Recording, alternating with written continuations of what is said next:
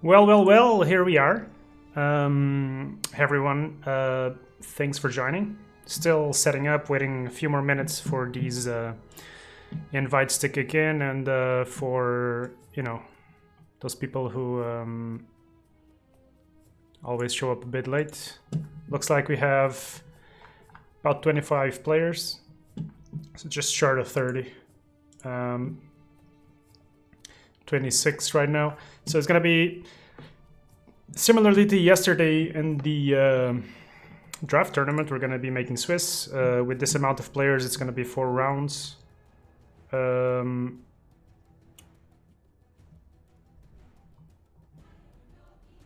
Wait, actually, no, this should be 5 rounds, right? It's 5 rounds.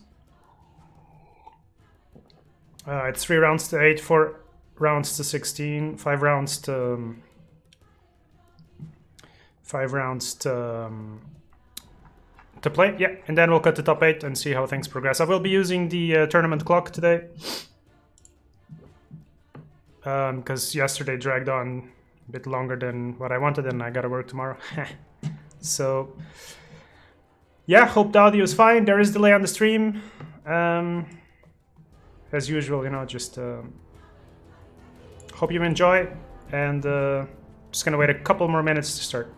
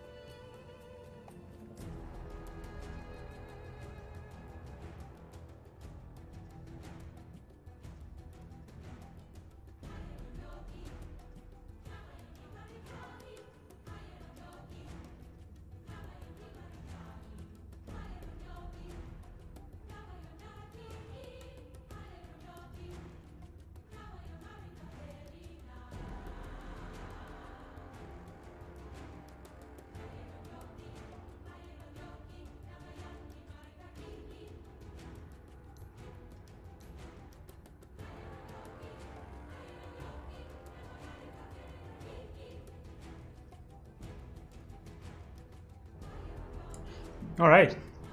You there, Artian? Yeah, I'm here. Hey, how you doing, man? Good, good. It's kind of interesting coming back. to the old one.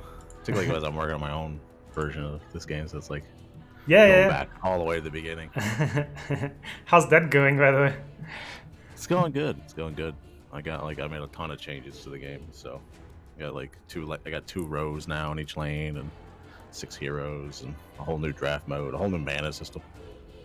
Damn. I got a whole demo set up in Tabletop Simulator. I've been playing with Baby Yeah, a little bit. yeah. I mean, I downloaded it, but I'll admit I never played it. Just never got around to it. But it's cool to know it's still ongoing. I'll ask you about it again later. I've just started the tournament. It seems like Baby is streaming, so we'll probably avoid his matches. Mr. Deburu as well, Swell Song as well. Okay, so we'll avoid those 3 guys for the most part. Well, Baby is playing Unscathed though. That would be cool to watch. Let's see who else is playing. Wuhek versus Imba. DIQ versus TMV. Let's watch Wuhek. Okay. Seems like he's not streaming today. He placed 9 yesterday. He was a bit salty. Did you watch what happened? Because I mean, it was a bit frustrating because Unscathed got the bye round 1, and then round 2 his opponent left the tournament, so he got 2 byes actually. Oh my goodness. And yeah, and because he gets the bye, the tiebreakers are higher. And then he cut in front of Wuhek. I missed the games because I was at or late Thanksgiving than yesterday. Oh yeah, you guys do that. Yes. Hope you had a good one. In any case, let's try to figure out what's going on here. It's the classic blue versus red matchup. Venomancer version with Zeus, no Skywrath, and yeah, just typical mono red. It looks like a couple of smasher defenses at the Magicking Mall. So relatively well set up for this matchup. Let's see how it pans out. Yeah, Imba's only got 1 incarnation though, so he didn't opt for like the 2 or whatever. So see how that works. What is that in favor of? Just playing less cards overall? I think it's just less cards. He didn't put like a kill flag or anything in like some people have been. So. All right. Well, let's see how that treats him. Wuhek's putting very decent pressure here. There's an identity cost in hand, but it will just be creep removal if he uses it. Yeah, this probably looks like a good place to use either Dimensional Portal or Compel. But he probably doesn't need the kill, so... Oh wow, he lets it through. Yeah, that is quite a big hit. That's either going to be smart and keeping that Dimensional Portal for something else, or he's going to regret that later. Yeah, it's just weird that he doesn't spend the mana at all, but... Well, let's see. He's using the Compel aggressively to kill the creep. That's gonna... Yeah, it's gonna cost him. Interesting.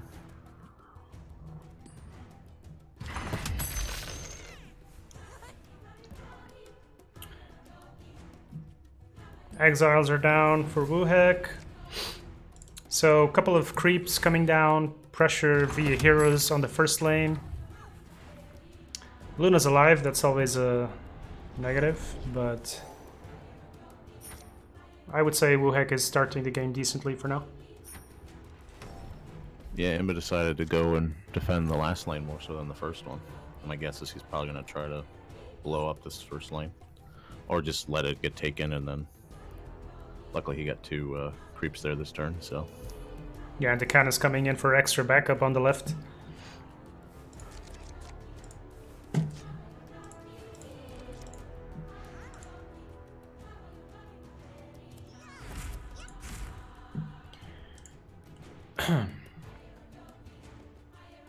So this Aghanims probably should have come down last round. I don't know if Imba was scared of getting smashed.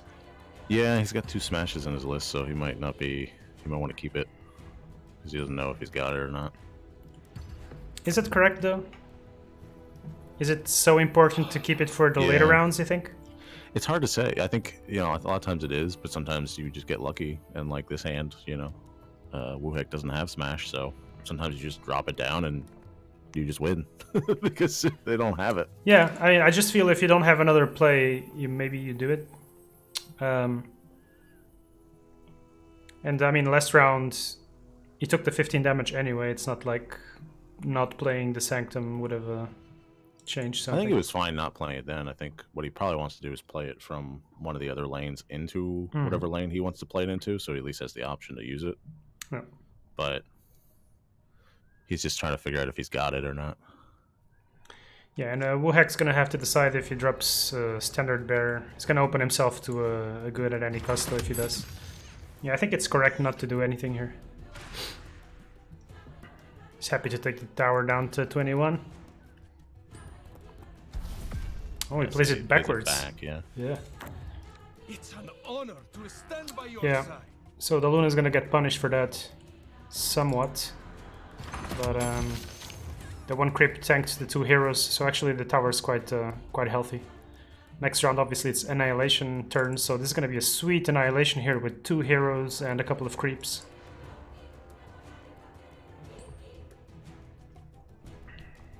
See if he uses the duel or not.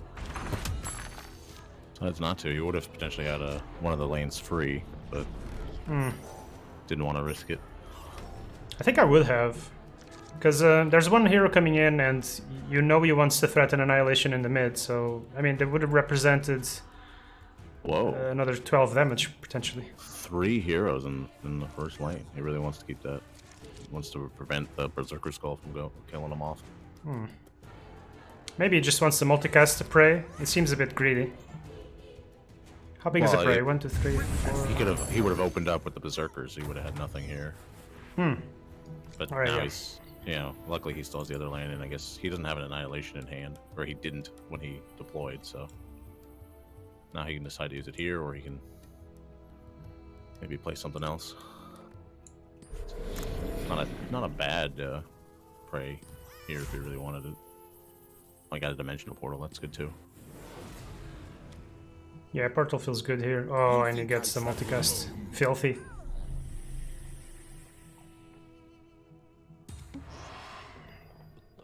This is gonna make for a even bigger, even better Prey next round, potentially.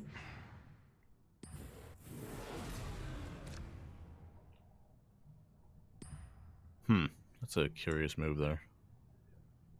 By playing that, he's now like really making it so it doesn't really want to annihilate this lane. So it's a little odd. Yeah. And I mentioned the Prey would be maybe slightly better, but that's actually not the case. Yeah, and this Venom, I mean, I will restore order. kind of think he should have dueled it. It's hard to say because like sometimes it feels better in the beginning, and then, Ouch. but then now having no one to put in this lane, and this Venom is going to get crazy.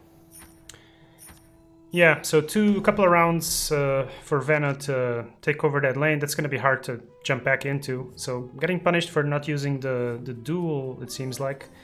The big question here is going to be whether this Luna gets an Annihilation off now. Does have the duel now for this turn though, so if he wants to use it here, he could use it and then Kraken Shell. Yeah. Although he's not going to push much damage. He could drop Brawler, hold Kraken Shell. How many Arcanes in hand here? I mean, he might want to keep the duel for next lane because he doesn't really have anything to do in that lane. It's probably the better lane to worry about. Just pass probably here because like unless he's going to annihilate, there's really nothing you can do here. Yeah, I kind of agree.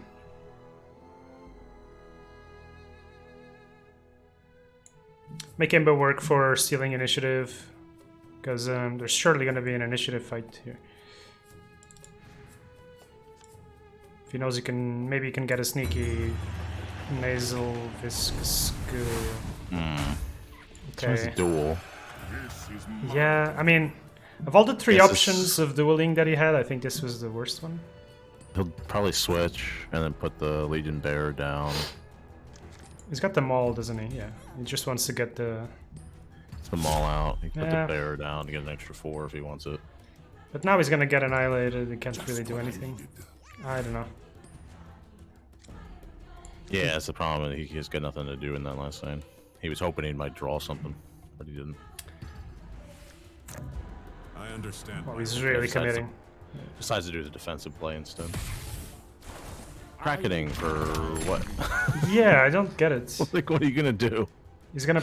I mean. Oh, he's gonna hope the Ravage gets off. And he gets it. I didn't realize it was up. Oh man. He's got Jaspers though. This is gonna be painful. Oh. All that for 50-50, and then he gets it. And just the Jaspers comes down. Ruins everything. I mean, this was a long shot. You can't escape the Dark Moon. Yeah, Nasal Goo that guy. Oh, it doesn't even use the annihilation, just uses the cost. Oh, Yeah. that's the worst. If he hadn't used the Nasal Viscal Goo now, Nasal Viscous Goo, now he could have maybe punished that slightly. Maybe, yeah. I mean, he wouldn't have too much he could have done, but he could at least put a little more damage. Yeah, the bear. Plus, it would deal an extra 2 damage on the Luna. But yeah. Details, I guess most players are rusty nowadays. I mean, I know for myself. Been playing a bit this week.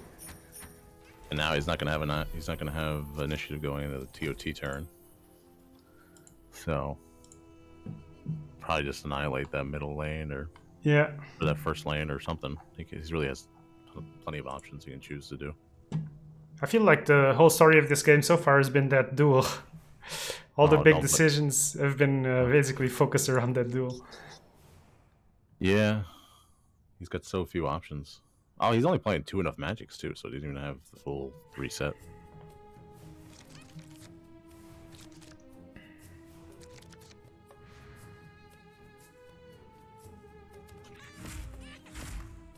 If he hadn't spent the duel, he could have forced him to use the initiative on the last turn on the first lane instead of on the last lane. And then he would have initiative right now. He'd at least be able to get his time TOT off. Of course, he wouldn't have as much damage on the tower as he has, though. So we're looking at 2 Thunder God's Wraths in hand, that's at any cost, and still the Annihilation. Wonder if he's gonna try and Thunder Gods for some extra damage. But I mean, it's a difficult decision here because you don't really have any great options besides Annihilation. You have too many creeps to here to really want to annihilate it. Yeah. But at the same time... So TOT is going to come out. Oh, there we wow. go. Well, I like that move at all. Feel the strength of the jungle. So now he can't do anything against this. He's just going to take the lane. Suitable trinket. Still the option of So Venoming here to chump block the creep. But yeah, this lane's looking half dead already. Plus the mid one isn't looking much better. So let's just go wide. No. If he manages to get this one down to 20 at least for the bolt later, and if Venom takes over right... Yeah, he blocks the beast. Yeah. So it doesn't kill it, yeah. Gets an extra turn, maybe he draws a second Annihilation. So. Yeah, holding those annihilations is pretty important in this matchup. So the longer you can hold them, the better. No Eclipses. Yeah, Also, this is no the sad part though when you're Salamene. red. Yeah. You can't really do anything. You don't have any kill cards, and even if you did, you can't kill the Kana. But you don't want to develop more of your creeps, because that just gives them more things to kill. There's no lethal on the tower, so if Wuhek wants to threaten lethal, he's got to drop a brawler. I probably would, personally, because if you drop a brawler and he gets Annihilation... Wuhek passed, so it's all question of Imba passes. Yeah. I think I would have dropped to force the Annihilation. It's an okay trade, I think. I think it's fine not doing anything, because you really want to keep... That's like, it's clear he's only going to win if he wins the first 2 lanes. So just keep those as healthy as possible, you know. Keep them, put as much pressure as you can on them. Yeah, and he's going to have Annihilation. He's going to have Initiative, Wuhek. Oh, he's killing all the one, creeps. yeah. Kind of killing all of his advantage here. Yep, doesn't throw an Archon. First lane. the work continues. Whoa. That is extremely aggressive. I finally got the arcane, but now he's another mana. Too I late. won't die today. So if we see a duel or a Berserker's Call come out, first lane's gonna go yeah. out into That'll be- Kraken Shell. Yeah. This could be game here. He really wants like a duel and like a Berserker's Call. Or an enough magic would be good too. Yeah. Enough magic, yeah. Although the problem is, it depends on how the creeps go. Because enough magic probably won't be enough. Yeah, enough magic won't be enough for the second lane. Yeah, of course, there's the Kana, yeah. Let's see, if he draws duel or Berserker's Call, he can still blink out and take initiative, which is huge. Let's see what the players draw. Duel and TOT. Oh, duel and TNT. Smash you good. So duel's huge. You can draw cards.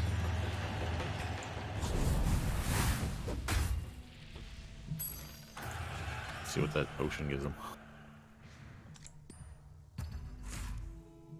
Ooh, Primal. roar. That's actually really huge. There's no second Jasper daggers in hand for Rimber.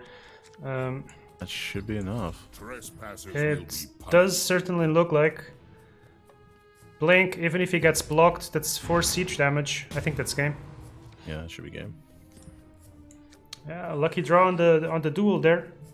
Bit of a strange sequence from Imba last round, huh? Bit aggressive trying to find that arcane. Yeah, I didn't like that. It's way too aggressive too early. Plus, he never used his annihilation. Now he's got 2 in hand now.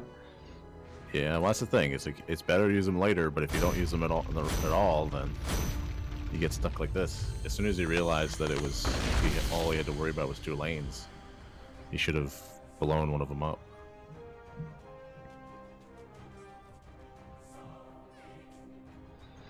Alright, so that's Wuhek up 1-0. So wait for them to start the second game.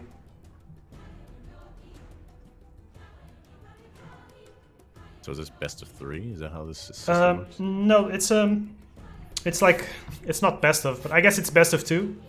So they are always going to play 2 games. If it's 1-1, they get 1 point for the draw in the Swiss. If you lose 0-2, you get no points. If you win 2-0, you get 3 points.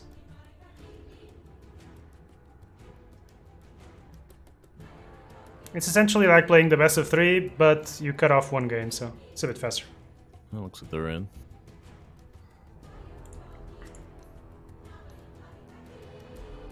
Oh, well, losing Benno on the flop. Yeah. Let's get him out. Wuhek's hand is just horrible. He gets the smash target though. He's got the smash, yeah. He's got something to hit it, but that's the rest of it though is. Yep. It's one of those hands where it's both horrible and not necessarily horrible, but he can't really put early pressure on. We'll see. I mean, at least Veno's dying. Luna's gonna be potentially dying next round as well. Yeah, let's see what the smash draws.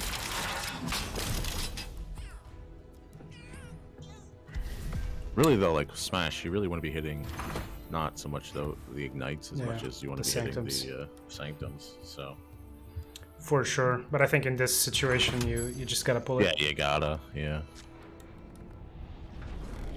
At least you got a Stone Hall lead out of it. Though that's gonna help. He might be able to do it in the second lane, but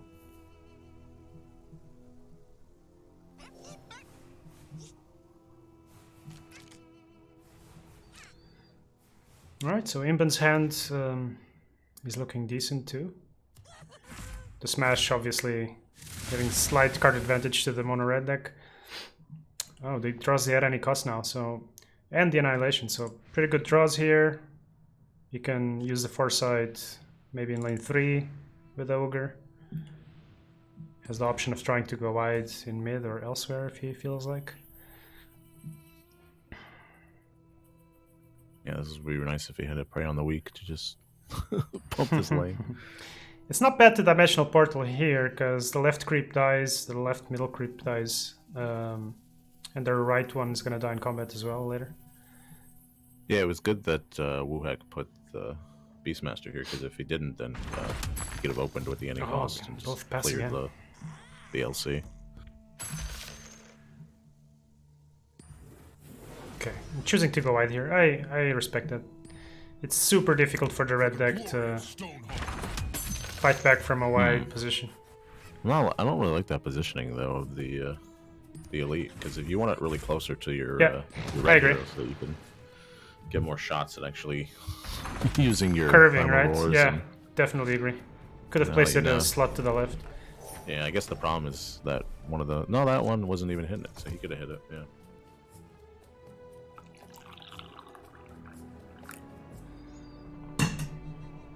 Guess this Venom will die either way though, but still. Well, let's see. He hasn't seen any compels or cunning plans, so there's a potential for that. Okay, he tries to save him by placing him on the left. Gets lucky.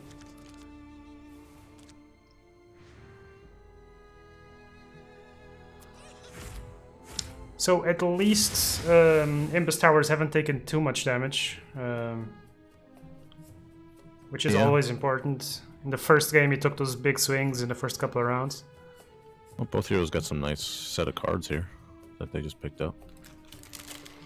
Getting that Berserkers for next turn and a duel, and then a Prey on the Weak and a Sow. Yeah, Bristol's looking at killing that ogre. That would be a decent dual target potentially. I feel like he's gonna probably either play the Dimensional Portal or the Sow down there though. This is kind of really setting up a nice board for blue because he's blocking most of the damage and Are they not of those like to behold? Yeah, I like this.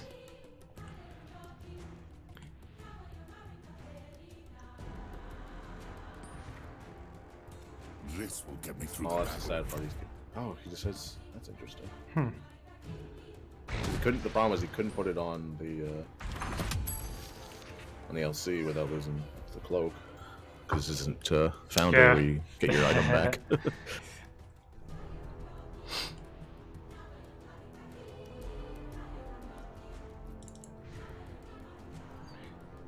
So Imba might be trying to Dimensional Portal on the right, I imagine. Looks like that's gonna be the sequence of play. So let's see if the duel gets pulled here. Duel might not be the worst, but it's hard to say. He's got plenty of options. Oh, Yep. yeah. And it hurts.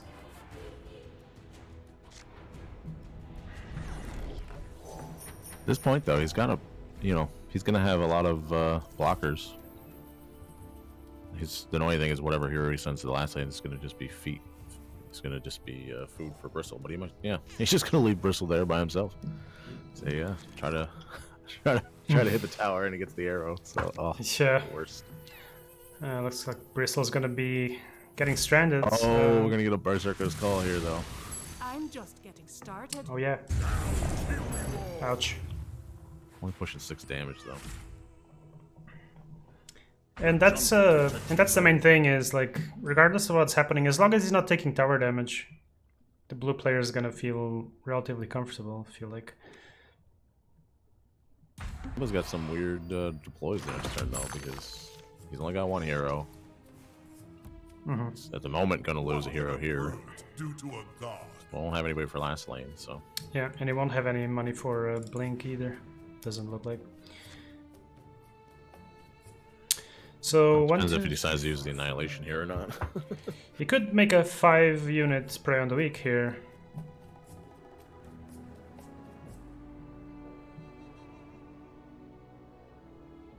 Blood ties the wind. Decides to do, he just decides to go wide. Mortal. If he's gonna go wide somewhere, it's gonna be here, and then he's gonna be able to use the Kana to maybe fight off the aggression in lane 1. Ooh. Okay. He's just Adding health, I guess. yeah, Or no, protection he's- against Cyclops. Maybe he's gonna switch. Yeah, he's gonna switch for the elite.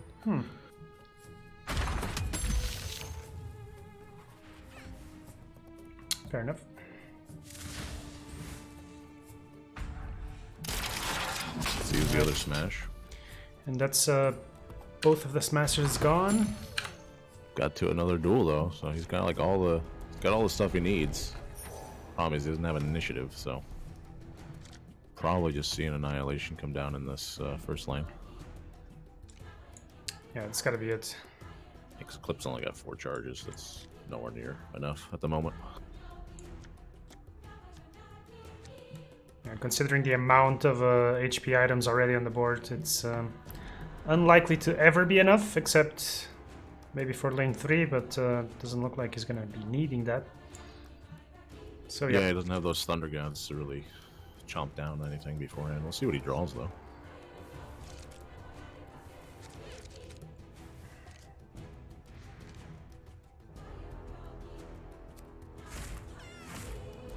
Oh, there's a Thunder. Yeah. See if he decides to annihilate or if he decides to keep and hold it like he did last time. No heal in hand for Wuhek, so if he Thunder Gods, the Beastmaster is going to be dead, either now or next upkeep. I really think he should just annihilate this lane because Red's got no heroes coming in next turn. If you annihilate it, you can pretty much take over that front lane. He's not doing anything in last lane, and you know you're pushing through on him more than he is on you in the mid lane. So yeah, I like the move.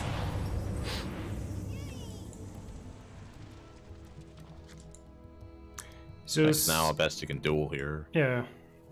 Push 6 damage. Maybe drop a Legion somewhere. I mean, something yeah, else. both of the big units are curving, so again, like this tower just hasn't been touched at all. In the meantime, Wuhek's tower is gonna go down to 18, presumably. There's a spring, getting some eclipse protection. Not that any heroes are coming in. This game is definitely going better for Imba this time. Just because, like, yeah, he's going to come down next turn. I feel better. Or is he going to do play a TOT here? Once he can play the Thunder Gods, kill Bristle, or you just keep it. He's got tons of options, or you can just play. He doesn't even need the Dimensional Portal here because everything curved. Yeah. The one thing I'll notice is there's no arcanes in hand for Imba. He does have a foresight, but there's no arcanes, so he's gonna have to play accordingly, Yeah, so not that's to the get. draw. All right, 3 eclipses. The one time you don't want all your Eclipses in your hand because they don't have any charges on them. But you know, on 2 turns they'll probably be good. Okay. Well, if this moves That's out, not then bad. The blink was Eclipse starts to become a better option. Blink's not bad, but the problem is Red just hasn't put enough damage on any of the towers. Now he's not gonna next turn. He's not gonna have a good TOT anywhere. He's got all these removals, but he's got nothing to then push damage behind it. So with Red, you really want to have the board and then use the removals. Just very slow. Yeah, these phase boots are important to prevent Thunder Gods from killing him. Question is, does he use the Kraken here? Decides not to.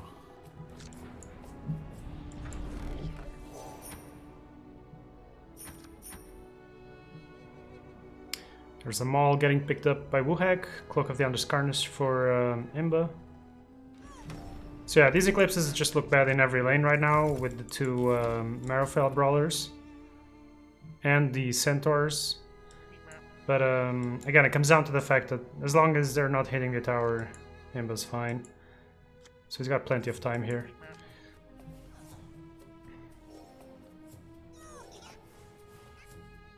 And we'll see how this 50-50 goes.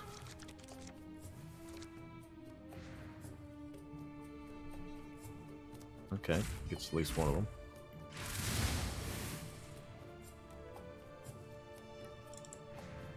Well, I guess he could do the Primal Roar here if he wanted to instead. Well, I mean, it does push a bit of damage, 4 damage, but it doesn't feel great, does it? No, it doesn't feel like great. I mean, it guarantees that you don't get whatever, but again, he's not going to annihilate this lane. Eclipse is not enough to kill everything. And it's not, you know, it's not mana turn 9, so you don't have to worry about Salamene. Yeah. I would consider maybe dropping the Sanctum and Thunder God's Wrathing. This is the will of the ancient.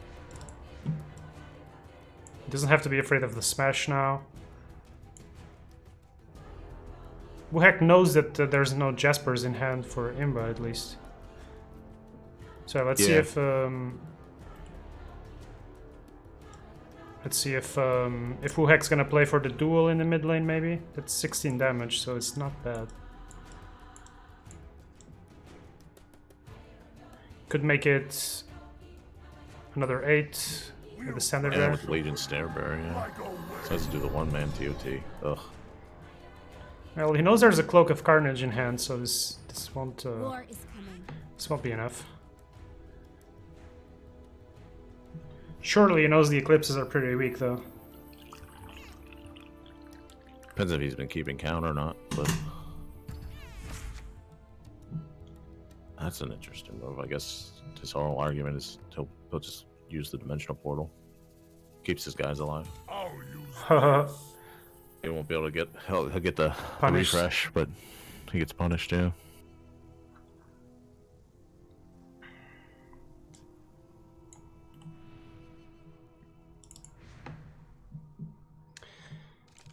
And yeah, I mean, like I said, he doesn't have any arcane assaults, so he has to play.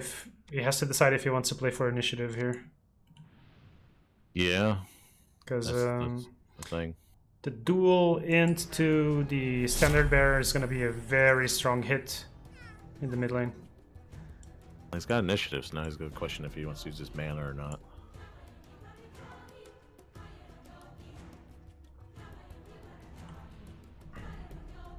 Because that's even if he plays for initiative, the only thing he could really do is annihilate, right? I mean, the Eclipse is still not going to kill anything. Thunder Gods won't help either. You might want a portal here because it blocks so much damage in mid. Yeah, Portal might work. I guess it depends if he's worried about, you know, if he has a Berserkers or not. Yeah, because it's a really big hit. It's 16 damage right now. Duel plus a standard bearer plus I don't know Jaspers or something. It's gonna go up to like 26. I think that was good to not play anything. Yeah, I agree. I think you dimensional portal. If he uses Berserk, that's fine. That's only 10 damage.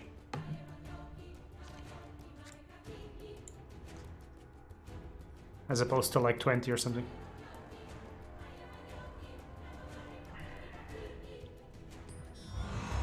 Oh, what? Wow. Wow. That's insanely That is lucky. So lucky. What the hell?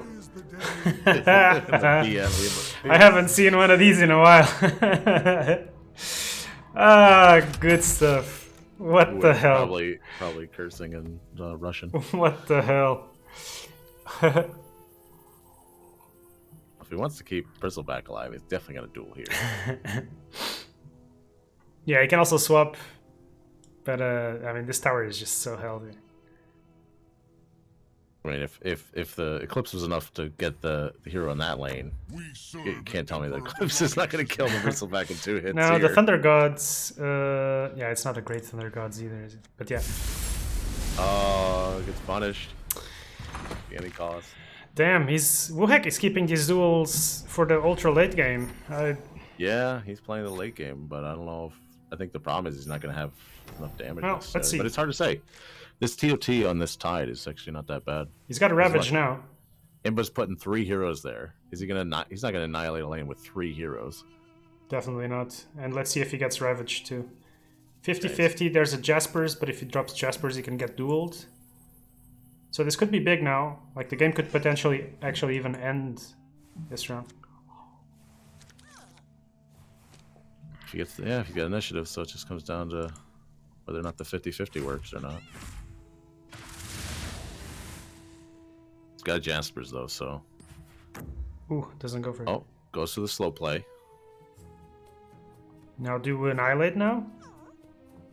That's so tough because you annihilate. He's got 2 heroes coming back next turn. So, and again, he still doesn't have any way to get initiative.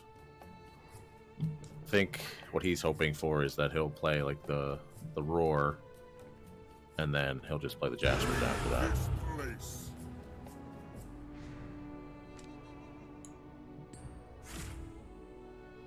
Got the arcane now. It's a good draw.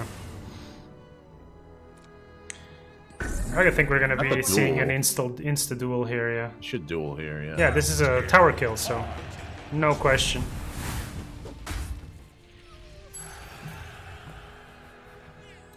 Drops the Jasper's Art of Blink, and it's a tower kill. He can still take in it. Oh no, he can't. He doesn't have mana.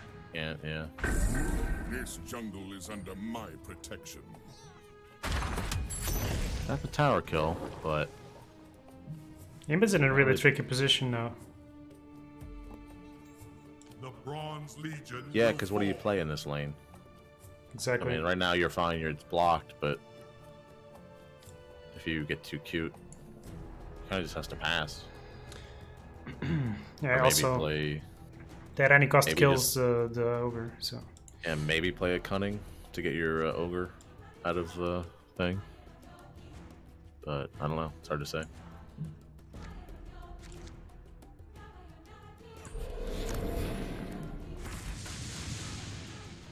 Follows your suggestion. Yeah,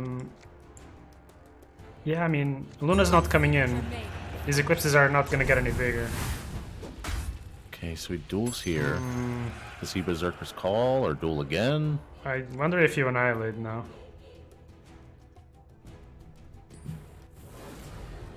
Dimensional Portal, I don't like that move. He wants to kill the tower really bad, but this is gonna cost him really.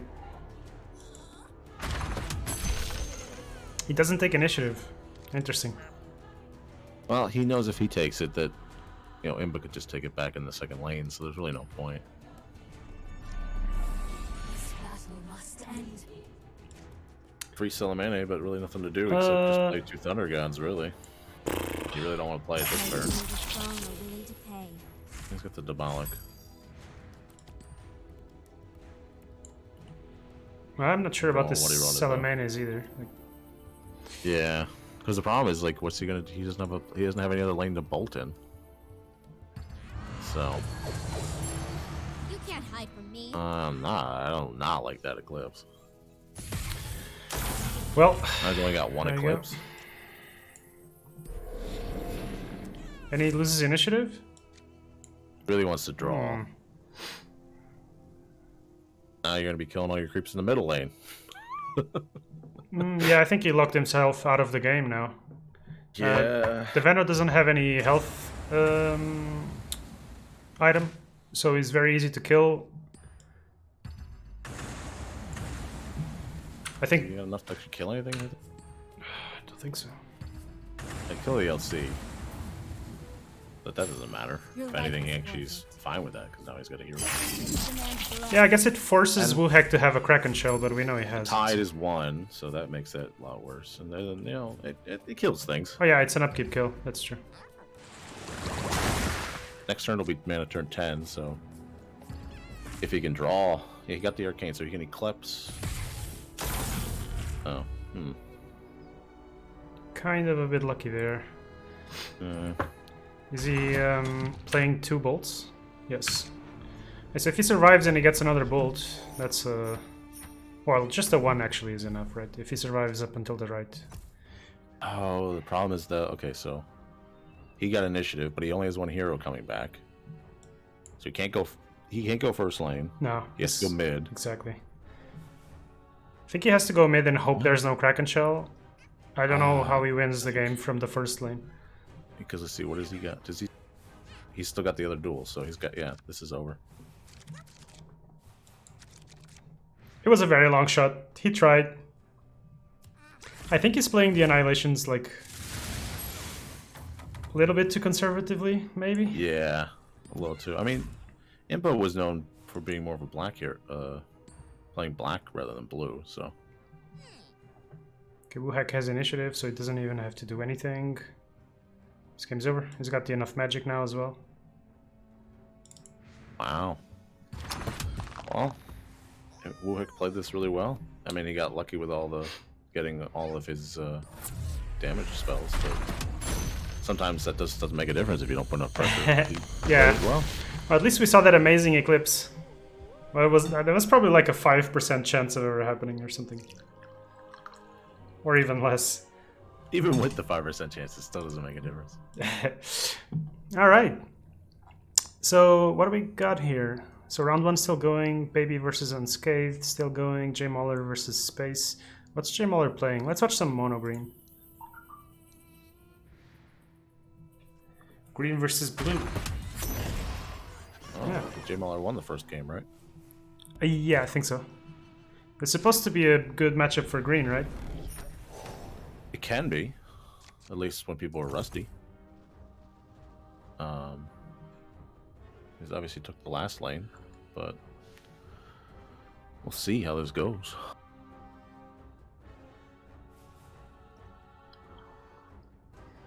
Because with green, what can happen is you can just get to a point where you're just not killable, basically. Yeah, exactly. And if you can prevent blue from going too wide, then you can just eventually just endure through them. But the problem is that oftentimes you can't prevent blue from going too wide, and you just get Yeah. run around. It's the same problem as red. Like these decks have no tools to prevent whiteness, if you will. Yeah, but the only problem is green has even less tools because they don't even have removal pretty much. So they can pretty much just hope that you just can't play anything. Well, he did take one lane. He's kind of forcing Space to eventually play an Annihilation, which he doesn't have currently on the right lane. Yeah, he doesn't have Annihilation, so he's got nothing to deal with that right lane, really. Because the Prey is not going to be enough. It's only got 3 damaged units in that lane, so... Yeah. I also noticed that Space has got his Jaspers in hand. That's not enough, surely. Yeah, Ooh, okay. I think J Mauler's really got tons of options here.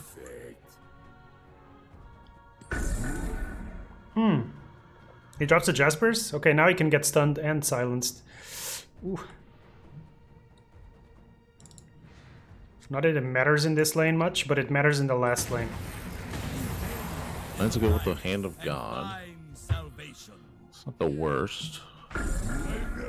Okay, kills the Veno. He's got this Path of the Dreamer here, so he's just, this tower. That's true, yeah.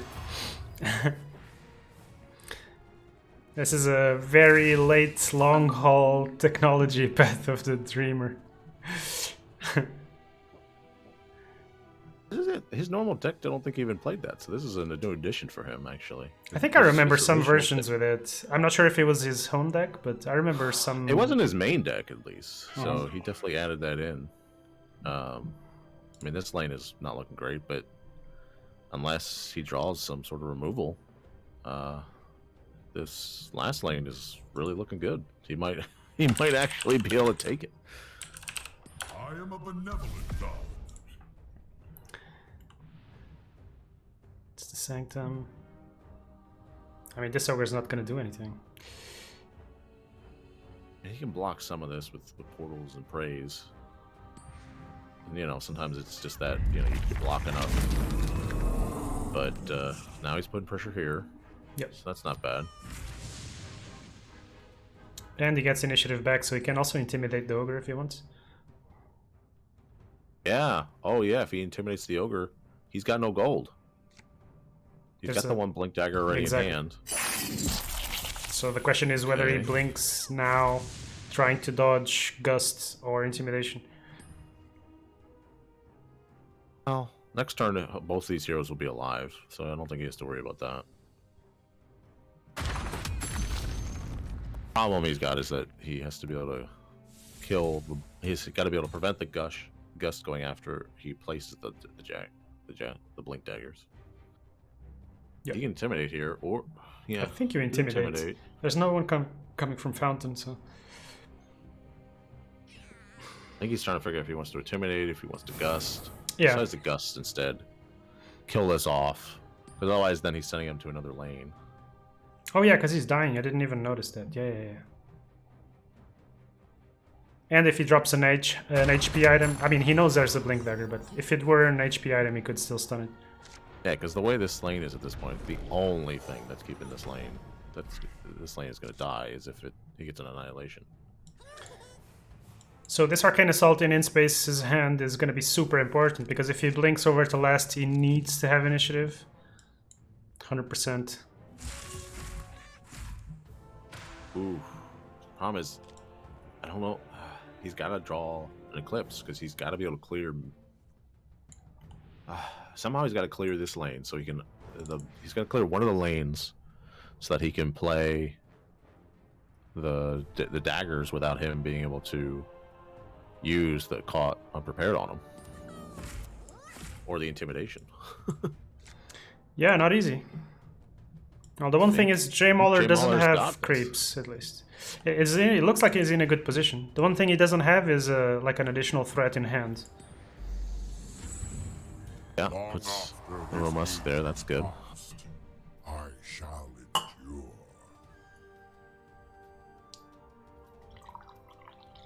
I really like these Path of the Dreamers. I don't know when he got it out. Oh, Annihilation. draws the Annihilation. So he needed that too, because he needed Annihilation. But the problem is, I don't know how he's gonna. As soon as he equips the blink to something, he's just gonna caught unprepared it. Mm-hmm.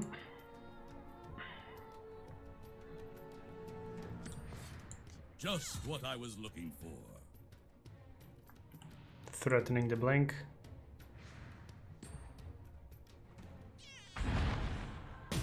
Yeah, Yeah, he does want it. to make sure he has the health there. Excellent.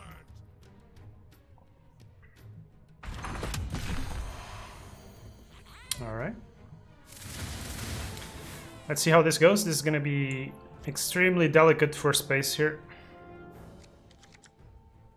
I don't really know what he does, because unless he draws, like, he's got to like Going for the goes throat. for the damage. Yeah. I think he's just still throwing in the towel at that point. Yeah, he passes back because he's like, well, I win last lane. Playing the mono green way, just pass. Build a board and then just pass. Yeah, Blink's gotta come down. There's no way around it. Blink the hero away. Try to. It's not gonna happen, but you gotta try. And knowing he's gotta play the Arcane Assault, I think this is Jay Muller's game. Nice. Kind of prepared. You can't do anything. He brought his best draft deck, and it's working out.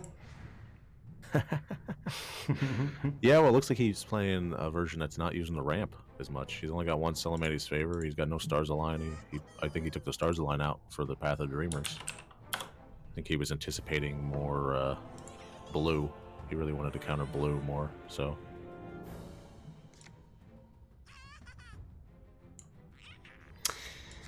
Yeah, he's wondering what he can do with his life here, but I think he's gonna soon realize he doesn't really have a way out of this. And yeah, there it goes. Jay Muller's pumping his fists, murdering If I am to die, a no-name mono I blue. won't make it easy for them. Let's go. Looks like Baby defeated unscathed.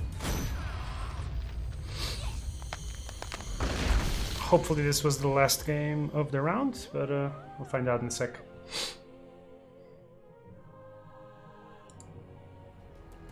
Nope, not quite. Still got a couple. So, who's Aquilion? Mono blue,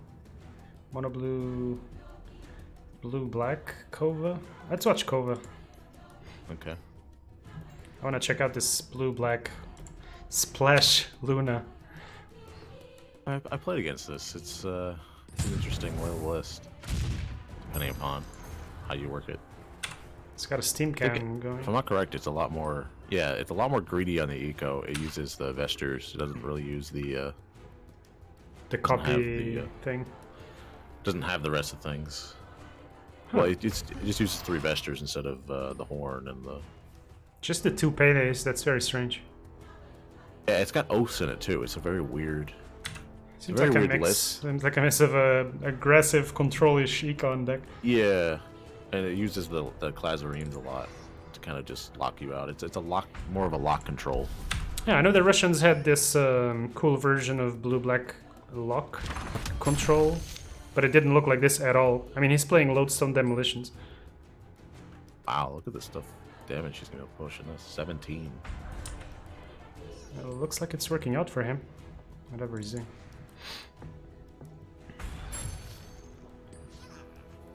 Triple Oath? Yeah, triple oath. That's like they runs oath. It's got the lodestones in it. This is like a really crazy deck. I think it probably kind of plays off the fact that it's not really eco, because you think it would be eco, but it only has the any costs and the annihilations in it. You know, it doesn't. But I have mean, the clone. it has a triple Oath in lane, not just in the deck. Yeah, yeah.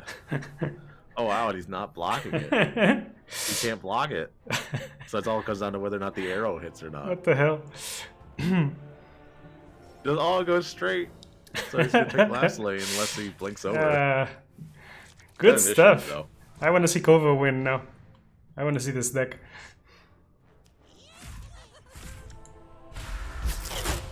And he got the lock, so anything he draws is gonna be locked. Yeah, we got double lock, Salamene yeah. coming down.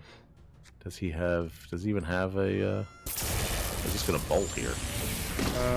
Does he have another bolt? Or was that the only one? That was the only one. The only one, so he's kind of hoping he can do something in this lane. But there's a something. Vestures in mid though.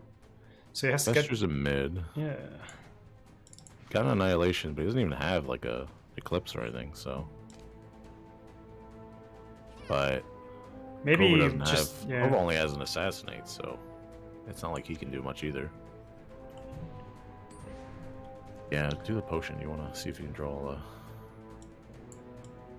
It's a trank. He was really hoping to get like an assassinate, a coup.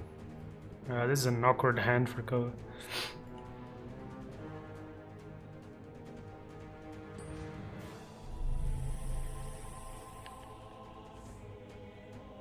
He's got to worry about. Kova does have one slay, so he can't just slap down that incarnation. I think that's what this list relies on. It has the one of slay, so it uses that instead of using the helm of the Dominator as its primary anti.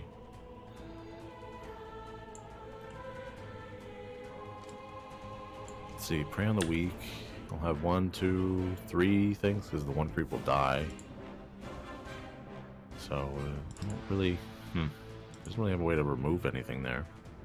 Yeah, he's gonna need the second bolt to end this, I think.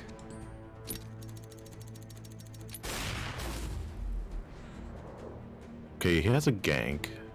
Can he gank anything? No. Never had a chance. Oh, he can gank.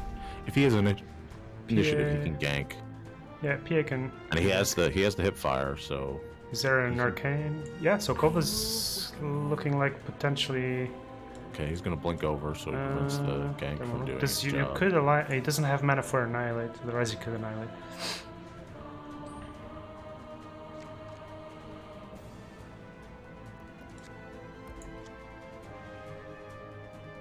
Game 3 will go to 9. If he plays the hip fire, he'll get an extra 5, so he'll go up to 14. He could put 14 here if he wants to, if he blinks away. First question is, where does he blink? Does he blink to last lane or does he blink to mid? Yeah, I'm trying to figure out if he can blink. Like, is it something that he can actually do? I'm not sure. I think he has to blink because otherwise he'll just gank him. Yeah, but And he doesn't then- know there's a gank, obviously. But yeah. Well, he has to assume there's something. Why is my magic failing? Oh, to last. Let's go last. He won't gonna be countered there. That's So it true. really comes down to, you know, it's funny, these lodestones are it's just completely useless in this match. Yeah. Okay, so he gets the gank target, and he also gets the nice hit. And So he that's gets that. one tower down. And now he's threatening the other two.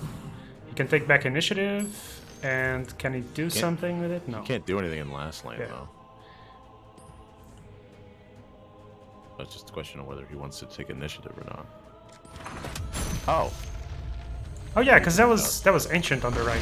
Yeah, alright. That makes more sense. So yeah, the blink to the right was awkward. He was in a bad spot. Interesting deck for Kova. I kind of want to see that deck again now. Was this a 2-1 or 2-0 or no? This is a draw. Okay, so one single last game to end.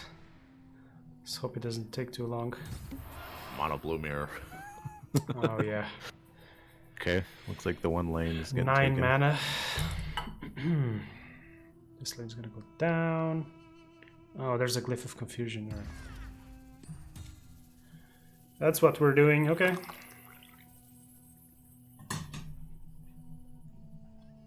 Oh, glyph version. Oh, because these are both tech too for the mirror. Yeah. And he had perfect lethal here with the jump. That's good. Pretty clean. Both players kind of low on time as well. So yeah, you can tell this has been dragging a while. Quillion, though, only has one hero, and TWR Mom has two, so 15 seconds remaining. it's gonna be interesting to see how that works. He has initiative as well, so he can potentially do something in that first lane, although he doesn't really have anything at the moment in his hand. He's got these two, he's got two bolts, Triple two incarnation. incarnations. So really, it looks like he wants to win in the first two lanes. Yeah, this could take a while. Only one of them, only one tower taken. God damn. Somehow he's got to take this tower and also take the next tower and keep initiative. Well, we're entering Bolt territory, so if he wants to drop Incarnation, Bolt, multicast, maybe that's gonna accelerate the game a little bit. Mystic Flares, that's good. He's got double things here, so what he can do is he can refresh or play a card if he's got one. Play the Incarnation down if he wants it, or just Bolt and then I think you drop the Incarnation anyway. Yeah, he does double bolts. No, you just bolt here, then refresh, play your Arcane, and then bolt next lane, and then you win. I think, yeah. I mean, you can drop Incarnation anyway, I think. It's just a question of whether he wants to BM or whatever, or if there's like some other out or something. He's playing three. Oh, was that 3 Incarnations? My goodness, Yeah. talk about the greed. My children's cries. Seems to be working for him. All right. Let's just play all the cards. We don't need to. Come on, but come on. You know you need the Bolt. Come on, mate.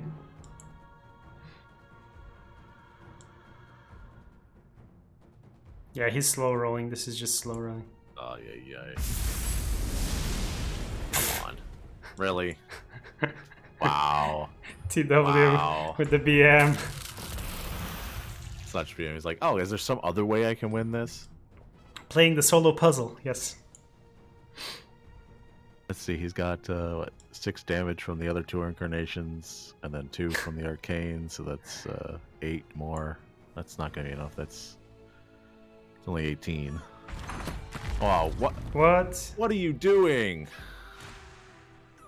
Okay, no, this is just straight up misplay now. Didn't even take initiative. What? My eyes are Some, bleeding. Like, stupid thing where it's like, I won't win with Bolt. I won't win with Bolt. I'll play them, but I won't win with them. You know, for honor. What did I just watch? Watch him lose this game Never should now. have raised my Watch him ire. lose this game. Yeah, it's gonna be hard to come into this lane now. Yeah, because he can't come back into this lane because he's got I to mean, stick in. Oh my he goodness. he can double bolt on the right, take initiative, and I don't know what else he does because Because he doesn't have eclipse or anything. Ay. Talk about the just. What? Yeah. I think the time maybe his time is getting to him and he's stressed. I don't know what's going on. That was the simplest thing to do. Just literally didn't even need the Incarnate. Just bolt. Oh, he's gonna time Play the out. arcane. Don't time out, Bolt. mate. Oh my goodness. Is he gonna intentionally lose this? Extreme roping. Let's go. Is he intentionally throwing this?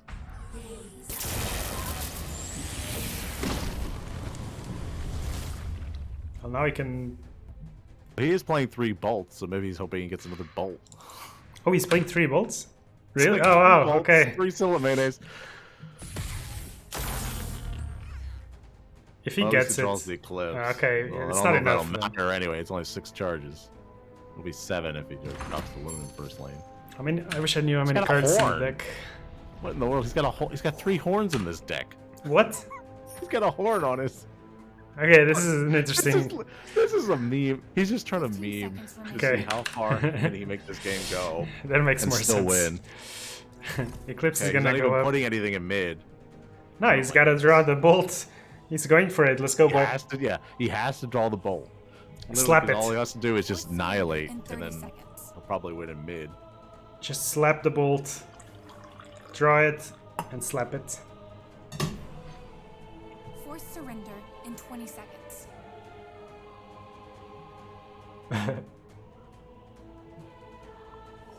See if he draws it. Saves himself from his own folly. Will he even play it though? That's the even question. That's the other question too. Just because he Style draws points, doesn't come mean he on. won't play it. Come on, mate.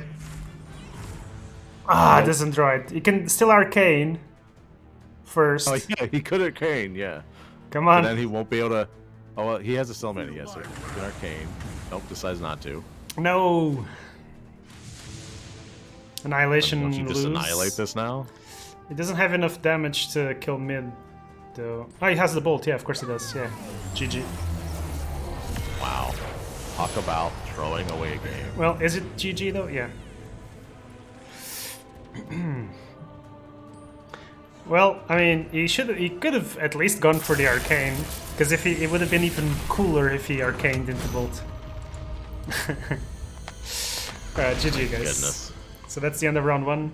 Let's see who's standing on top. See, I mean, did he like? Is he trying to play Matt? You know, and just like intentionally lose games? No idea. He's just probably playing for fun. Alright, DIQ versus Swell. Let's watch those. Is Swell streaming? I think Swell is streaming actually. Could watch Von Kelser versus Zimbo. Be interesting to see what he's playing. But they lost though. Let's watch winners. Okay. Swell isn't streaming. Let's watch DIQ versus Swell. Okay. Just gotta wait for DIQ to actually queue. He was rapping in the tournament chat.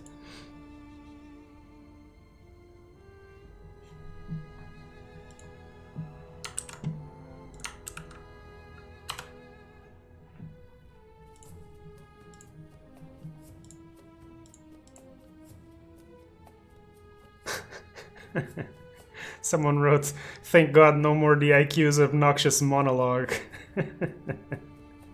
Oh, is he? He was. DIQ is pronounced dick. Oh my god, okay, let's jump in the let's jump into Oh, the I game. see. Yeah. Alright. Swell is playing the mono black econ versus mono red. Tricky matchup, let's see. He has one track in hand. Can get a kill on the axe with the disciple.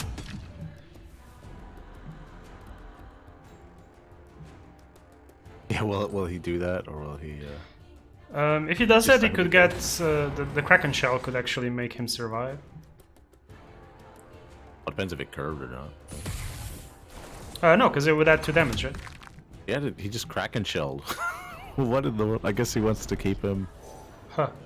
I guess that prevents him from being Chain frosted, but still. well, picked off. But Swalong is playing a list with only 2 pickoffs. He wanted the Slay and he wanted to keep the Grunt, so he cut a pick off because he knew he was. I mean, before the tournament, he was talking about how he was worried about playing red, so he wanted to get a Slay in, but he was like, I don't really think I need the pickoffs. Fair enough. His hand is a bit awkward. Yeah, he's got the Disciples and the Assassinates. It's not really what you want. Iron Fog's not bad though. Is DIQ playing Smash? Yes, he is. 2 of them. Oh, he's got the Alright. one of combat training. He's got the Sucker Punch as well. This is the one of list. Oh yeah, one of Sucker Punch, one of Red Mist Pillager. Well, this is the one thing is Market DIQ. sounds. DIQ is the guy that always played mono red because he couldn't afford any other deck, and I mean now he can afford any deck. Woohoo! And he still plays Mono Red. Was that the real reason, or was it just he was like, you know, Red Smash? The question remains.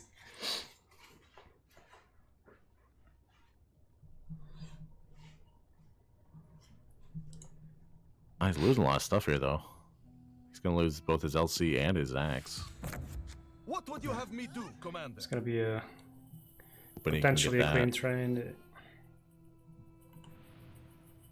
Guess you dropped the disciple. Could drop the fog. Might as well just drop the fog here. Although he's only gonna have one hero, so it's kind of one of those things. This is one of those like things where so long as like, what in the world do I do here? I'm gonna losing all my heroes pretty much, except for one. But you also want the gold. Oh, So let's go for the gank. It's not bad.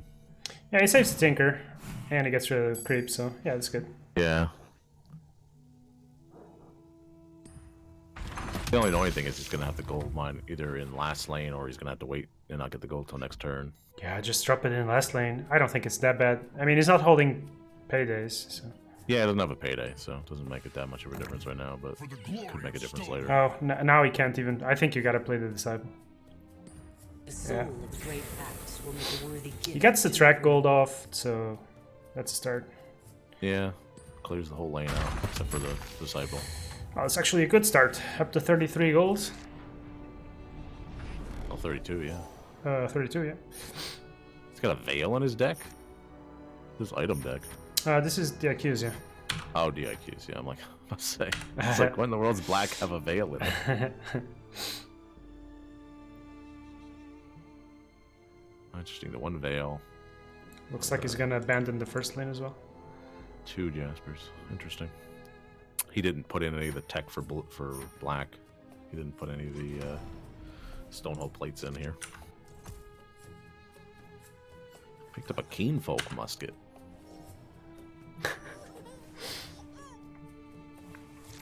Well, you take what you can.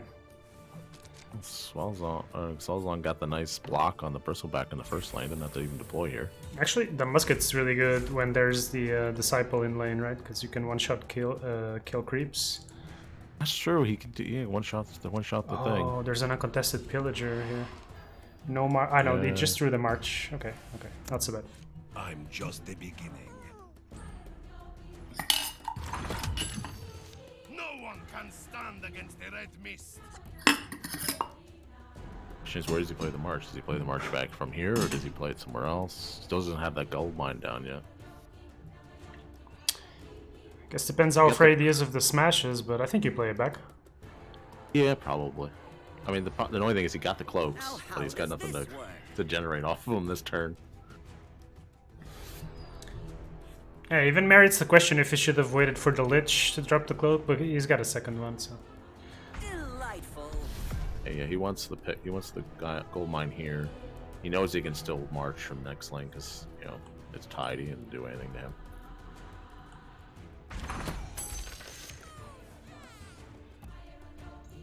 I'll do this myself.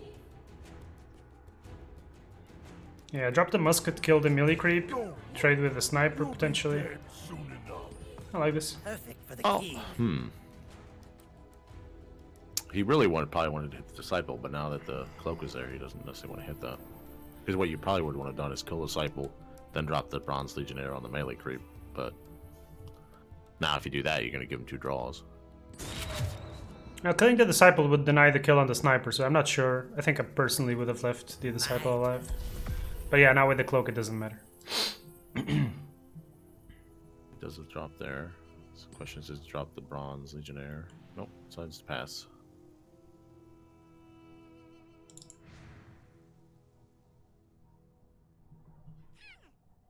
Hoping to get that Berserker's Call off next turn. Looks like, potentially. At least set it up Alright. for possibility. It's kind of a poor to spend 30 gold, draw 2 cloaks, and not get any single card.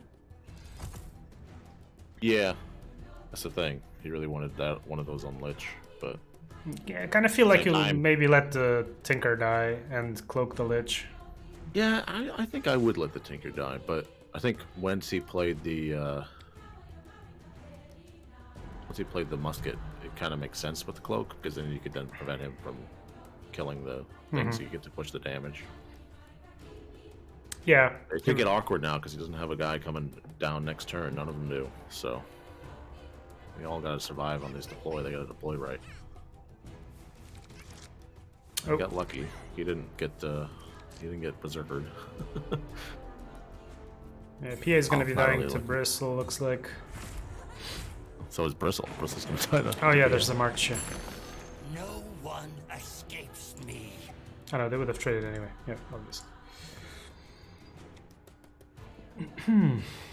Now what do you do here when you're the IQ? You're like, yeah, nothing really to do here. Yeah, triple berserkers. Question is, will he drop the march down somewhere? He dropped it because Swalong doesn't really have much to do either. They both pass. Not great though, because that's pretty good berserkers for next turn.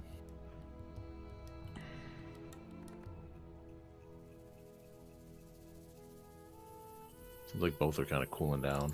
Yeah, he really hasn't it's pushed a lot of really damage. It's a really awkward board state. It's like the IQ's got damage in the first lane, Swalong's got damage in the last lane. Both of them kind of have not really much damage in the other lanes. I mean, Swell can only play the pickoff and the march. No mana for assassinate. He could consider blinking. Maybe. You're going to die here. Okay. He's threatening the kill. Although, all Swalong has to do is play There's the a laser. laser, yes. Power of science. The blink would also threaten lethal here. Yeah. More interested in where this march is gonna go. Oh, The, looks like Swalong lost connection, or DIQ lost connection. DIQ. But I think he has bad internet connection off when he comes back. Yeah, he's already back. Oh no, what? He's a mono red player with a lich avatar. What in the world? So I wonder if he just double marches first lane. It's hard to say. I mean, you really don't need a march because you're gonna kill the creep. I mean, unless there's another creep that gets there. With Axe having 3 armor now, you can't chain frost. I mean, the marches aren't gonna get any better, I don't think. Greater purpose. Oh, it draws another assassinate. Tyler State. A march here in this lane would actually be fine, but you don't want to play it in this lane. Yeah. At least until he plays his mana out, because you still got to worry about the thing. What did he draw? He drawed another, what, assassinate? He got the Tyler State and an extra assassinate, yeah. So he's holding triple assassinate now. That's going to come in handy. All of these guys are going to be below 10 next turn. So he's got... Swalong has got a potential for a really big turn next turn, although the problem he's got is that he's got to worry about... yeah, he's got to get this Lich actually out of here. Because otherwise he'll just get berserkered if he doesn't have initiative for next turn. And DIQ probably will just pass. I mean, he might berserker call in the last lane, but he might not. Who do you think this favors? Because I think since he hasn't managed to really ramp the econ, I feel like this is really favoring DIQ, the way this game's progressing. Oh, he blinked. That's so. The blink tells you he's definitely going to be Berserkers. berserkering. Yeah. He's got the fountain class, so he can heal up, get up to 14. Now he can't. But I'm confused because who is he gonna berserk with? He could have berserked. He could have berserked with any of them because he was only like barely any of them would have killed him. The LC is disarmed, so. Oh yeah, well, yeah. Well, he could have berserked before if he didn't have the heal. Yeah, Heal. yeah. So I think, but yeah, the disarm. I mean, Dick has been coming in and out too, so it's possible. He Yeah, and he's running all the time. He's got to start paying attention to this. I mean, assuming this clock is correct, because I'm finding it a bit awkward. He had 2 minutes before, and now for some reason it shows up as 29 seconds. Well, he's been coming out in and out, so it's possible he just lost a lot. But I mean, the LC is killing the. Okay, now he can't even berserk anymore. At least he it's would a want to, nice but- spot for the bronze Lego, at least. Yeah, the headshot is gonna finish Just what I was looking for. the LC off. Okay, but now he doesn't have initiative. If he had initiative, then he could have just easily just berserker call in the first lane. Although, what difference does that make? Because he doesn't have a way to get. He's got no one in the second lane anymore. Yeah, I really just like the way this played out for DIQ.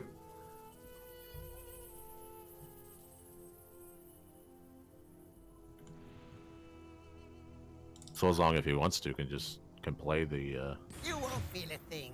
the headshot, on something. I think he's trying to set up for a Chain Frost next round, but it just doesn't feel Certainly. great. Yeah. I mean, Chain Frost would be great here.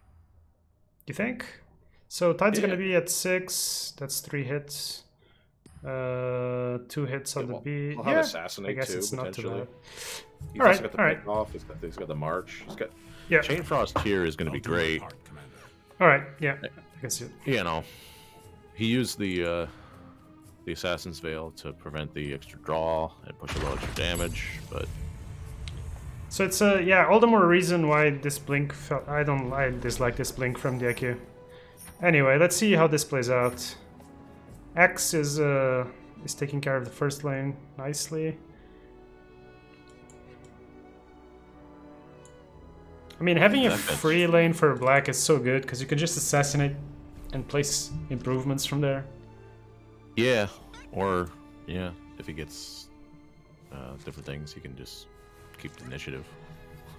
Just So, play yeah. Chain Frost. I mean, now he can assassinate this X, then assassinate the Tides.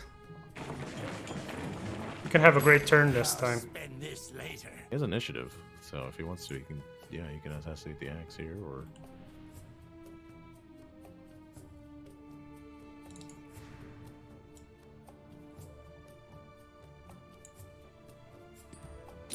Yeah, I think you gotta do he probably that. assassinate here. He probably Heal. then play the hip fire next turn. Yeah, heal. Time to Yeah. get to Oh, work. he's gonna blink. I mean, there's really no point in having a guy here. I mean, all you're doing is preventing 2 damage. Yeah, I guess He it's could true. probably drop to either mid or the last lane to push more damage. Yeah, that's true. PA is coming in next round, so if he wants to assassinate from lane 1, he can do that with the PA next round.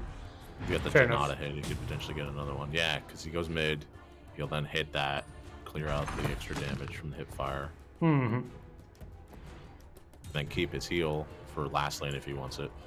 Can also payday. That's not great. Okay, so let's put the LC. Okay, that's interesting. You're definitely playing hipfire. It's just a question of whether you heal. It's okay to be. Yeah, I think you payday. Okay, do paydays.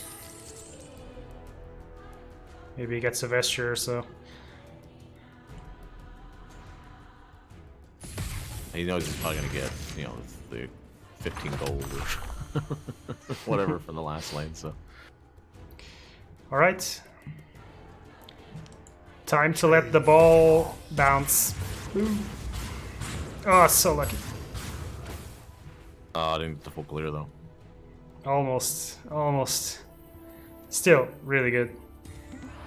So that's why he probably pushed Lich back that way, because he knew it was a possibility. He wouldn't get the full clear. Yeah, the Blink Dagger Berserk still kills the sniper though. Sure, but But you'll take it, yeah. you push 2 damage, you kill a hero, give him 5 gold. Now he's got 37 gold. Yeah, he's got What? the single bristleback to play next round. Yeah, 1 bristleback. He's got to defend 2 lanes. So Yeah, really nice sequencing from Swellsong. It goes back to that blink onto the right. Still feels a bit weird. Denied himself the chance to play from mid lane properly. because what do? If you go mid lane, you open yourselves. If he goes last lane like he's gonna go, he can just double assassinate or assassinate, pick off, assassinate, march. He's got so many options of doing this. Hold on, he's gonna feel good about that. The veiled sisters will Picked up a helm. He didn't get. He wasn't lucky enough to get a horn. Yeah, you can drop the march onto the right. Upkeep kill. Looks like it's in the bag for Swell, really. Doesn't have a blink, so he can't blink more either. I need to prepare. Probably March. Picked up something special. Yeah. March payday again. Or you payday from last. He doesn't have initiative, so doesn't really matter unless he hopes to draw something with the Lich. 7, 2. You get an extra 2. That'll be it. 15. You got a TP out though. Yeah, you probably TP out the bounty hunter. I'm not sure. Do you TP out? Because there's the laser available if there's a TOT next round. That's true. I mean, you probably TP out something. Yeah, he goes for nothing. And does he play the helm here, or does he keep it for something else? I think you helm, take it, drop the grunt, payday. I guess you don't draw a card. Is that 15? Yeah, that's I 15. need to prove myself. GG.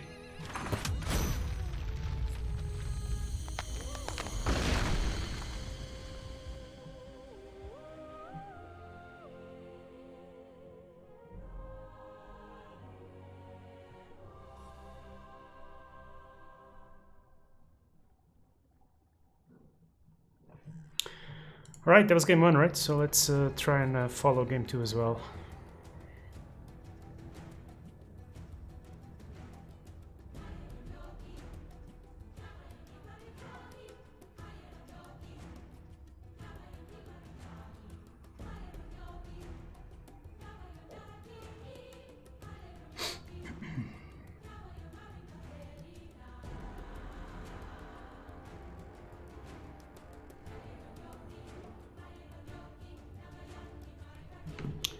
Let's jump in.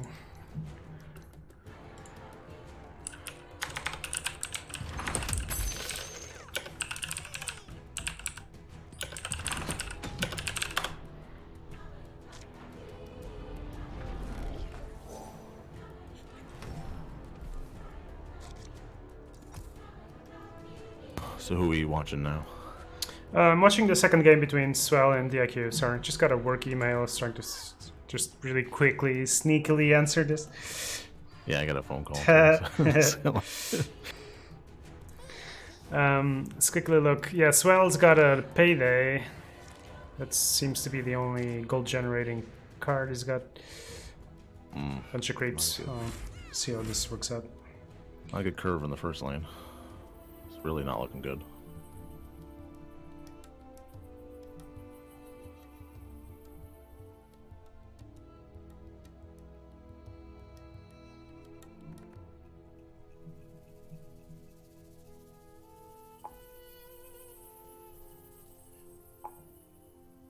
Yeah, what do you play here? You don't play the Agloti, or maybe you play the Agloti just to keep your PA alive, but yeah, it looks like that's what he's gonna do. Stonewall will fall. I think you got to, because you have two other heroes that are threatened to, or are probably gonna die, so. Punished. Ouchies. It's gonna be a really bad turn for Swell, potentially. Gets back initiative, at least. Hipfire could trade. Or a Tyler state with a curve. Yeah, with maybe curves, maybe. but... I don't think you played here, though, because you gotta worry about the... Deny doesn't have to, but... Good one. So I think you gotta Hipfire this. Yeah, there you go. Yeah, that would have been pretty bad if he didn't do that one. Yeah, it's still getting really, really punished here. And this payday is like, you're not gonna payday here. What are you gonna drop? I mean, you could play the Tyler State here. It's not gonna die. Probably what he does.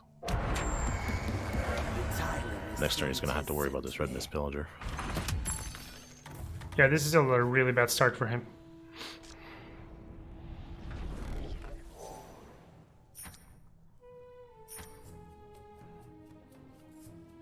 TIQ obviously now getting a bit of gold advantage. Gonna be buying these items. Gets a blink, Jasper, and phase boots. So it's gonna be that extra bit harder to kill. Ugh, this lane 1 just looks... I mean, lane 1 and 2, they just look both really bad. No curve. Yeah. And there's the phase boots, obviously, so we can also kill the sniper and try to deny the headshot next round. At least he got an Iron Fog Gold Mine, Swell did, so can now start... Yeah, but he's gonna smash. He's just gonna smash it. Oh yeah, didn't see that. Ooh, painful. This Smash is it, very gets the kill. painful. Oh, he decides not to These smash it. are strange times. I guess because, you know, he doesn't have to worry about it now. He can just play it here.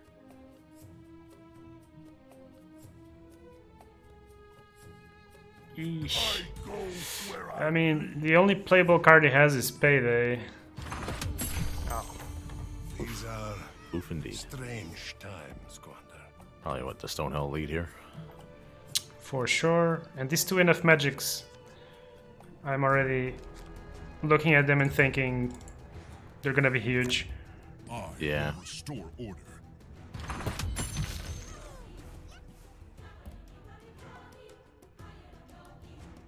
Do you Payday here? Ugh, I don't think I you wouldn't. can. No. You don't pay that. You gotta hold.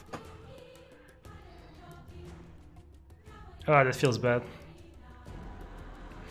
He's got 3 heroes coming in though, so he's gonna be hoping to draw some playable spells. Trying to accomplish something here. But what are you gonna do in the first lane? Yeah, this is looking like a very quick game. Pretty much just gotta hold the mid. If you can hold the mid's not that bad because he's only got an 8 and a 1 health hero, so Gets the 2 You know. creeps as well. Yeah, obviously play something in the first lane, but you don't worry too much about it. no, but I mean, depending how the things fall, the double enough magic in the IQ's head might just even be enough to end this. But let's see. Yeah, he gets the curve, so he's not gonna. He has to do something to take it.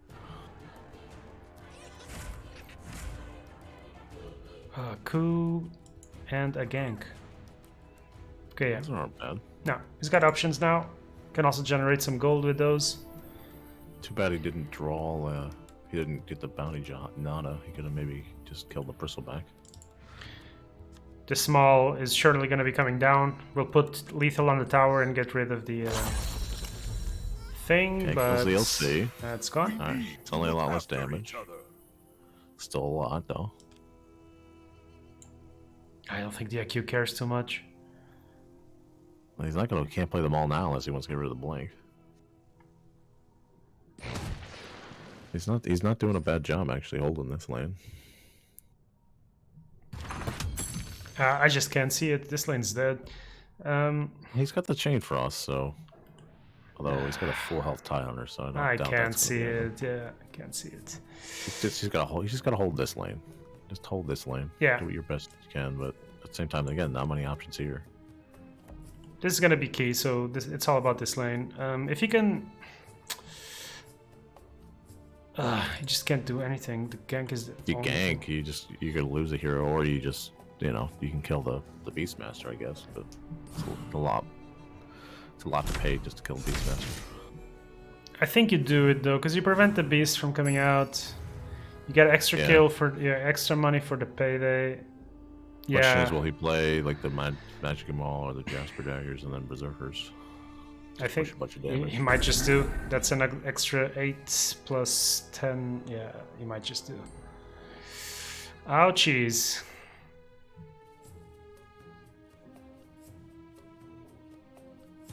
And he can... Why did he do that? Yeah, I would have waited. Oh, Yeah, the what? Bristol would have been at 1 HP. Didn't even play the Berserkers. That's Huh. odd, I guess. Well, he wanted to keep it. Delightful. Now he's got the payday. So this is the thing. If he can get the right items and he puts them on the right heroes in the right order. I don't know, You man. can That hold. was such a weird decision. Yeah. Let's see if he gets Ravage initiative for next round.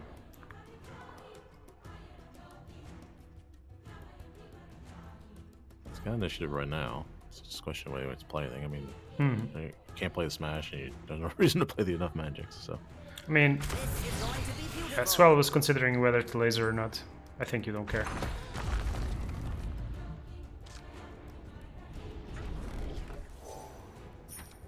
holding the laser probably would have been not bad, but Probably Yeah. not very he's relevant. got the horn. Yeah. He's got 2 cloaks and a Jasper. So if he does get the thing off, he gets out of it. The placement and the curves are going to be really important because these 2 enough magics here are going to probably be the way Yeah, he to plays end his first this. lane, so we'll see what the placement is. Yeah, it's a good placement. Well, not the good curve, but a good placement. Do you enough magic this? Maybe. I think you. It's hard. Problem is, you have to keep the enough magics for the horns. When he plays the horn down, then you're enough magic. I think you have to. Oh, that's tough because the problem is if he had another one, he could kill your tide. But I doubt he, but he already used a coup, so he's kind of worried about that. Yeah, he goes for it. Yeah, that's probably the best thing. Because now he's got like a one thing health thing, so unless he has a way to kill, which he does, he can't kill the bristleback with the assassinate. Yeah, assassinate, horn. I feel like, I mean, you should have definitely used the Berserker's Call last round. Yeah, and they could have healed up. He would have been fully healed up. Ow, ow, ow. Tower would have less This health. will help me on my mission. So Swell's got a chance now. Ooh, gets a nice placement. Somewhat. That also means it's killable now. I think he's more concerned about that's how he loses the game, is losing that tower. Question is, does he berserkers here, or does he do a suicide berserker, or what's he do? I think you just don't care about this lane, really. Well, I mean, you prevent a lot of damage. Okay, he's setting up for berserker. The question is, will he assassinate, or will he just hold, or will he push more damage with the Agility? Because I mean, the Chain Frost is really still not any good in lane 1. And of course, he plays the cloak. It's not bad. I think the IQ just plays for the initiative TOT. He's got blink on the tide. If he gets a second blink, I think that's his road to win in the mid lane. Yeah, if he can get, he's got 9 gold. So if he can get a blink, he's already got a blink on the tide. There's no way he can prevent the thing. So he's gonna get a TOT off in first lane if he wants to put 3 people there. And if he can get another blink, he then blink 2 of them out. If he wants, or at least blink 1 of them out. Now, then it comes down to whether or not he draws any more coups.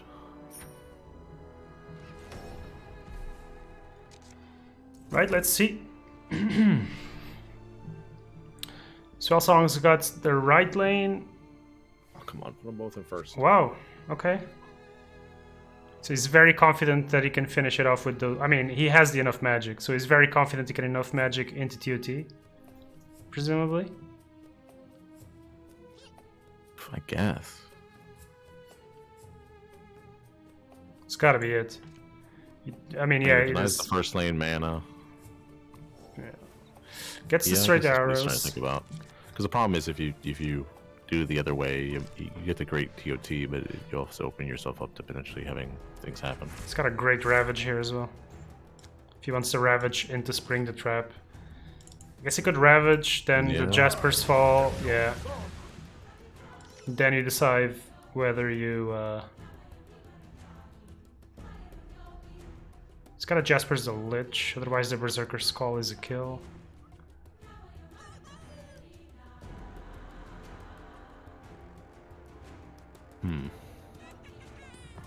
This will change the course of battle. Berserker's Call doesn't kill, yeah. But the problem is you can't play the Spring without then losing. the Yeah, option I don't for think you the, play anything, you just pass, you've got the tower. Alright.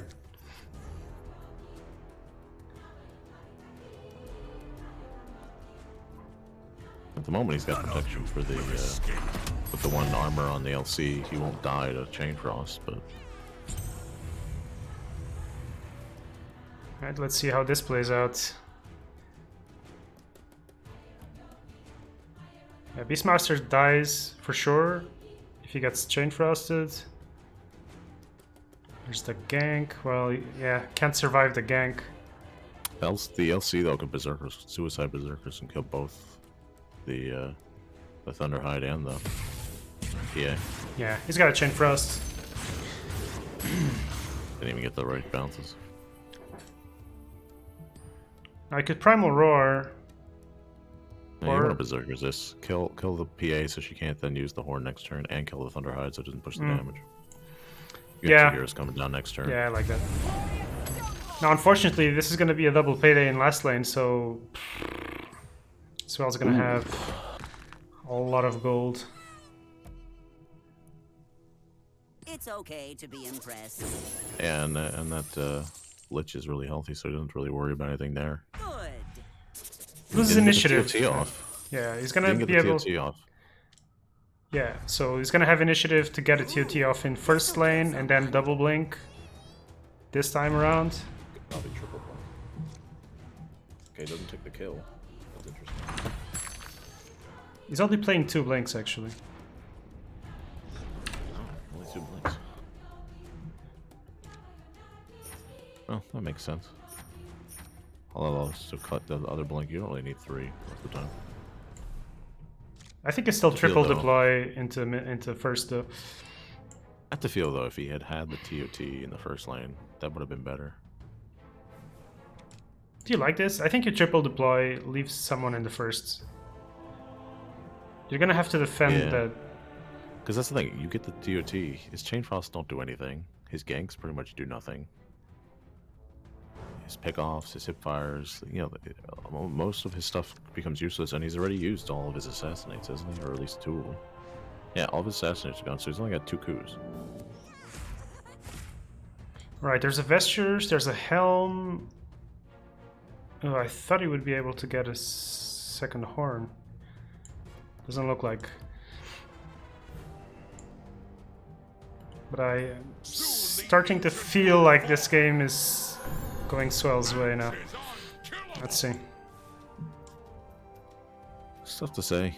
It really depends how this goes, because you can blink both of these guys out, but Yeah. he probably doesn't want to though, because you want to keep somebody here, because then he just Chain Frosts all this, and then now he's pushing, you know, 7-5 and maybe more.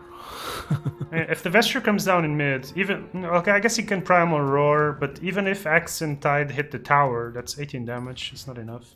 Axe thinks it's great that you believe you can Alright, let's see. survive Can go this. both ways. There's also the Aglodi Vandal. And double March now. So yeah, a lot of options. Yeah. I think he's got to figure out what lane he wants to push. Does he want to push the mid lane? Does he want to push this lane? I think he was just saying, I'm just going to stay here. You spend your mana.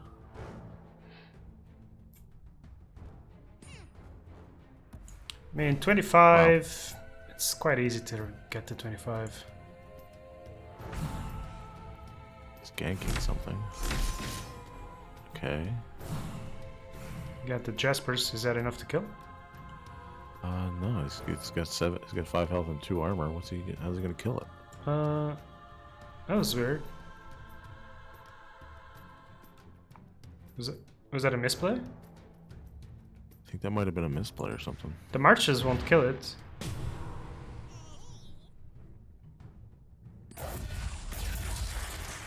Oh, he gets the nice placement. Alright.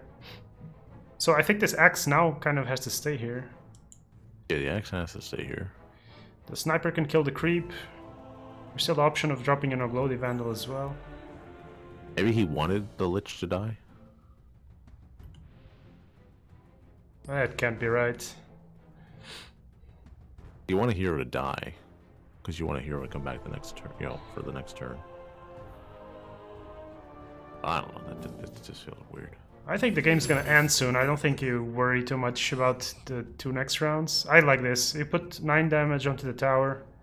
You can drop the Cloak of Endless Carnage on the sniper. You draw 2 cards. Did you just drop a Jaspers? Why? Ah, to go through the Lich armor. Okay, okay. I'll use this soon. You gonna blink Lich out now? It looks like he's gonna blink Lich out. I would consider dropping the Aglodi Vandal on the right, personally. Yeah. Or I guess the question he's wondering is if he's gonna drop the Glory Vandal, if he's just gonna hit fire something. But what do you need the initiative for? You're not gonna do anything. No, I think you drop. Yeah. I think you drop Cloak on the sniper. You drop a Glody on the right. Oh, I like this. It's just a question of then whether Axe flies away to mid as well. Because he needs more damage in mid, DIQ. Let's see, he can, at the moment he can primal in mid. So that's what 8 Schwarzong damage. has to worry about. This will not end well for you. I don't think he's worrying too what? Okay, he's trying to push damage in mid lane. But they Or at both least have fake it out. armor, yeah. That's weird. I would have put the march in last lane. If you're gonna play the march, put it in last lane, because then you at least take the tower. Yeah, I don't like this march. Sweet, sweet. Now I can blink bleeding out. anger. So this is gonna become very weird. Now it just becomes a thing of like, what do you do? I mean, Now, like I said, I think even with the 2 TOT heroes hitting the tower after a primal roar, it's not enough. And you still have the depends lich. though, because he's gonna have the vesture, but if he primals out the vesture hero, then it doesn't matter. But if he had played the march to last lane, he would at least take last lane, and then he could have potentially taken this lane next turn. Because both those heroes don't have TOT on them. I mean, DLC has armor, so you can't just chain cross clear, but you know, you've got PA, you've got, you know. There's a you've got sucker options. punch as well, man. Maybe you sucker punch. There, you know, there's no Jaspers. Maybe you sucker punch the Tinker to deny laser. You do something. So spring the trap in the last lane, just to make sure that doesn't get taken. That's an option. I mean, you're a wall at this point. You're not going anywhere. He can't do anything to your units unless he's got a coat. And if he had one, he probably would have played it by now. Of Okay, course, sucker that will punches, it makes kill you. sense.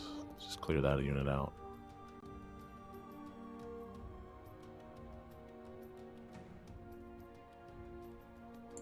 Not really sure what else he does here from here on out, though. Or does he, March, march, march. I think you okay, drop. just- Yeah, this he is plays good. March there, so that's fine. He's trying double cards from the cloaks. Maybe out, or at least one he is. He's drawing one because he yeah, won't draw anything in the exactly. Tinker does. Maybe drop Vestures on the Tinker. Hope for the best. Redeploy him to first. Yeah, at this point you probably would, yeah. Because you I'm get your not yeah, dying that's today. good. That's the thing with this blacklist. It looks so bad, and then This will help sometimes me you just stay pull in the victories from nowhere. But he's not out of the woods yet. He's gotta take that first lane somehow, and he's gonna have the option. But it really comes down to deploys and how all that plays out. If he can get it so that the PA doesn't get like primaled or anything. At the moment he's initiative, so Yeah, there's a doesn't really Kraken do shell though. anything. It's unlikely to stay that way. Okay, so he's not killing him now. He switched it so he wasn't killing him. So now he's killing the Lich. I like it. Smart moves. 10 seconds for Okay. Swell, by the way. He's got the Kraken, but he's also got the hip fire, so that's not, you know, we'll see. Oh, but he can't play it. No, he can play it, yeah.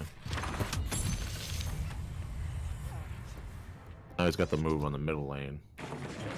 He's gonna take this last lane.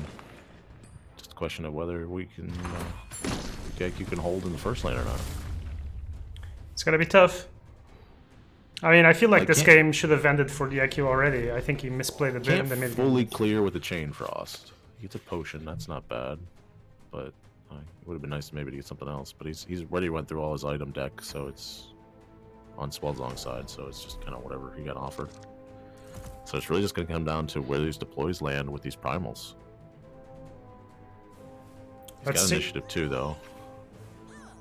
Got another phase boots, so even if he somehow kills one of the heroes, probably just Chain Frost. He's got a couple of coups in the deck too, so You know, what's he good draw? chance. Nope, Pick off, Hipfire. Those are not really all useful. got a potion. Yeah, this is a tough one. Because what he's got to worry about, his problem is he's got to worry about the enough magics. But did he play both of them? or He was played one? both of them, yeah. So he doesn't actually. He has to worry about the got third one. DQ's playing 3, so he's Oh, I like this. He gets the arrow, so he can't enough so he magic. Can't enough magic. That's good. You got the lucky no arrow. To me, old friend. And you block with that. Now Bluff you that you chain had it. thrust. Question is, where do you put the chain? Oh, hip fire. Yeah. Oh, hip but- fire. Okay. Because the chain frost won't clear everything. Oh, he draws the coup. That's incredibly Yes. lucky. Okay. Woo. Now comes DIQ's moment of thing. What does he play? Does he play the cheap move, like just playing Bronze Legionnaire? Yes, he does. Savagery can never beat discipline. So now he Now can you- still play the Primal, though. I think That's you the thing. coup the Beastmaster now. That's just not enough actually. Now he can Primal, or play Spring the Trap, Okay. prevent the lethal. And now he doesn't have any remove. Mobile. You can go for the kill on the So- bounty. It just comes down to last lane. He's got to keep initiative. But the problem is he's got the Kraken. Perfect. I don't fear. He's got the Kraken. He's got a Primal War. Is the Primal War enough? Yeah, he Should can Primal be. War him out. The armor goes away, and that's 20. Whoa, that's one short. One short. Shit, that's one short. One short. Oh. you can play the Smash just to play the Smash, but that's all it'll do. Oh, we got another One round. short. One What? short. That. Oh. Duel. That hurts even more. Too late. Well, Does he have? because the next the Chain Frost will clear if he gets the right bounces the next lane. If he doesn't get things, so yeah, he's got to pull something out. Close, close. So close.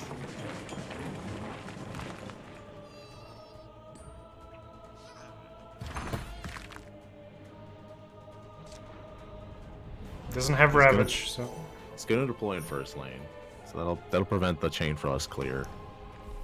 it's probably gonna be a coup though. Probably, but then that's a lot. That's an expensive coup. How many Oglodies have come out? I mean, there's a possibility of does. just drawing the second Oglody and ending the game. That's a possibility. He isn't a Gloaty. He has one in his hand. Oh, he needs a second. Yeah, one. he needs to draw the Like, second one. Clear, clear. He's also got the helm, so he can steal the helm if he wants. Enough magic. Gotta worry about enough magic though, but he Yeah. can't enough magic right now because he'll just die. What do you do? What do you do? Thank you, coup. Yeah. Oh, coups, but he loses the Gloaty, so that's enough. Pouches. But That's a lot to he's deal gotta, with. Yeah, he's got to deal with everything. I don't think he's got enough. You gotta start by blocking the thingy. Wait, you can block the Thunderhide, swap with the Phase Boots, Primal Roar to Lich away. Ah, there's a helm, damn. Okay, if There's a helm. if Swell helms the creep away, there's no way. He does that, so he gets rid of the creep. Now it's a 7. Yeah, but it just sealed the creep though. He's got a duel still. This only makes a 16. He can't duel anything. He can only block. Gotta block the Then you just play Tinker. Disciple. Then you just play the Disciple. Yeah, Right? What would or you you have me kill do, the creep with a Yeah. hipfire, and Yeah. Swell takes it. I mean, this Yeah. was DIQ's game to lose. I feel like this is a steal for Swell. Well, I guess, taking out that extra hip fire. I mean, he never needed the slay, or that extra pick off. I don't know. He just played it well. Yeah, I mean, DIQ had a couple of turns where he made some questionable decisions. I feel like that cost him because he just gave Swell too much time. I think, could be wrong. Yeah, well, if he had used the Berserkers earlier, right? Was that this game or was that the game before? There was this game, yeah. Yeah, if he'd used it earlier, he probably would have taken that. Yeah, definitely. All right, so we still have a couple of games going. I want to watch Kova again, man. It's up one game. I want to see this freaky deck.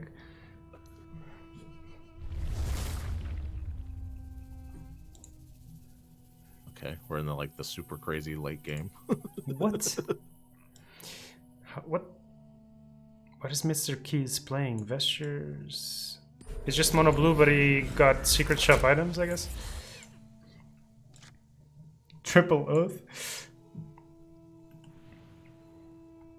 Oh, but he's mono blue with what's his face? With Jamoy. Your boy Jamoy. Oh yeah, what? What the hell? So look, Venom, just Jamoy. Oh, Chain Frost. Ogre Surprise. Okay, he's got this oath thing though. Well, promise, yeah, Ogre Surprise. But he's got a gank. He's got a gank. He can gank. Oh, hip fire. Yeah. Do you have anything else that can put more damage? No. Just pushes a bunch of damage. The mono blue list looks pretty standard, though. It's just a Jimmy for the battlefield controls. Okay. He's got. Oh no, it's not standard at all. He doesn't have any Cell Mayonnaise. He's got a Loss in Time. Oh yeah, he's got the Lost in Time. He's got a flag. He's got 3 Aghanim's. This is like a. This is like. Is this like Swim's old list or something? I think he used to play OD. Do you remember that? OD was the technology. Oh, there was that, but I think there was also. I don't know. Someone had a. I mean, I know I did try Jamoy at some point, but I know someone did Jamoy. But like the rest of the tech cards are all like Swim's old tech cards. At least whatever people were playing back then.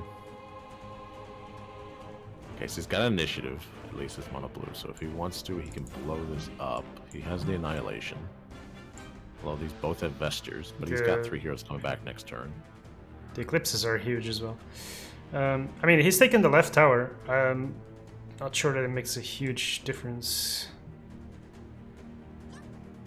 Yeah, triple Vestures is tough to deal with, man. Triple, no, quadruple. Yeah. There's actually Vestures on every single hero on the board. Yeah. Must have gotten a Secret Shop one because he's only got 3 in the list, Yeah. and he doesn't have that. He doesn't have the cloning card. What the hell? Doesn't have an, one for me.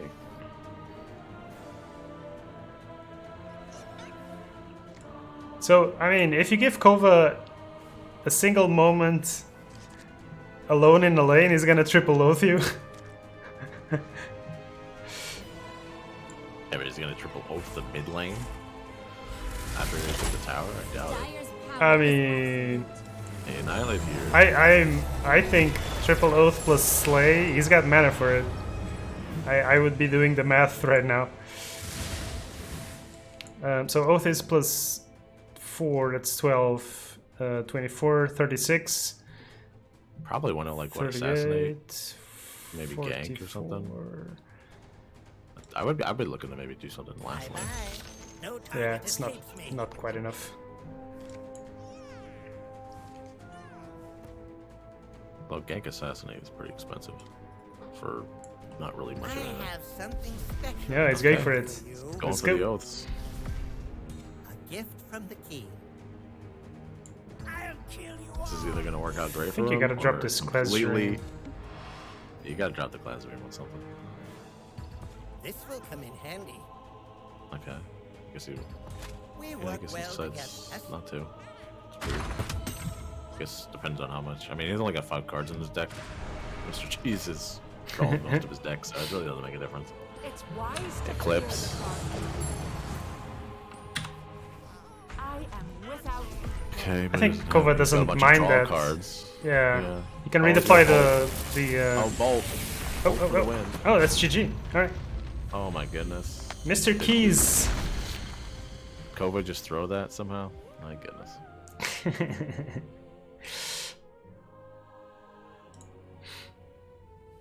Sometimes you're like, oh, I'm fine, and then suddenly, So I don't want to watch this mono blue mirror. Let's watch Jay Mauler again.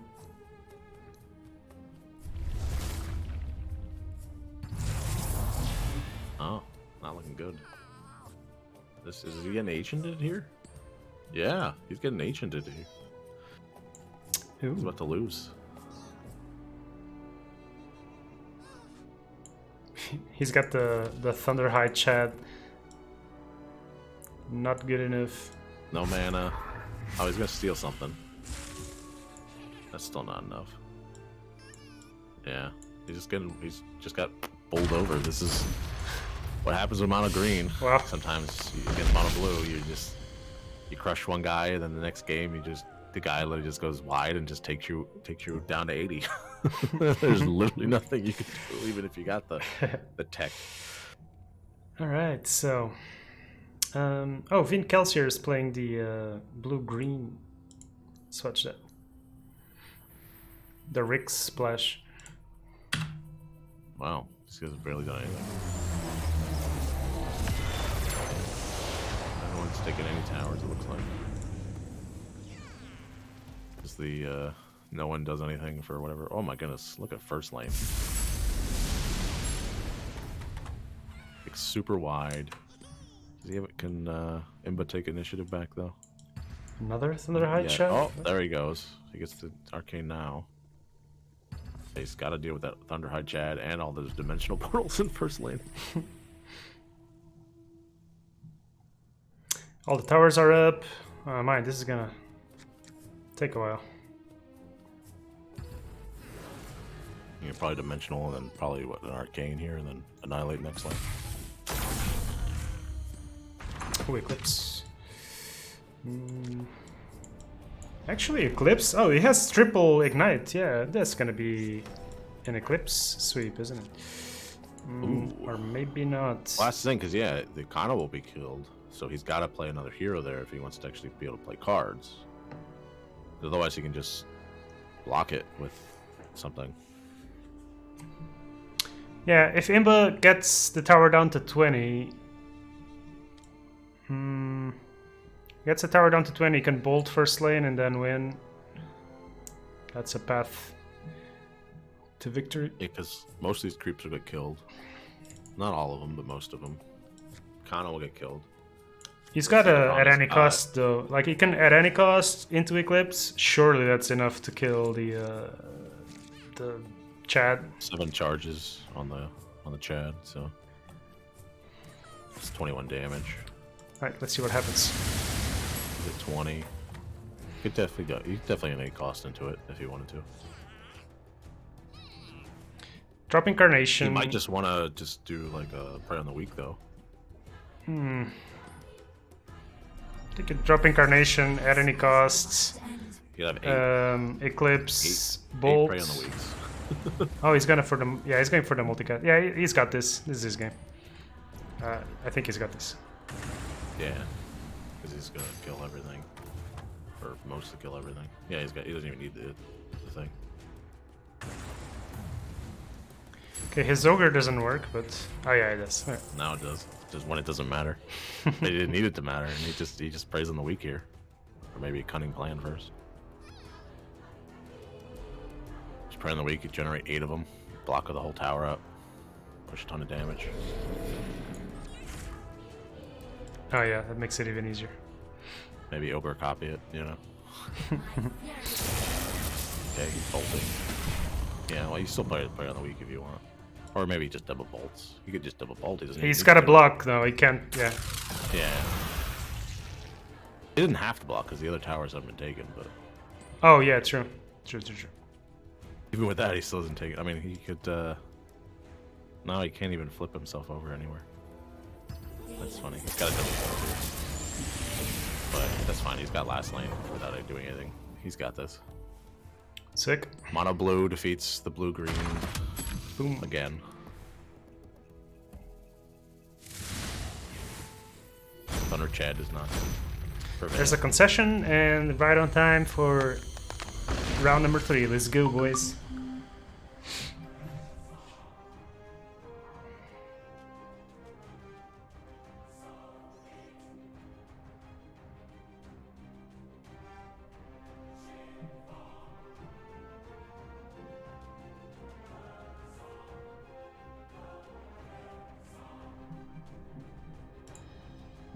Oh, we got Stormlight and Swellsong at the top. With both 2-0 victories. Oh, they're the only undefeated They're playing players. each other. Wow, there's been a bunch of draws. So let's go watch those guys. It's another red versus black matchup. I like those.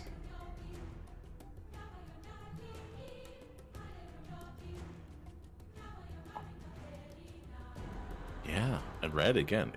The red players are not respecting the black. They're not playing the Stonehold plates at all. They're just kind of like, I don't need it. Seems very odd to me.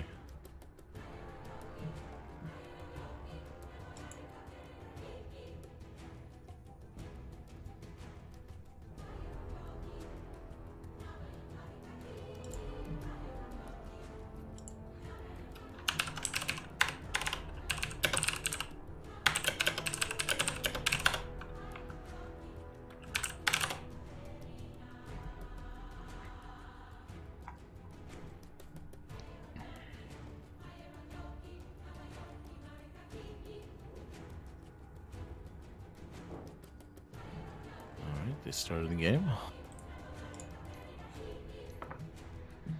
Alright. Oh, Gonna go grab a coffee. classic. Be right back. Classic Iron, Fog Gold Mine turn 1, and the Smash turn 1.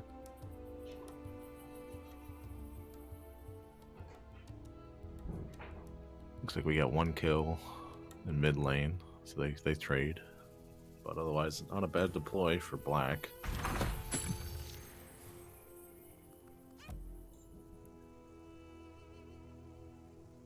Question is, who's gonna blink first on this gold mine? Looks like both players are just gonna keep passing. No one's really wanting to reveal their hand. Oof. That's sad. Getting the proc. Oh, then he's gonna smash that.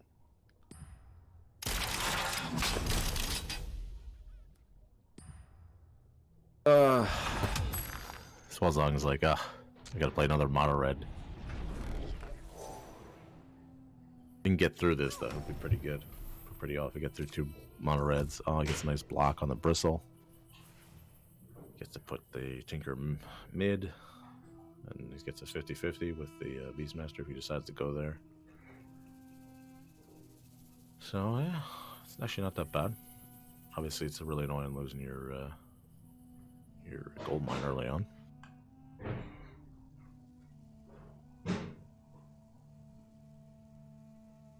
This is such a weird matchup. I really wish the red players, if they put even just 1 Stonehold plate in their list, it really makes a difference.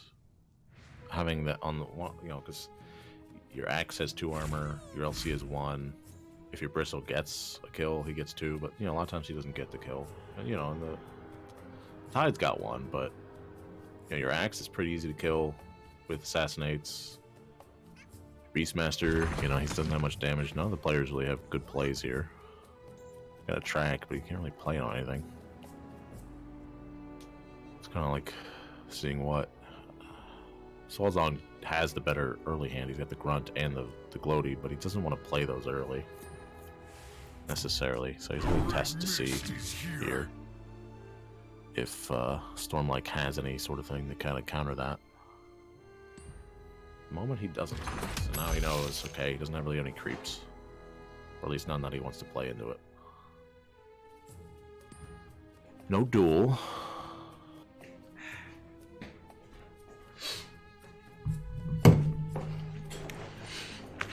All right, how's it looking? Oh, I guess he's gone as well. All right. Any items on board? No items. Pretty low gold amount generated. That's a payday. We're just looking at round 2 right now. Swazong had a gold mine turn 1, and then Stormlight had a smash. Oh, nice. So both of them kind of been Trading. not really playing much. All Just right. seeing which one will blink first. Yeah, none of the heroes seem to have lined up, huh? Yeah. Well, they got to deploy on the first one, but then after that it was nothing. Stormlight doesn't really have any creeps either, so Swazong knows that because he tested with the gloaty. Right, so I think overall this seems to be favoring Stormlight somewhat, right? His heroes are not dying, he got rid of the gold generating improvement. He's a bit ahead on card advantage as well because of the smash. Oh, but the back lane he's going to lose the But the bristleback. yeah, the bounty. and the Jaspers is going to get rid of the bounty though. Yeah, that's the problem with playing it sometimes early. So another source of random card advantage there for Stormlight. I like his initial position. Yeah, because Swellong just doesn't really have a path forward here. These hip fires are nice later on, but they don't really do anything now. He's kind of playing the role of the red hero. You know, normally red's the one playing creeps early. Yeah. You know, as black, you kind of want to keep these for later to kind of have that surprise lethal, but just doesn't have anything else to play, so may as well play him. For sure. And he doesn't have any heroes coming in next round, so he's got to try and play accordingly to that as well. Ugh. I raise the bull Yeah, he doesn't snake have the high. gank. Can't do anything. Punish this. Hip fire. I mean, I guess he could. He could hit fire for the floaty, but that's such a low value. That is really bad. And you just, there's like nothing here because he's gonna lose. He's gonna Jasper that bounty off, and It's also painful that he's losing both his active abilities heroes. He's not gonna have laser nor the headshot next round. He really wishes he had gank right now.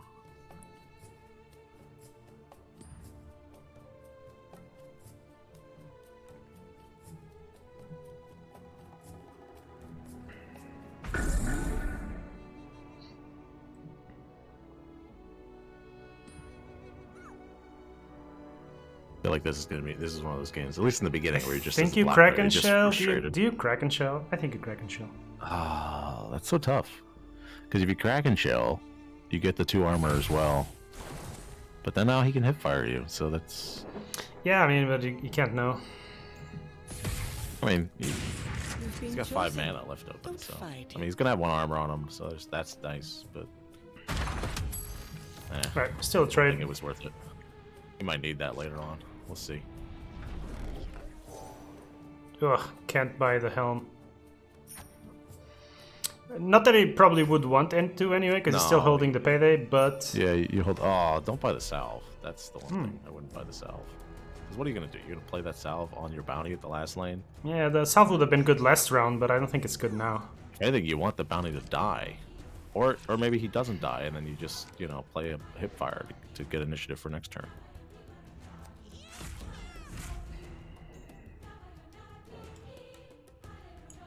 No good pick off targets. Is that LC? Is that 1 armor?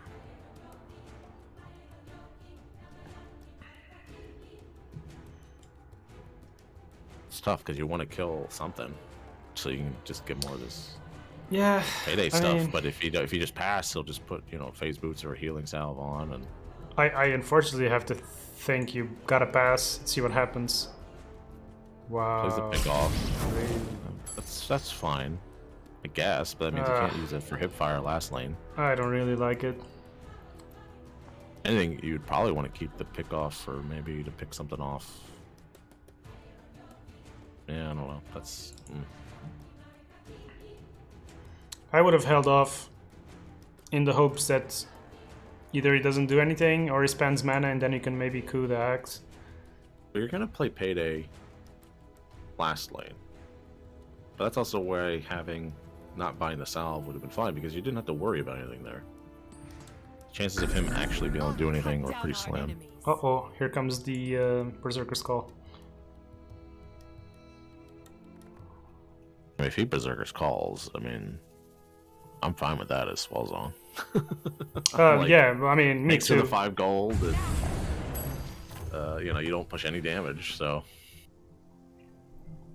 he puts a phase boots or Assassin's Veil here, and maybe he plays the. I mean, yeah, you really don't even play this. You wouldn't play the salve, I guess, the next lane. Your Beastmaster up, or really beef up the tide. Yeah, let's see if Beastmaster produces a creep on the right, because that's going to be huge. Even if he doesn't, he's got the Stone Hall lead, so he could always play that too. He should heal up the Beastmaster for Chain Frost. That's definitely a lot more of a thing. And then you put a Phase Boots on him or a Assassin's Veil, yeah.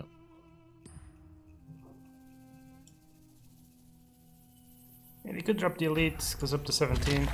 I don't think I like this as much. I'm not sure. Is all right. He's got the Tide in this lane. This feels a bit like overkill protection against Chain Frost. You gotta definitely heal up, and you definitely gotta put a boots on one of these. I'll make use of this. Oh, that's not bad. You gotta heal up. Your road on Yeah. your death. I think I would have been happy hitting for 15 or 17 or whatever it was. Oh, that's fine what he did, because when you're playing as red, you have these boards, and you sometimes just like, I got this thing, and then black just finds a way to hold. Sometimes, you know, with the arrows and things, you know, it's. I just feel like you looks- kind of want the brawler to protect against Chain Frost in another lane. He's not going to Chain Frost this lane anyway. He's gonna have initiative. He's got the axe in that lane, and he's got the 1 armor on the. So he's protecting himself against Chain Frost in both lanes.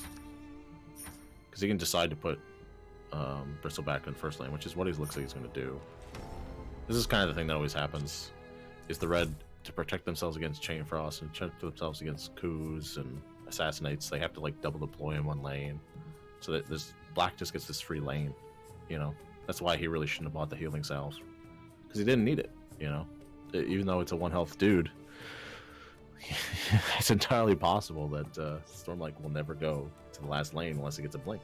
Yeah, I also think so. Plus, he's got the TOT, so he's just gonna want to concentrate everything on the first lane. We'll see. I mean, it wouldn't be bad to go last lane because of the spring the trap either. But yeah, you want to protect against the coup. I agree with you.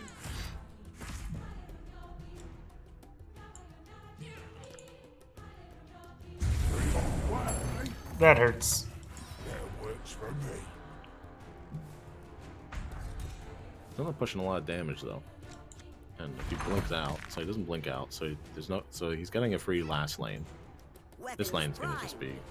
I mean, what do you do here? Chain Frost is not really gonna do much here. Maybe you even Assassinate. blink, just blink out. Assassinate doesn't kill anything. This is tough. Oof, what do you do here? Gotta worry potentially about 80 here too. mean, I it would think be you- slow, but You could consider dropping the horn on the Tinker and going left lane. You could even assassinate Axe, drop horn, go left lane. This is assuming that Stormlight doesn't do anything because he's got a Ravage. But the problem is if he puts it on a thing with an active, he'll just stun him with the Ravage, and he doesn't have a Jasper's, so he can't play anything active here. yeah, I At was best, just he can play like a Chain Frost to clear some of this up. You know, Chain Frost wouldn't be this the worst because he can stop a bunch of damage potentially with the Chain Frost if he gets the right things. I don't know. Because he also has the disarm, so if he can disarm Beastmaster, that's -9. That alone would get him below. And then the Chain Frost could clear a bunch of other stuff out. Then to go. Yeah, I prefer this. So now he gets probably Spring the Trap on the right.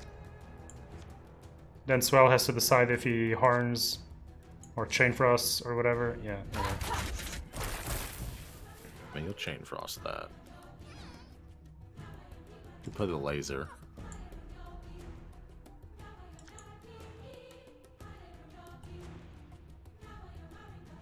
That'll be what, 13, I believe? So it'll be like 1 off. Yep. I can work with this.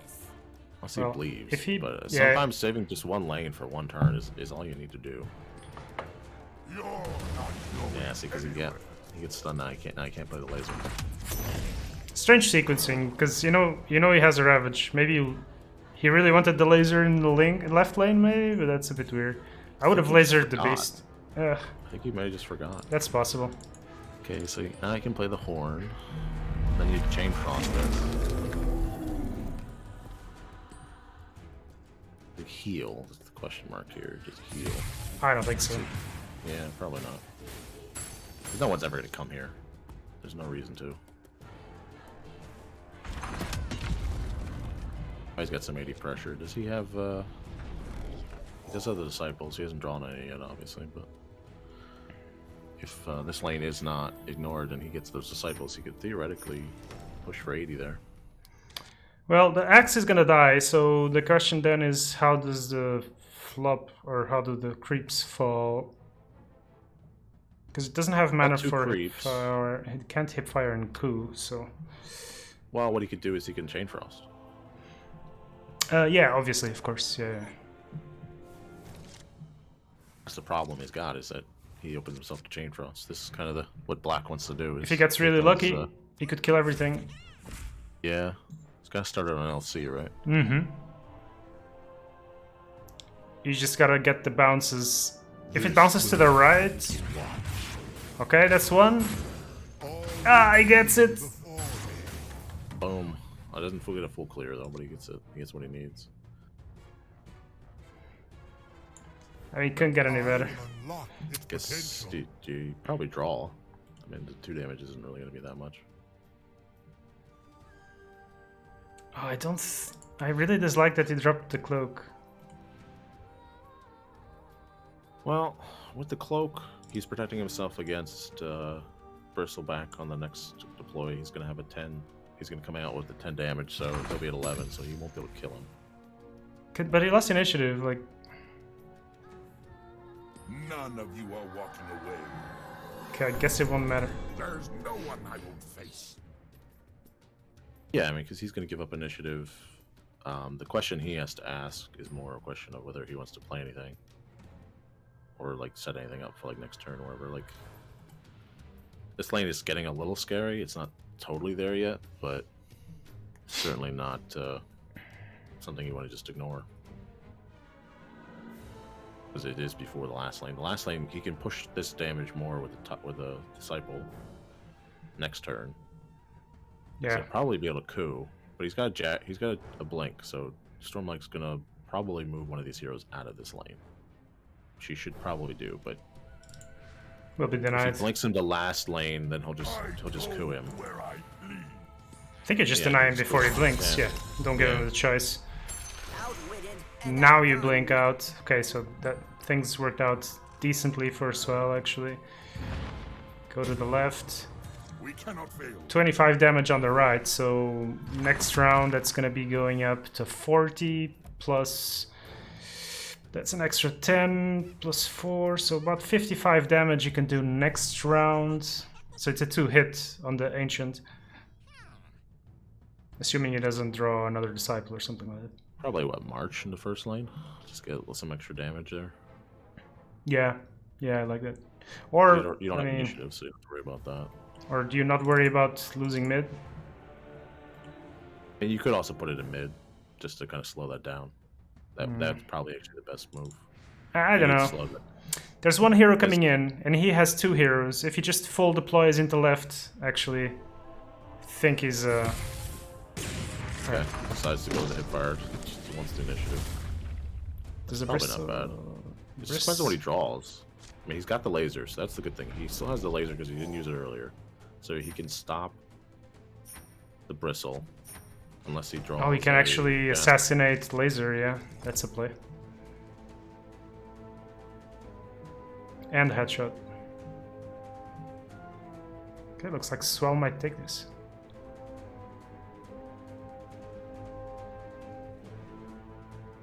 And I got the possibility. He's just trying to think. I think if he wants to full deploy in first lane or not, or if that's gonna be too much. Because he doesn't have a blink, so wherever he deploys, he's gonna be stuck there. Yeah, I mean, the worst that can happen is he gets really unlucky on the arrows and he gets enough magicked. His next turn, he's got Tide to deal with. He's got the Axe to deal with. He's got the LC. The Tide's got 15 the seconds remaining. TOT on him. He's trying to calculate it out, make sure he's got enough. 5 Okay, seconds but for one guy remaining. mid, that's probably not bad. 3. Yeah, with the Disciple should be okay, I guess. Let's see how it lands. Doing 8 damage. See what It's he draws. not quite a lot. Ugh. There isn't enough magic, so... Stormlight does have Jaspers. Oh, I love the look on their faces. I think you might just enough magic this. Primal Roar is an option as well. Because enough magic next round you have 3 heroes coming in. I think you enough magic this. Try to go for the kill on mid. Oh, that's got slowed down a lot too. He's only doing 10 this turn. And they'll have headshot. He can just clear out the thing. So I don't know, He man. gets rid of the assassinate. With the assassin's veil, he can't be assassinated anymore. I would have enough magic and just fight for mid. It's so tough. It's so tough. This matchup is like, it's favored in Red's favor, but the way he's teched the deck, it's not really teched against Black specifically as much. So it's really tough. Next turn, if he can hold, he could have potentially a 4-man TOT, which probably should be enough to win, but it may not be. Yeah. So I think Storm is slow rolling these Jaspers to get rid of the disarm, and then he's also got the option of dueling.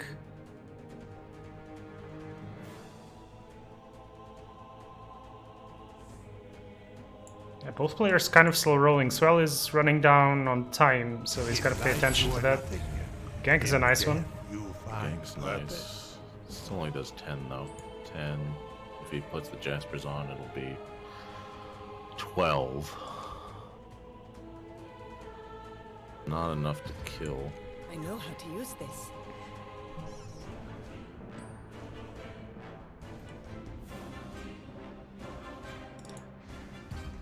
I'm going to have fun. Payday on. Ugh, that's horrible. Oh, that's... Yeah, well, he wants to bait the Jaspers, I think. Oh, my machines will tear you apart. Uh-oh. This is Ah. one of those times where I think he's then now. What? No, passes. Okay. Okay. What's he thinking? So we're gonna duel here probably. If he doesn't do anything there, then surely he's gonna duel here. Duel.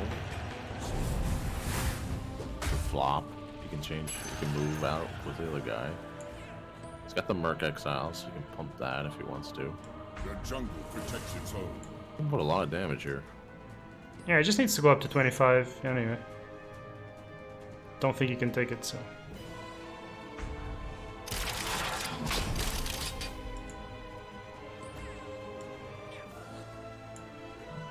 I think it was a viscous nasal goo.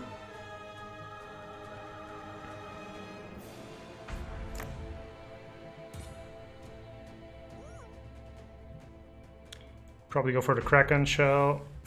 Stonehall doesn't care about you. You're just a spoke Yeah. on the wheel. Ah, that seems unnecessary.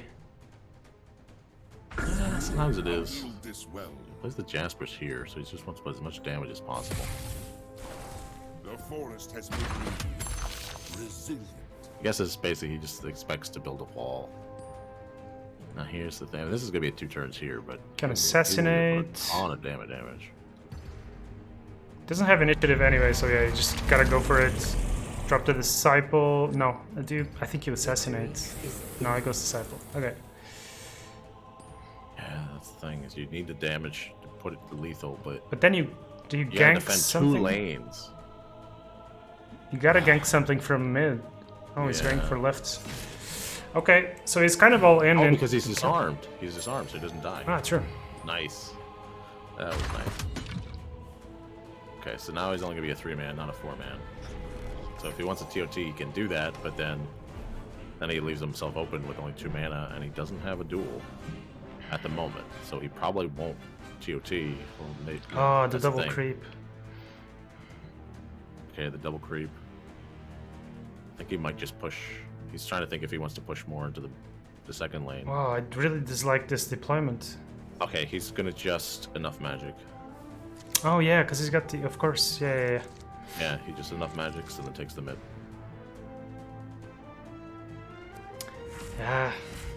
I mean, I'm not sure if the gank could have prevented the damage in the mid. Probably not. I think the problem he had was he needed to play something, and even then he didn't get a coup. So That's a good game.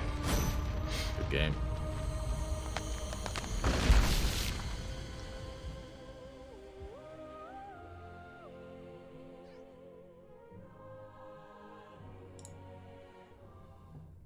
Right, let's I want to keep watching.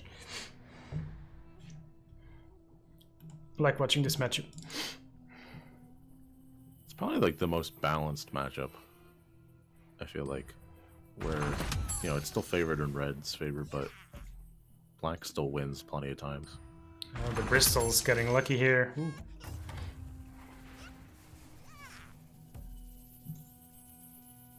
Oh, he's got the pick off for next turn too. This is actually not looking that bad. Oh, he would have really liked the Janata hit though. Now he's got 2 options for the pick off, so Yeah, he won't be able to play all 3 lanes, unfortunately. yeah, well, you just pick off the lane you're not going to go into, or the lane that maybe you pick off from first lane, kill the bristle back, and then depending upon, maybe you get another pick off. Maybe he gets lucky and gets both of his 2 pick offs he put in his deck. This is one of those turns where you want actually more pick offs. Yeah. Although he doesn't have initiative, so well, luckily it doesn't matter because none of the heroes have more than 7 attack. But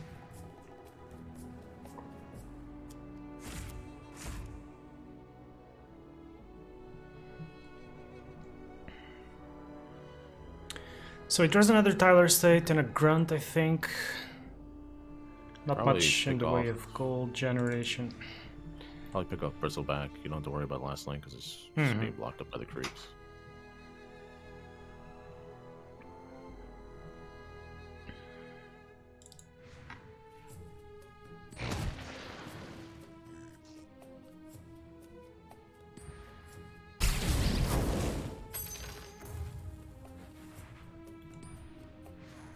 Probably plays a Tyler State in this lane then.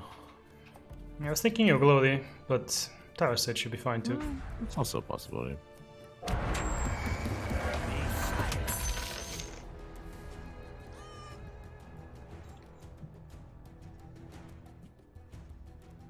Ooh, now comes a tough question. Do you pull out the DLC or do you keep her?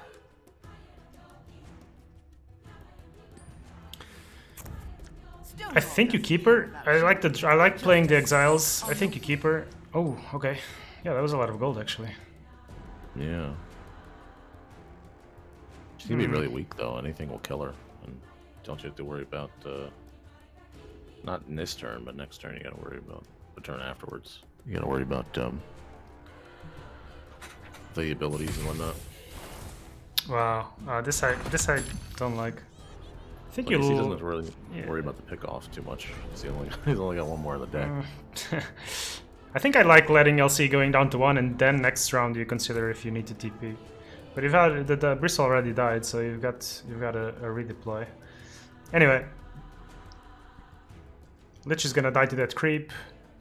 Only 9 gold for Swell, so he's not gonna be buying anything at all.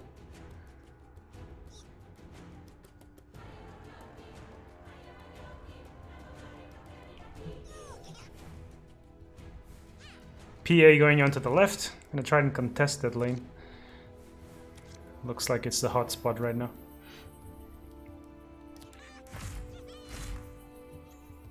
Oh, that's a good standard bear. Let's see who takes the first move. Yeah, luckily he doesn't have to worry about gank, but he is worried. He doesn't know what he's in his hand, so.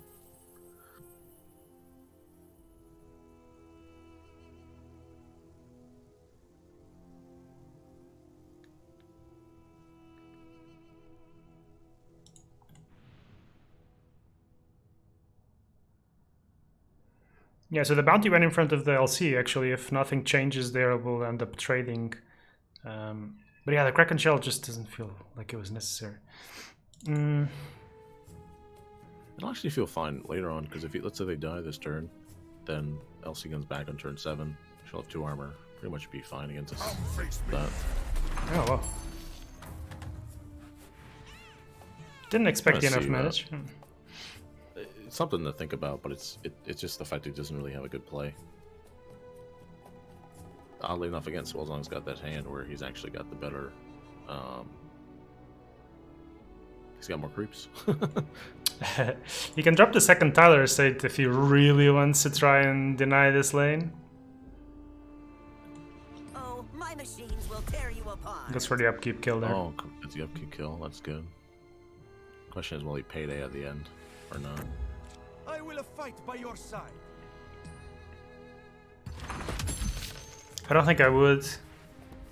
Unless he really Yeah. feels like he needs cloaks or something, but... Oh, this is when you want to pick off or hip fire.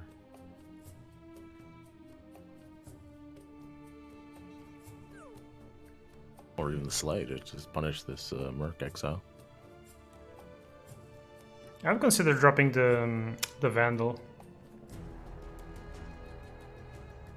Yeah, I guess doing nothing is also fine. I don't like the payday, I think it's early. And the Tyler estate doesn't make sense to play here. I guess to worry about the duel. Gladly pay for your So you can just duel it services, without bounty anything. hunter. It doesn't actually deny anything. Okay, well, decides to keep the duel.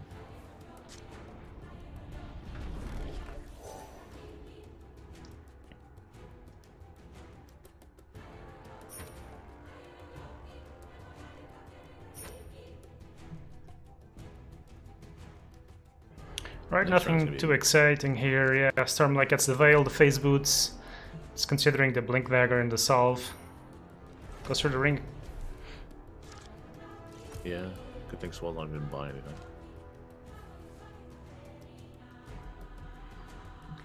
I mean, it's painful as hell holding gold for so long, but I think it's correct. Gets the kill now on the Beastmaster. That's guaranteed. Goes up to 20, so he can go up to 40. Oh, the Slay, nice. Doesn't have a black hero in the right lane though yet.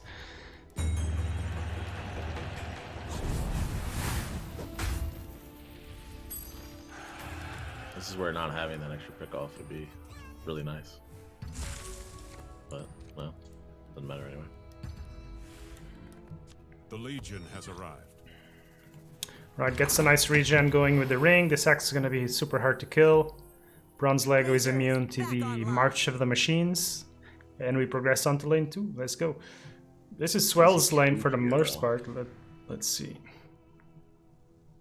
Delightful. He decides to payday. Which is good. Not to worry about the thing. He wants to deny a second. He's afraid of the second payday, I think. Yeah, I guess that's really what it is, because that's what. Otherwise, it's not a really good move. Wise investment. Keeps pumping that guy. It's going to be painful next round. Yeah, he's gonna slay that thing, and then. Well, it's hard to say though. He's got some nice damage on the first and the last lane. Swellzong hasn't really damaged any of the towers, and he doesn't really have a way to do anything in the first lane because all the armor. There's, even though he's got initiative, he doesn't have one. But if he had Chain Frost, it wouldn't do anything. Well, let's see what he buys. I guess it's up to that. That ring is actually pretty nice because it just keeps them all nice and healthy and gets him above 10, so does not even worry Oh, about. this being looks assassinated. really poor for Swell. He's got a Blink Dagger, a Cloak. Oh, he bought. Okay, but he didn't get. Yeah, he didn't get. Doesn't look like he got any big items, no. Unless it's kind of buggy. I can't properly see it yet. But Yeah, I see a Jasper and a cloak.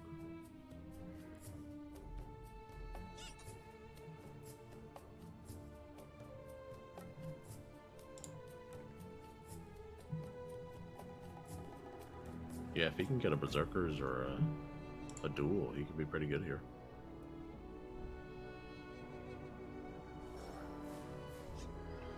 right, initiative on Swell's side. No big items. This is the fail econ deck. It's a bit late to be looking to draw cards now, but let's see what he can do. Oh, there's the Berserker's Call. Well, he can assassinate and kill the Tide if he wants, pretty easily, or he could use one of these heroes. He's got to choose which lane he wants to prioritize. Peekaboo. decides to push some damage. See if the LC, yep, the phase boot's on. Now will he counter with the coup?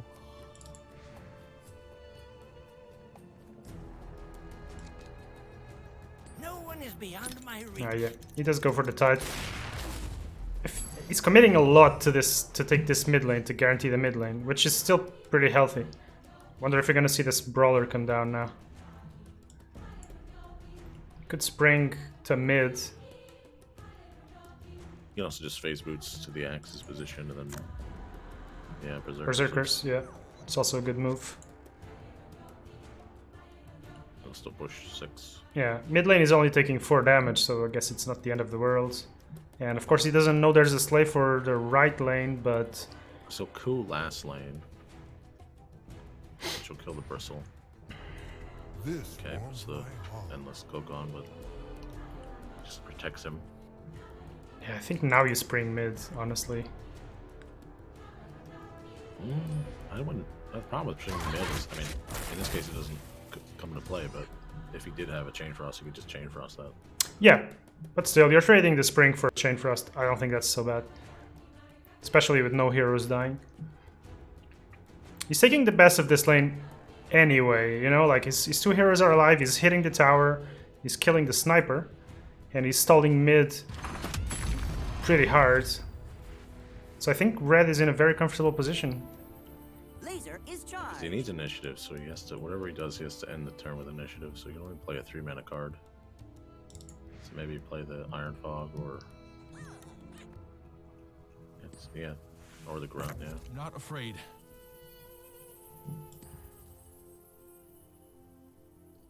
Target locked.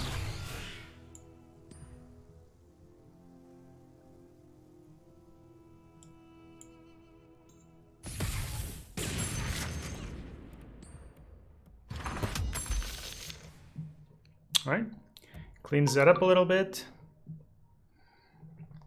And now he's got the option to coup. You want a coup. Pray that he doesn't lose the sleigh.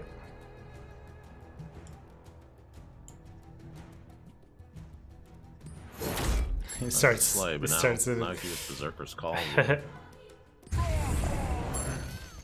Gets punished, but Yeah. he's gonna get punished either way, I guess. Yeah. Technically.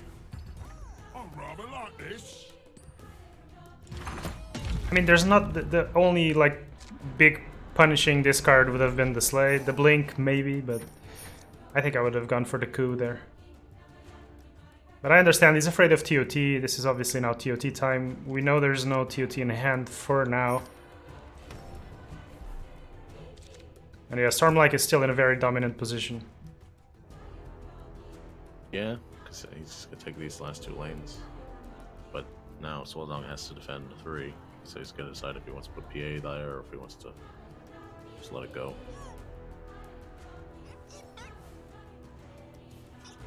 I don't think he hasn't drawn any, but even if he did draw Crane Frost, they're only really good in the mid lane at this point.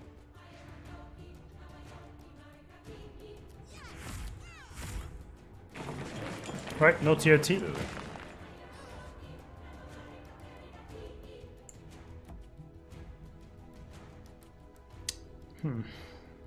This is tough because there's not really any play you want to make off the drop.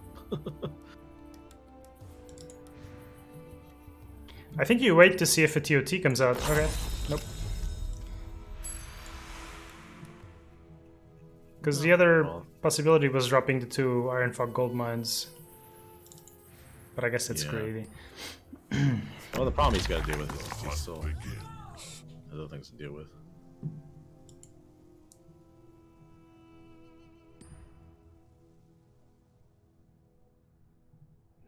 I think you dropped this Bronze Leg. Go for extra damage.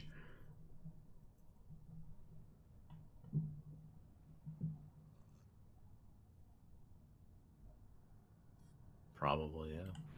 I mean, Just considering if he wants to crack and shell, I guess that's why he was hesitating there. But and if Swell commits even more powerful cards to this mid lane, like I think Stormlight doesn't mind that. coup. It's so tough because he can Aurora here now. Swalzong, that's the thing, Swalzong can actually lose this lane still. If I'm Stormlike, I'm not doing anything. Like, An interesting device. cool. okay, now that changes things a bit. So what's the like you roar? If the Tinker goes right, Savagery can never be. I guess you don't care. The roar was a possibility, but it Yeah. wasn't like a strong play. Nah, that's fine. You use the Call of the Wild. You're still blocking this lane. Incredible. Enjoy. Yeah, he's just gonna Iron Fog down here. The jungle will Probably protect you. March.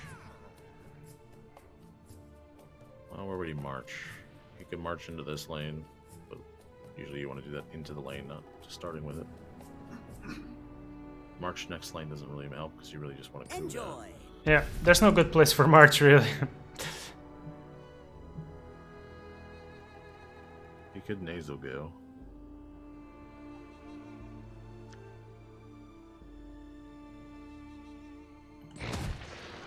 Yeah. I like this. I should have passed. I'll take what I can get. I think you're fine with this though. Well, you want to force him to use the initiative because now he can do stuff. But I guess he can't actually. Well, yeah, that's the thing. He doesn't have a card to do Yeah, it. exactly. So now you can coup. You're still suffering here, but prefers to jump block. Okay. Does a jump block. It's not the worst. So now he can just use the veil, maybe. Yeah, exactly. Kill a PA. Although you're not necessarily you actually were fine if he does though. Well, lane 1 is really well set up for a Primal Roar, so I think you're happy leaving it as it is. It's wasting cards for a chump block. And if you get a nice roar, maybe you take lane 1 as well. So this is fine. Yeah, Stormlike is just well positioned in every single lane. This game's progressed in such a way that Swell hasn't been able to really pop off in gold. He's got the Helm now, has a good target in lane 1. Yeah. One other thing too with all this is to keep in mind is that the first two lanes are the two lanes that Swalzong is really pushed. So although he's not going to deal with the Ravage. So Ravage and the Primal Roar. This is highly likely to go wrong for Swell now. although with the two creeps, the possibility of getting a good primal are a little less likely. Kind of 50-50. Oh yeah, you get the best. So yeah, he misses a Ravage and he misses a Primal Roar, so yeah, really lucky for Swell. Oh, but there's the TOT. And the phase. I think now... So the coup. So you the just- coup is good, because yeah. now you just coup the... Exactly. I'll take any advantage I can get. But the TOT is still off, and you're so far away from winning this game. I don't know, man. So yeah, now you have free reign for coup, for Helm. You gotta drop the Helm first. Steal that They Brawler. will come for me, and I will be ready. You can also blink away afterwards if you want. Oh, okay, he stole the brawler, so it didn't stop the damage. But... Oh, well now he's up to 50-50. I mean, he's got the Jasper, so I guess it doesn't matter, but...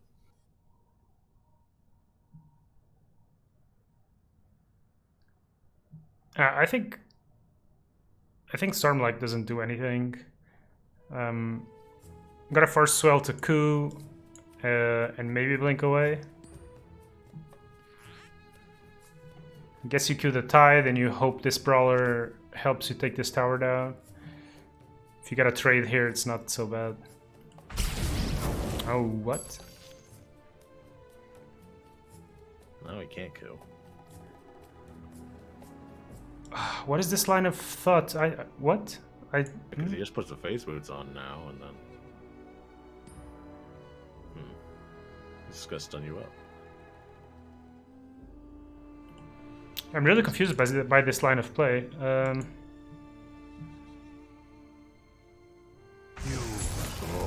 Oh wow! I think he's pressing now. It's really low on time.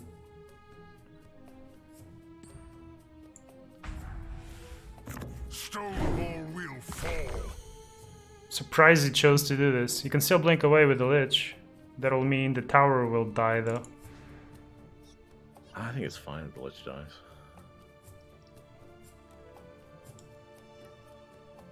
It's hard to say. I think that thing he's pressing. Yeah, he's definitely pressing. I mean, I would have preferred pressing by cooing, Death will not claim me yet. because the brawler would have hit for 6. Yeah. You still had the option Get of rid of dropping a Tide. disciple as well. Because now, like, next turn, he just primals you. Or Tide. Stuns. He's got, like, both options.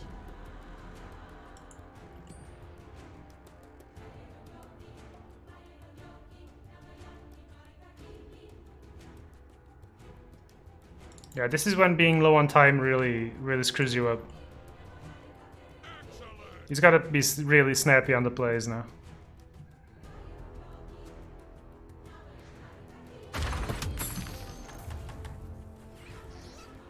And he's still got to defend lane 3.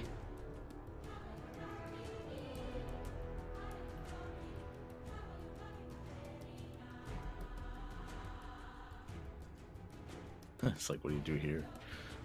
3 seconds. You gotta make a move, mate. I offer a taste of what the court of Bristol can provide. Something.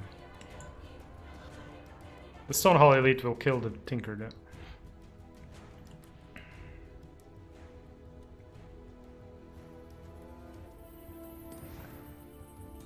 Perfect.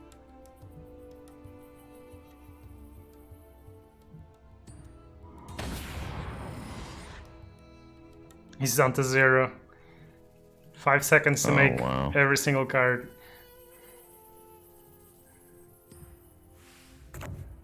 We will show them Stonehall's might. Oh, he's just leaving. Looks like. Wow, he's committed so much since the beginning of the game to take this lane. He just hasn't managed. Now it looks like he's gonna leave. He's had enough. Oh boy. He's trying the slow thing. Oh, it actually gives him the primal now. Yeah, that would have been a problem either way. Yeah. Oh, he's only got 2 cards. So. He's got a good primal here as well. Good, well. Oh, everything goes first lane. Decent. Oh, crap. Gotta get a Jasper. He's gotta get a like now. It's like, do you just cracking just to have the initiative for. Okay. Now he uses the coup. There we go. That's something. That's something. Discarded the Disciple. His hand is still good.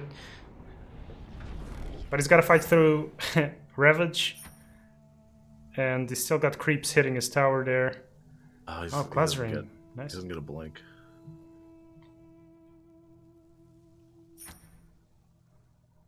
I guess the Classroom's not the worst. I mean, with only 3 cards, he won't really be able to do much. Yeah, Classroom is nice. It's just the double TOT there is going to be... 15 seconds It's going to have to deal with that Well, in the via mid lane now, laser. too, is opened up. Damn. Look at the mid lane. Like, he's not going to deal with that. Although, I guess he's hoping he can do something with killing that Beastmaster. Maybe get an Assassinate or something. No Jaspers now, because he's, I think, used both in the deck. Yeah. Down to 0. Oh, that's didn't get enough the magic. You, though? Because you're giving him the lane.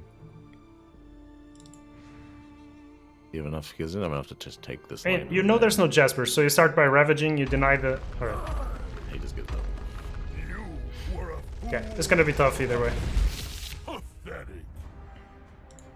Just needed to get more damage through in the mid lane. I know it wasn't always easy, but...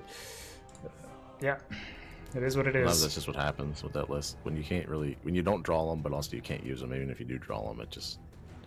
Not being able to use Chain Frost is really a lot.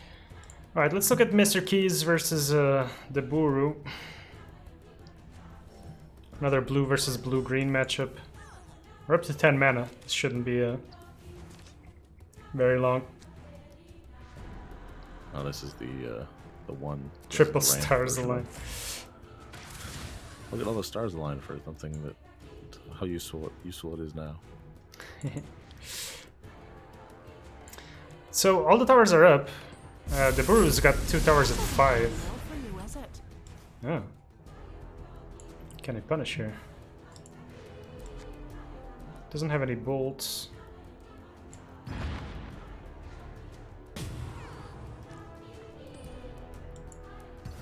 There's an Eclipse for 9. The Heroescape there. See, Boom, that's enough. So enough. that's 1 tower down. You could Dimensional and Blink. No, there's no Blink. Never mind. Blank, yeah. So we're gonna have to go for another round, it looks like. Yeah, I guess he just wants to decide where he wants to put the Aghanim somewhere.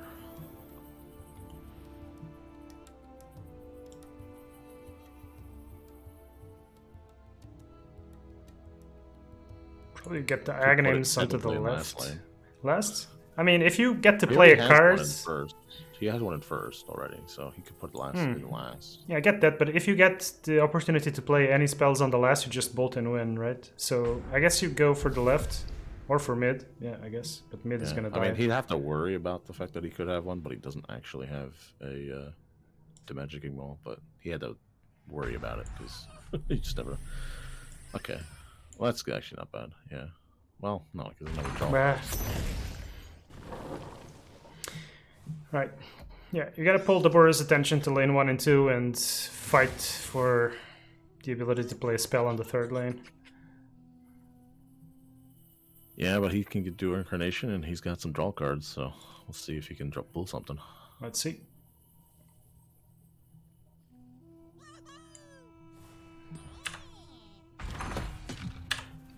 Once Nice to initiative. keep initiative instead. So the rest of it.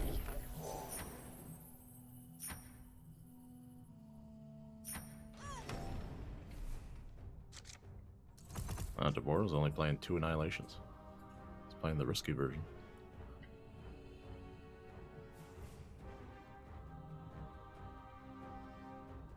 No hero mid, so Mr. Cheese can get a An Arcane, initiative card.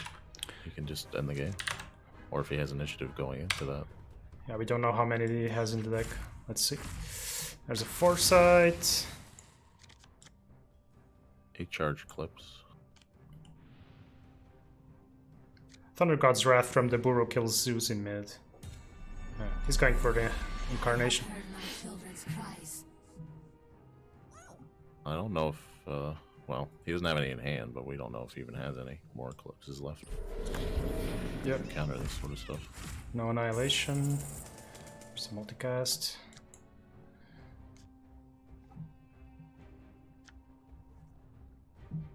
The Burrow can easily take this lane and draw a lot of cards this turn.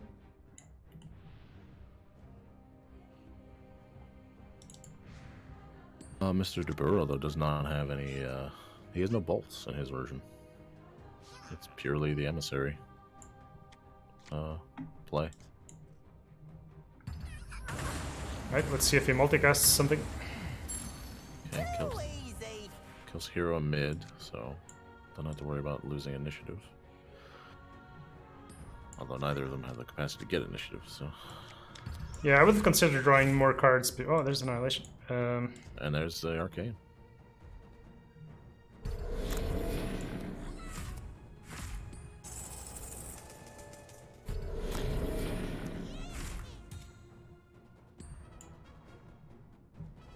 Good old draw and the draw. Yeah, Keys is just playing Spacebar Simulator now. And I guess he's hoping to see if he runs out of gas. Maybe draw a couple of cards and then see what happens. And I assume the Burrows has the capacity to draw most of his deck now. Still a couple of Cunning Plans, a Compel. Got 4 cards in the deck, so should be able to draw everything, or close to everything. See where this Compel goes out or not. He's gotta make sure to deny Kana a move.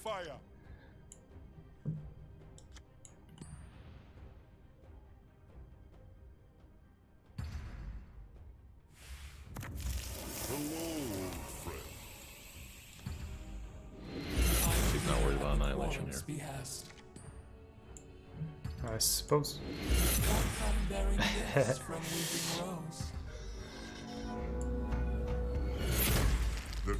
Keys is holding on tight, man. He's holding on tight because he has these 2 Cunning Plans to still search for an Annihilation. Surprised he didn't play Prey here. It's interesting. Yeah, he's gonna be short of lethal, isn't he? That's an extra 6 damage. He should be playing the Cunning Plan. That's weird sequencing. Alright, now he's got lethal, at least. Yeah. Still weird, though. Keys has got to play this Cunning Plan, or he's just really waiting for the Arcane Assault, I guess. This would be one of those moves where if he had it, like, just Annihilation. Well, I mean, yeah, the Brewer's gonna do his thing, play the Arcane Assault, and then we're gonna see Keys... Alright, no, he's popping the portal now. Yeah. He gets to what he needs. Oh, it was a 50-50 there at the end. I see why he played it now. Which means he's just going to annihilate last lane. But the problem is, it pretty much means he's going all in on this lane, but now, like, next turn he can just blow up. Mr. Cheese can come in here, blow this lane up, and then what? I mean, he doesn't have Annihilation. He needs to draw it, right? But he won't have a he chance. needs to draw it. So yeah, he needs to draw it. can... And then he only has one hero, so yeah. really... So I guess you drop the second Incarnation here. You try to go for 80 in one hit. The spoils of weeping willows. That's what I would be going for. 40. Should play this Compel, though, I feel like. Just draw that last card. Oh. Not sure I like What's this. the point of that? I mean, you're not It's hitting able to play anything for over there. 15, yeah. 14, yeah. I guess it's just, push the late heroes out, but I don't know. Maybe keep initiative now. Wait, he doesn't have initiative. Oh yeah, goodness, he he just lost the game, yeah. What the hell is that? Oh my goodness. I am dumbfounded. Alright. The amount of throws, man. Hey, fair enough, I can't say that I would be playing much better. Alright, that's the end of round 3. So this is gonna be the last round going into top 8, and then we'll see how top 8 shapes up. Yeah. I think I gotta go for lunch, though, at this point. Go for it, man. Yeah, the rounds have been taking exactly 1 hour, so...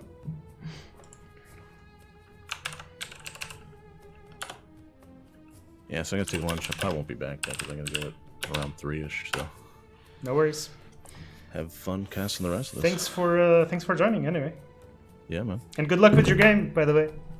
Let us know how that's going. Yeah, one of these days we should get some practice games in. Yeah. Alright, see you later. See you, man. Alright. How are we looking? So Stormlike at 3 wins, the single undefeated player, so he's guaranteed to go through. Underscore is on 2 wins and a draw, so looking good. Then obviously, as expected, a bunch of people on the 6 and the 5s. Swell, DIQ, Panda, Imba. Wait, where's Baby? What?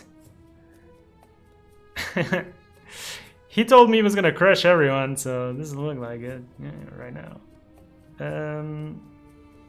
Yeah, his tiebreakers aren't great either, so he's basically gonna need to win here. I wonder if he's still streaming. Let me have a quick look.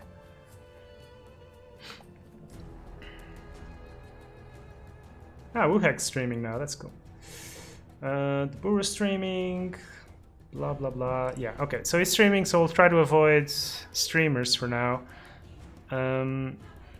Who's playing for their tournament lives then?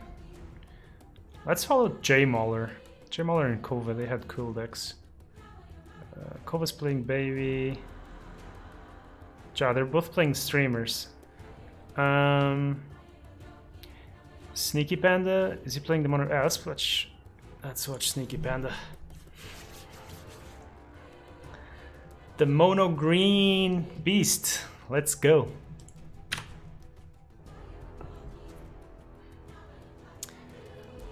Hope you guys are enjoying this quick tournament. It's nice to be back for a while, celebrating the 3rd anniversary of the game's release. So all the diehard fans that hadn't been playing for months or maybe even years get to get their hands on the game again for a little bit. DIQ, well-known mono red player, Sneaky Panda, the creator, the developer of the mono green deck. He's called this matchup good many times, so I'm interested to see how this plays out. He's playing the one Chad, a couple of packs, the Emissary. It seems like he's not playing any obvious ramp. Sell him in his favor, just a couple of copies, of which he just drew one. So he's going to be able to potentially, there's a smash, but potentially he would have been able to ramp into the Thunderhead. It's going to be a nice, it's so good when smash hits. Just one of the best card advantage cards in the game, albeit situational. So I gotta imagine this is gonna be coming out. The other option would be going for the kill here on the draw.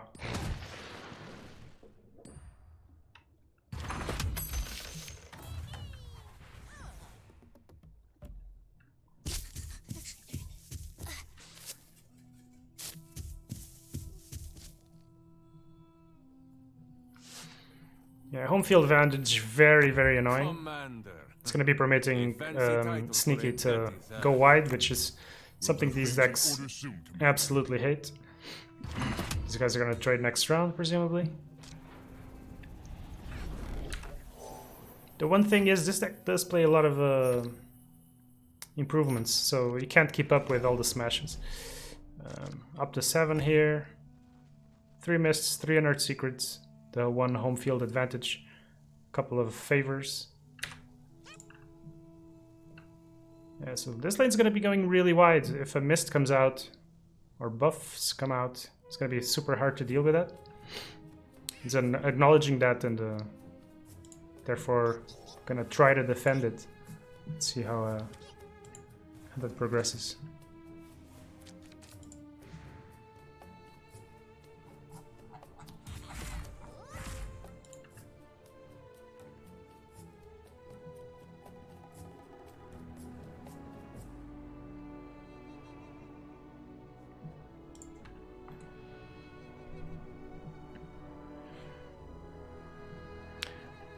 Yeah, so Bristol gonna be alone. He's got the 2 armor here. He killed someone.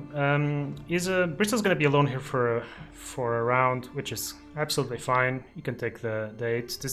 It doesn't play the Dream Path of the Dreamers. They generally play Rejuvenate. There's a couple of them, yeah. So he's really not too worried about this. Sure, this could become a bigger hit if you drop the Bearer swap.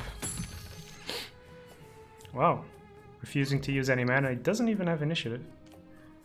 So a bit surprised nothing happened there. Let's see what the IQ is planning.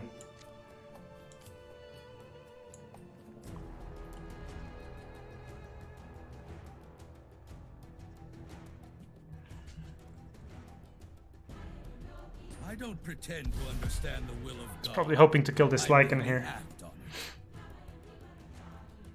But once again, he's, unfortunately for him, gonna be choosing between getting rid of these improvements or getting a kill. I mean, since he didn't play the Bearer on the left, I gotta assume he's gonna go for it here. Denies the 2 mana. Gets another one. But then it feels awkward not to have done anything here. Unless he was afraid. Maybe the reasoning is he just wants the hero to fall on top of Bristle, so he wants Sneaky not to deploy on the left, potentially. So yeah, there's definitely scenarios where not playing the creep there is correct. Forces the TP. It's a decent hit. Trades for a card.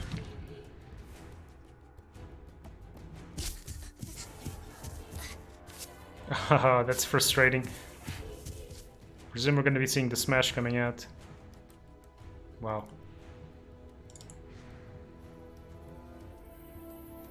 It does mean the Stone Hall Elite survives by swapping.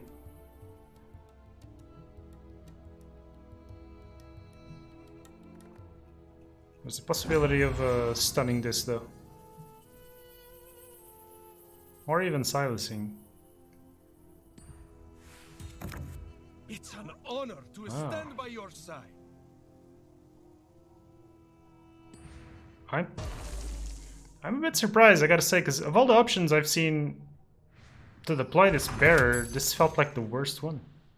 Did you not notice that he was disarmed there? I mean, surely you did, he dropped the boots. I'm a bit confused there. But whatever. So 2 creeps, really lucky for sneaking now. Now we can try and sneak sneak a hero onto the left lane.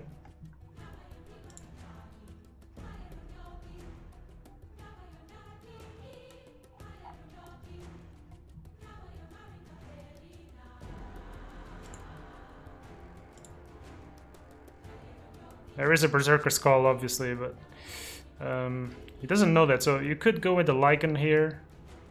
Wow, that's ambitious.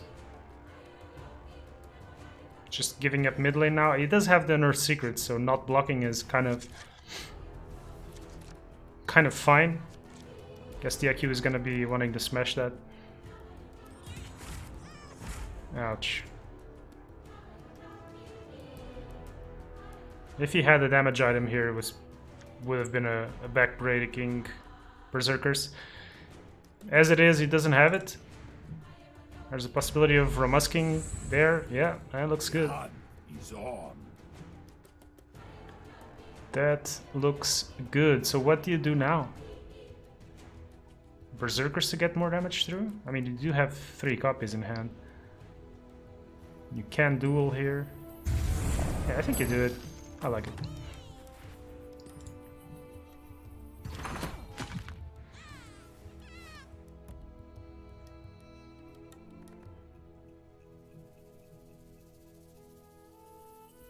This might be a gust, but if he gusts, he just loses the lane.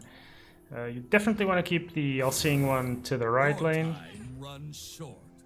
It prevents a smash here, so he doesn't even know it, but it was great for him. He will do if I end up losing that tower though. So, oh, well, it's still stunned actually, so this is not good. It's actually the worst possible target. Well, one of these two would have been. What an awkward position here. Imagine we're gonna be seeing the all-seeing one's favor as well. This creep's gonna be going to town, man. He doesn't. Probably wants to spend it. Close. That was close.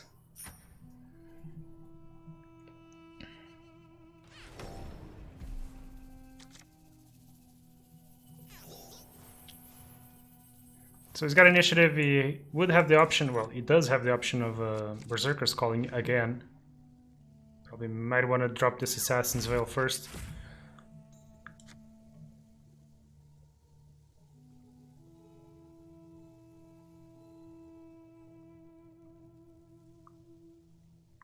Enough magic is actually also fine. Gets a kill, hits the tower. Then he's got the free mid lane. No spring trap, unfortunately. Ah, that's a good one too. Let's spend 2 cards though. Could have used enough magic for similar effect. But fair enough. Tower goes down to 14. This lane's basically guaranteed here. See what he draws. Alright. I think this is probably not necessary, but you could drop Bearer and use the Call of the Wild and swap. You're gonna want to get at least one of these heroes away afterwards. And you want to make sure you have an item for this cotton prepared there. This is more than enough committal. Can swap. Yeah, there we go. So tower guaranteed here.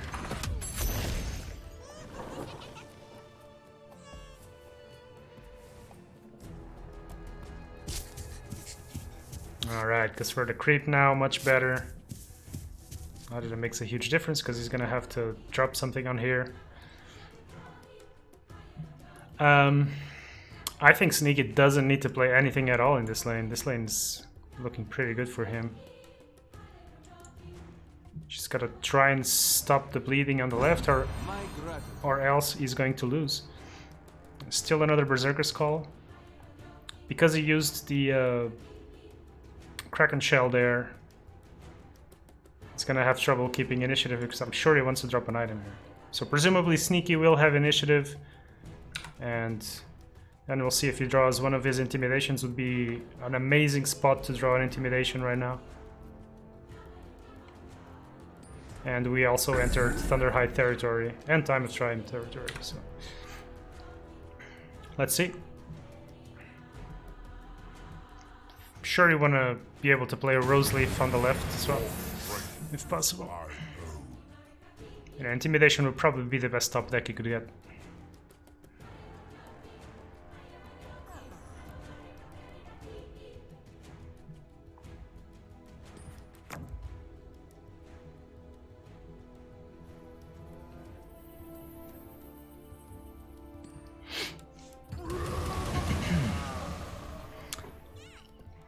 Alright, nice Ravage for the stall. It's not going to accomplish a lot, but it will buy him some time now. You will never defeat me. Well, let's see if Sneaky finds a way to get rid of this. Oh, that's a nice blink. If he finds a way to get... So he's going to be able to TOT mid and even maybe blink away. Or just blink and simply TOT on the right. Then he can actually properly contest it. Because I think the 2-hero TOT is probably not enough. But we'll see. First things first, he needs to prevent the loss on the left. Just a 1 damage short from being able to kill here.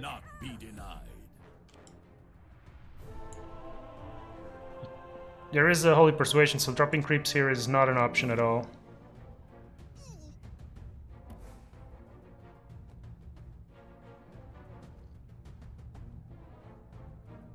Oh, there's the Intimidation. Okay, so that's the scenario that I talked about. Now Sneaky will know that there's a blink. But it just feels great to drop the Intimidation here. Of course, if it goes there, suddenly you're kind of losing that lane. Tricky. It's actually a bit more complicated, huh? If he intimidates and it goes over here, he blinks another hero. Well, probably then he blinks to the left, right? So I guess it's not that bad. Assassin's Veil into duel is now an option here. There's a Stonehall Cloak though. So it looks like the position in this lane might just swap.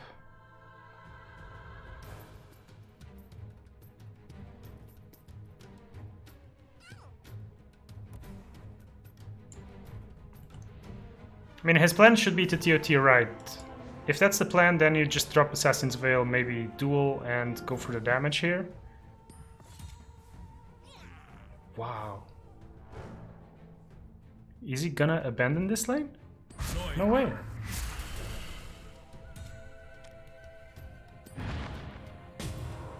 Oh my god, what?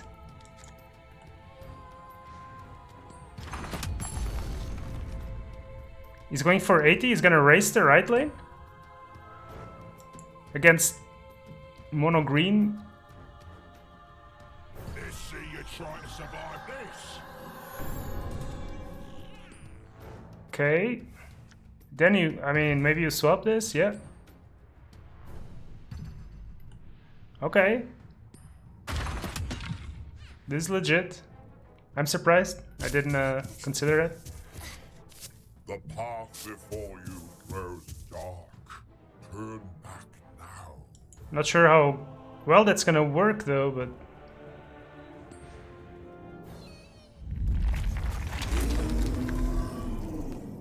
you can block it. It's 21 damage.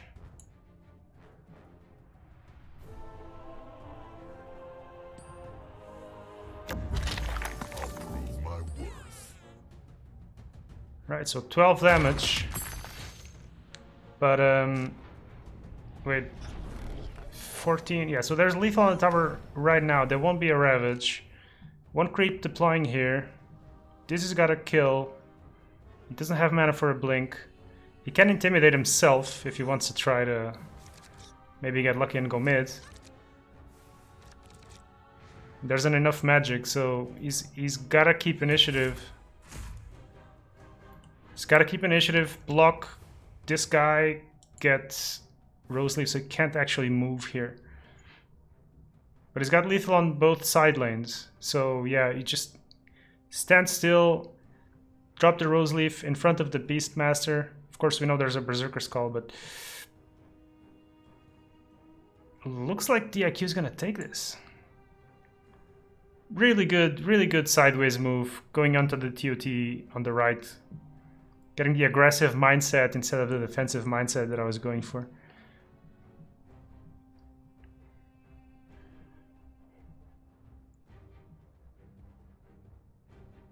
So the other option is you intimidate yourself, hope to get lucky, because you gotta land in front of something to prevent the enough magic. This works. So you gotta land in front of a TOT hero, pretty much.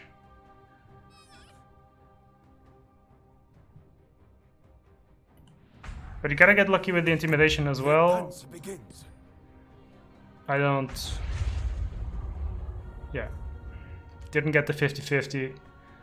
We don't know if he would have gotten the good slot anyway.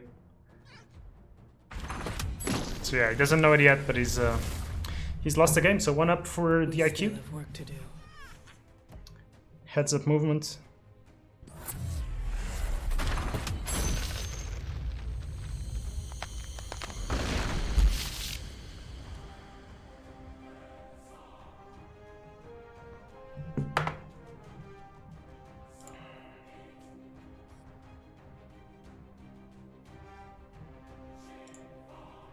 I think we'll go for the second serving of that.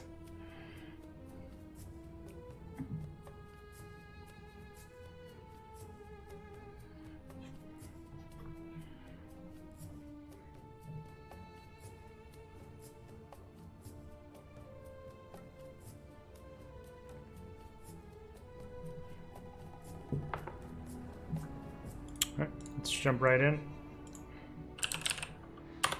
So we've been going at a rhythm of about 1 hour per round. Should be ending at hopefully around midnight CET. It's gonna cut into my sleeping time. Stand against us. But fair enough. Fair enough.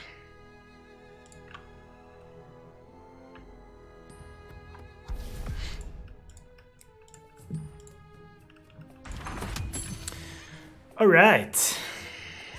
How is Sneaky only level 85, man? Rookie numbers. Absolutely rookie numbers. So no smashes. Wait, did he already smash before? Can I not see his place?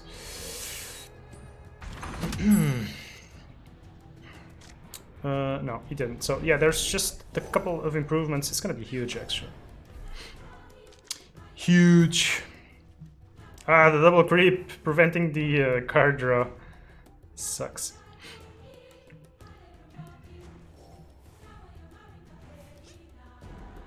Alright, no Curford Bristol here, so Laken's gonna be able to survive that.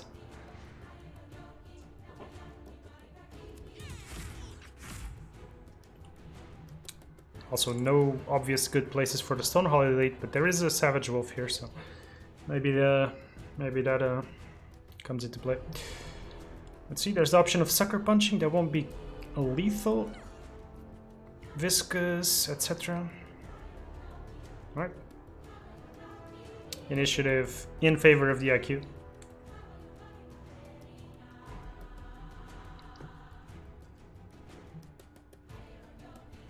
I do notice that there's a Salami in his favor into Thunderhide, so all the improvements coming out for Sneaky.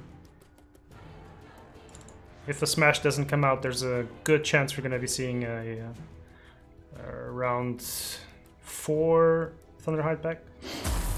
You're pathetic.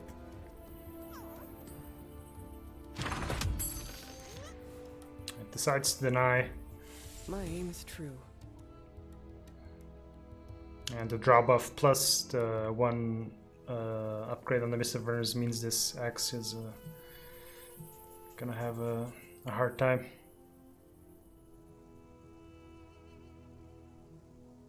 So I'm sure Sneaky is feeling tempted to drop the Savage Wolf, but he could also just simply move for the Salaman's favor. It's a bit greedy, but it's just gonna be a trade because of the draw buff. It's not as bad as it could be otherwise.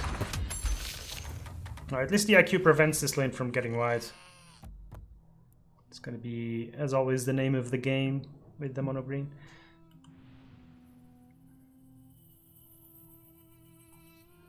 He had the Ramos Blessing also, like, so he kind of had the chance to beef himself up, but let's see. Sneaky considering if he wants to give initiative, prevent any sort of plays here. Well, I think this is correct. I wonder why he chooses the right lane. I guess he sees the placement for the Thunderhide pack as being optimal here, potentially.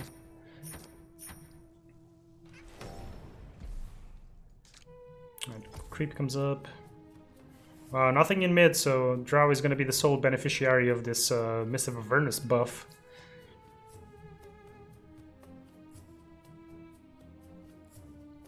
So it feels like the IQ is slightly ahead on the early game. Just because he's managing to keep all the creeps away from the table. And again, this Unearthed Secrets isn't going to be drawing anything, like everything's blocked. No smash. Another wolf.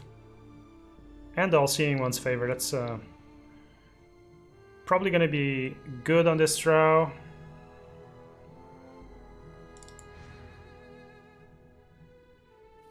Would also be good here on the Chen, most likely. Let's see how it plays out. Follow, and your power will only grow.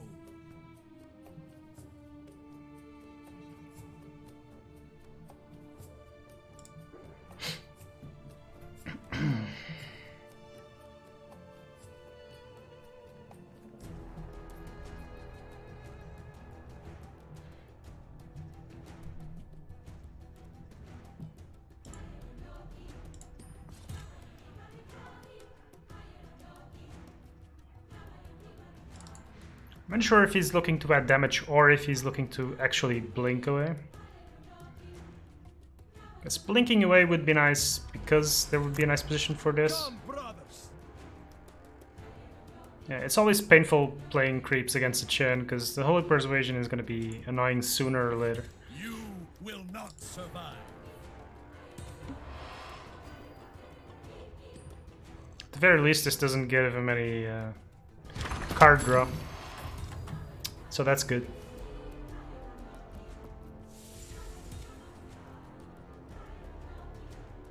This might be the time for the wolf. Gonna get punished again. I will fight by your side. Just kind of playing generously with the wolves.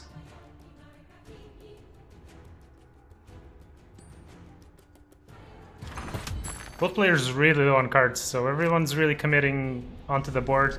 I'm sure Sneaky would love this Chen to not die this round, so it's going to be important for him to keep it alive for the Holy Persuasion. Assume we're going to be seeing X in the mid, no? Really wants to fight there.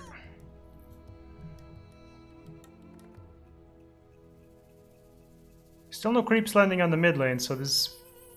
It's feeling like a poor man's Mist of Avernus.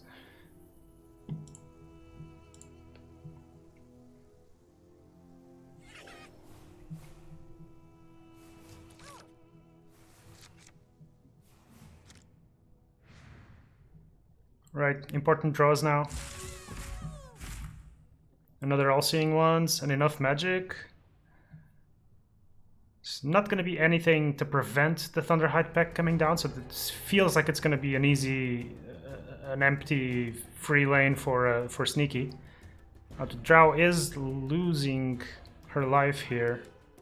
He doesn't have any creeps to change these arrows here, so it looks like TIQ might just take this lane. The Omni Heal plus the All-Seeing Ones, regen also not enough to save here. The Fountain Flask. My will is unwavering. Yeah, status play. The Fountain Flask plus the regen, that's just enough to keep it alive. And next round he can purify. Seems like that's the plan. Still not drawing any cards. This is incredible. Well, he is now. I'm not sure if the 3 damage are worth a card. Whisper your thanks to the Well, I'm not sure. There, it's for sure not. And now it's 2 cards. So there are the phase boots here. So just wondering if there's a way. Oh. Thought he was setting up to heal this. Did he forget about the 2 regen?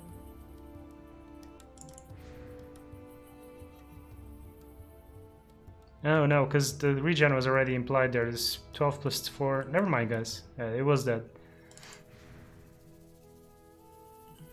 So we're gonna be using the Fountain Flask to maybe save the Drow. Plus the regen. Get the buffs.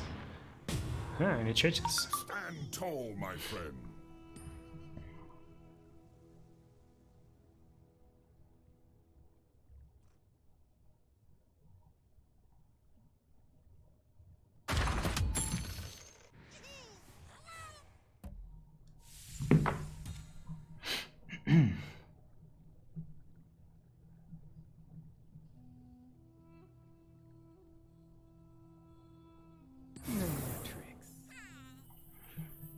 Yeah, it doesn't get much better than using it like this. He's gonna guarantee the Holy Persuasion next round, except he's killing both the creeps. Well, Fountain Flask has to come out, and like we said, he's gonna be able to guarantee this right lane pretty much. So slowly but steadily, I feel like Sneaky is at least decent in 2 lanes. He's got a lot of work to do on the first lane though. But if nothing else, if he wants to leave it, he's drawing cards, so it's gonna give him gas to try and win the mid lane.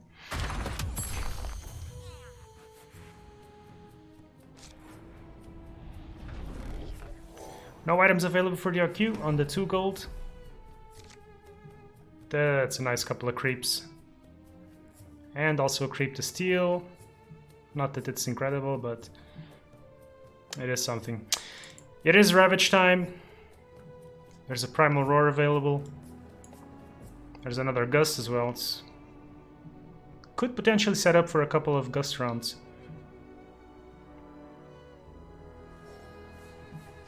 Yeah, nice spread of heroes here. Gotta feel like Sneaky's a little bit ahead at the moment. Right, another Brawler. Can't be played in the mid, pretty much.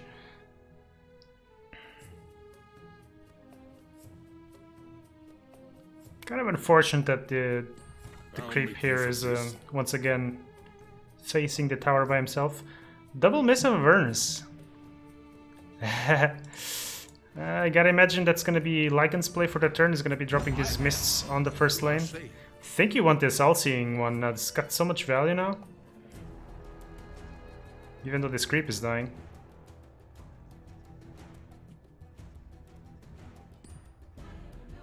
It's a tight balance for Sneaky between playing cards and keeping the initiative for the Gust here.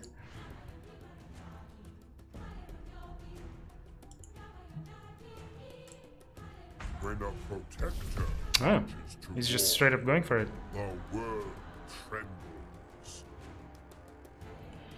I guess that gives him the choice of not doing anything on the right lane and keeping initiative.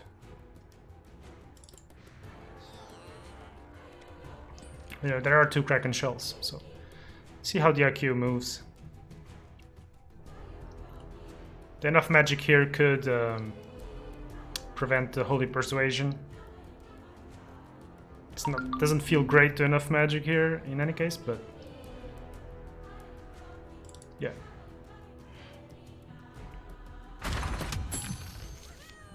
No moves. Is he hoping that Sneaky steals the melee creep here so he can drop the Brawler? That seems very ambitious. Let's see if he's gonna Ravage.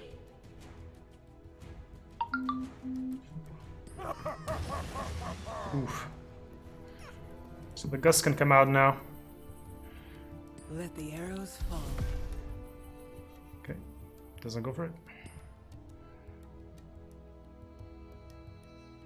Yeah, DIQ is hoping to get the Brawler down on this lane. This could backfire.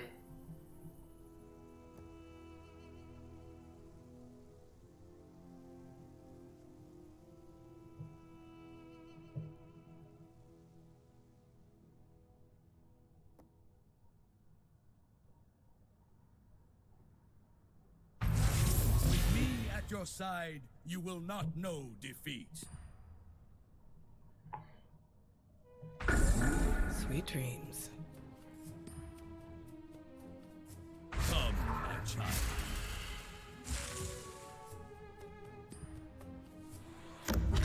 I fear nothing.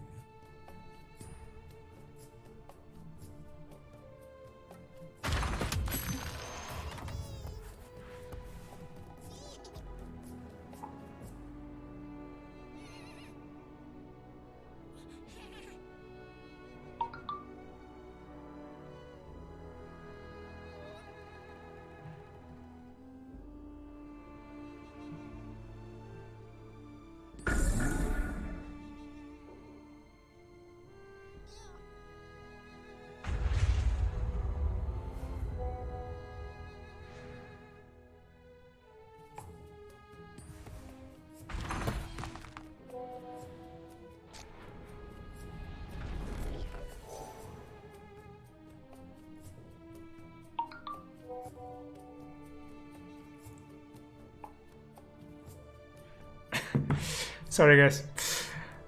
I completely just missed what how I got an important message.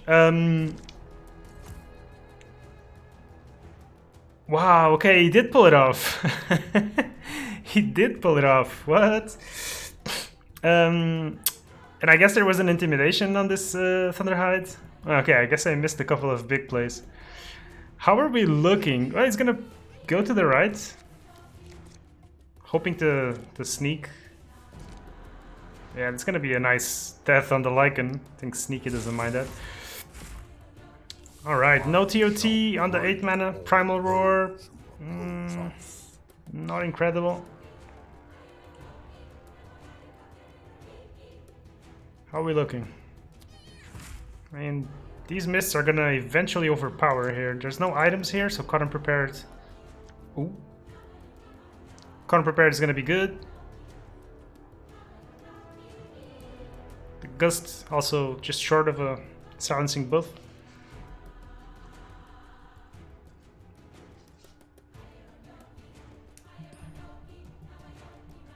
I guess we're gonna be seeing the TOT. There we go.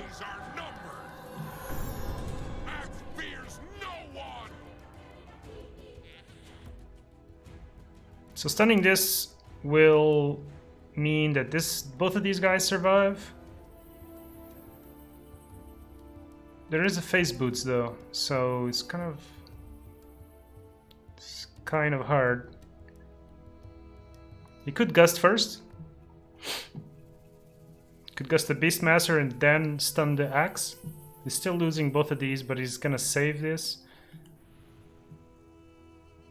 Looks like, yeah, DIQ's managed to turn this around with his bold play. I do not want to kill you. If I must, however.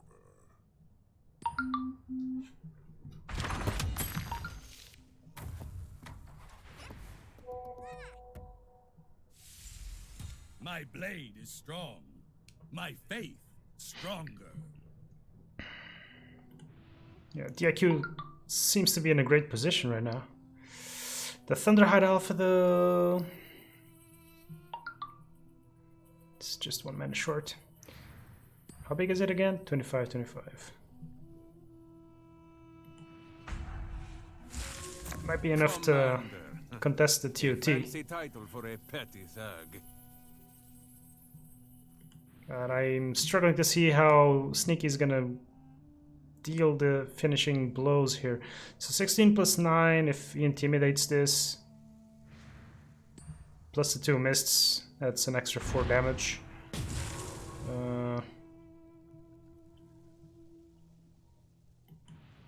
Still gonna be hard though.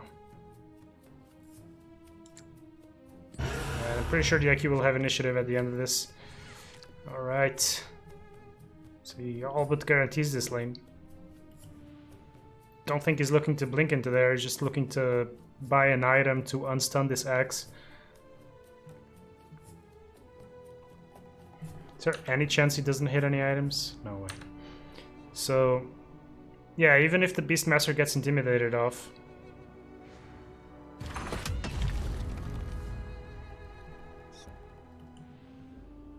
And I'm not even sure that that's the play. It's all gonna come down to the left lane. I'm not going anywhere.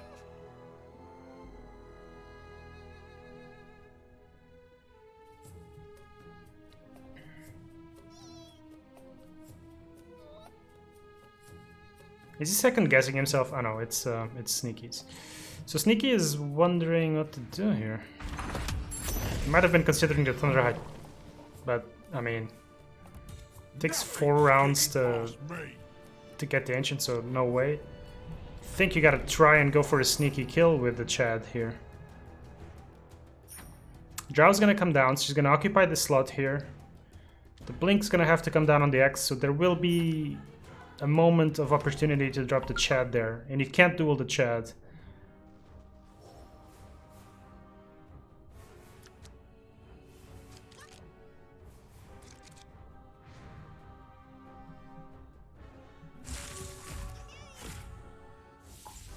A leader of men must be strong.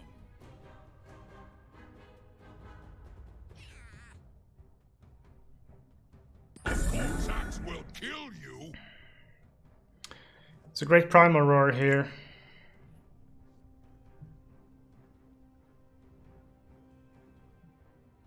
Sure, Sneaky sees that, so maybe he just intimidates the axe. It's gonna prevent a bunch of damage on the tower here. I mean, you won't be able to drop the Chad, but if the axe goes mid, that's like perfect for him. I don't think he has really much of a choice. He's got to do that.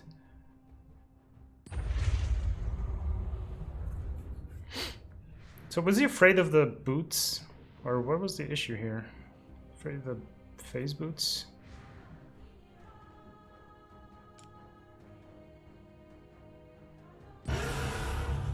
Yeah, so one of these guys is probably gonna get TP'd. Your faith in me will be There is a 12.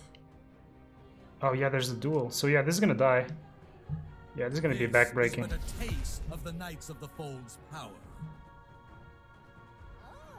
16, even if he duels this, it's not enough damage on the tower.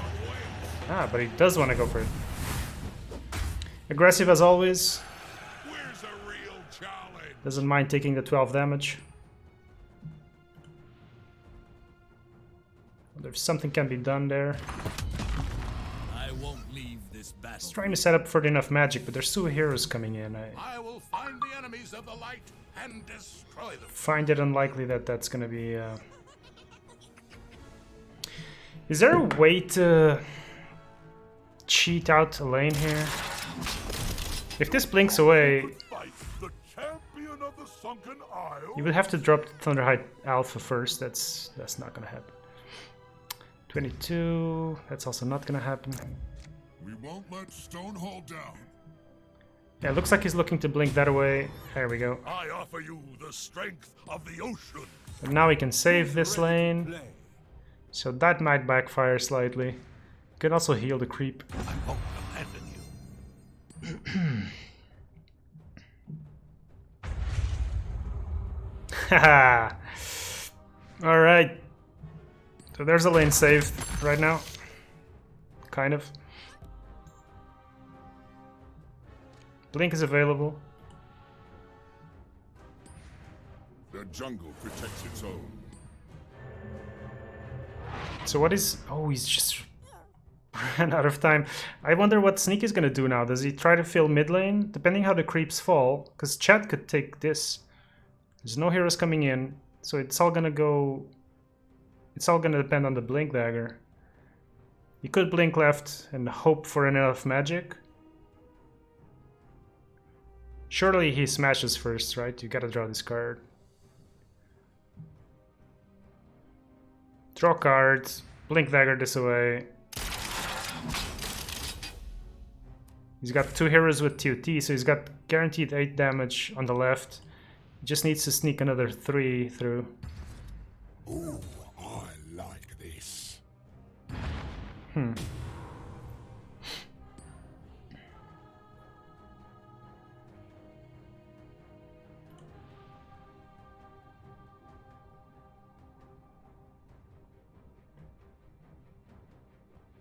Yeah, so the creeps are going to be super important to figure out if the enough magic... Oh, he doesn't even take initiative. I'm quite surprised.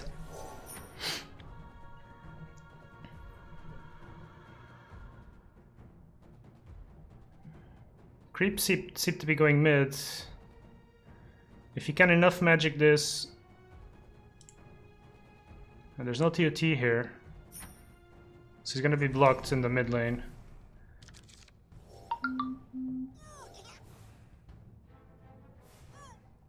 And Sneaky might just take this by dropping the alpha on the sides. All he's got to do is take 1 tower.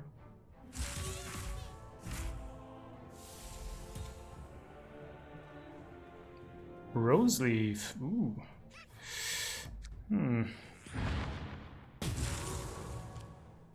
Okay. What?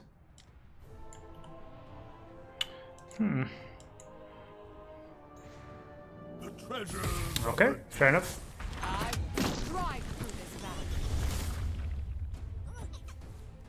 So both players vying for the mid lane.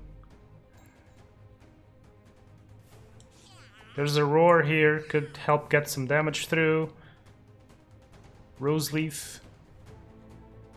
I think either way it looks like this game's gonna end now, so if that's the case, obviously Sneaky doesn't have to do anything.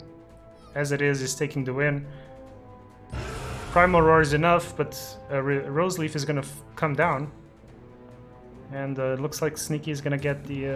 All-seeing one, clear my mind.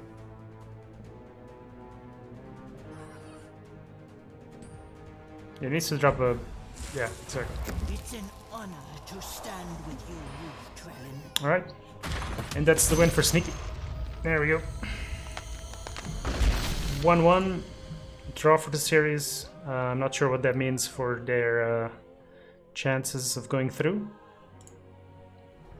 I mean, worst case scenario, they just both cut each other from the top 8.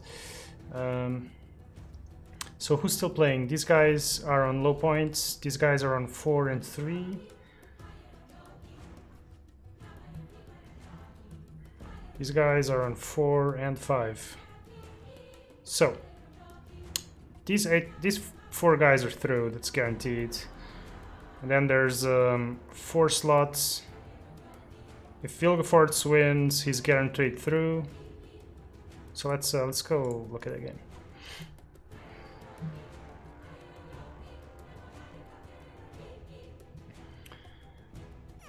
All 6 towers up, 8 mana.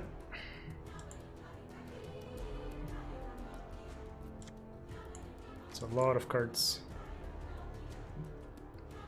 Lane 3 seems to be available to take with a bolt. This game looks like it's still gonna take a while. It's taking a while, but it's down to 50 seconds.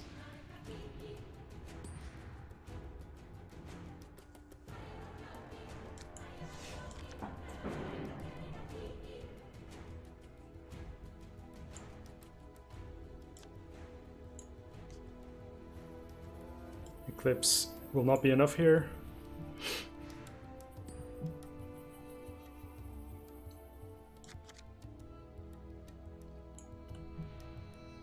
Looks like the Veno is taking the right tower for Unscathed.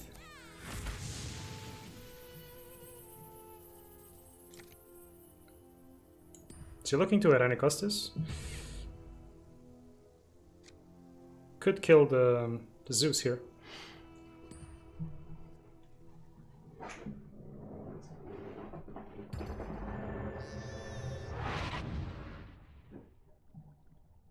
Or he could try to take back initiative. There's also an Arcane Assault for Unscathed here.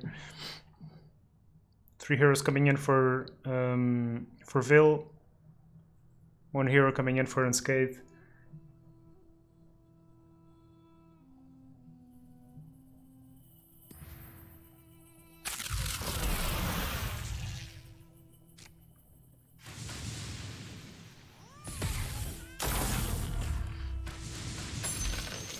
All right.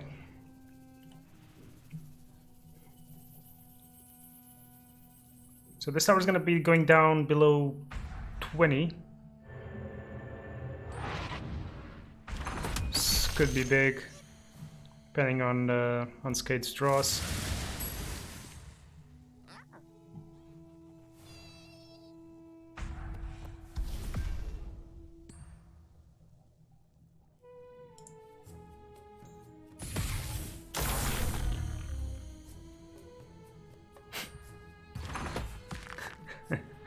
Looks like DIQ is rapping in chat again. Alright.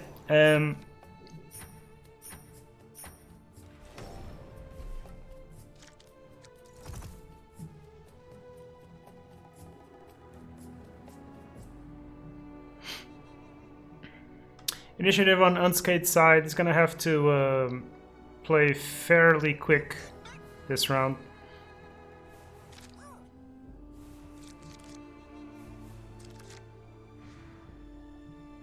But yeah, the game will be entering the later stages now with Incarnations coming online. Triple Emissary.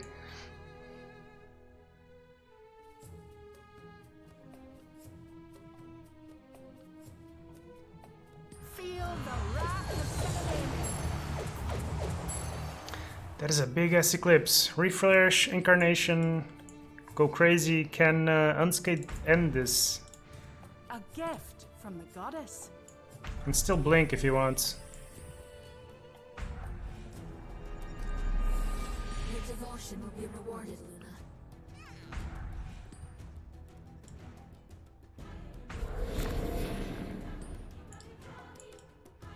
There's a bolt. Not quite at 10 mana yet though, but it's putting 8 damage on this tower if the Veno takes that.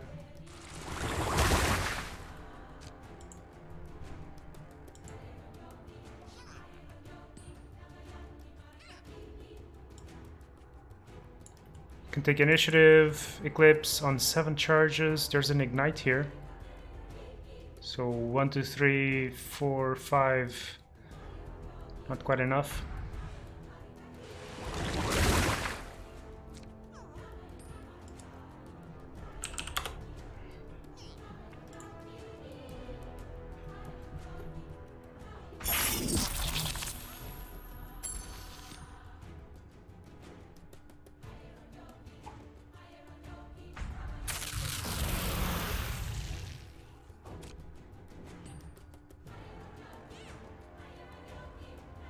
We will cast down our enemies.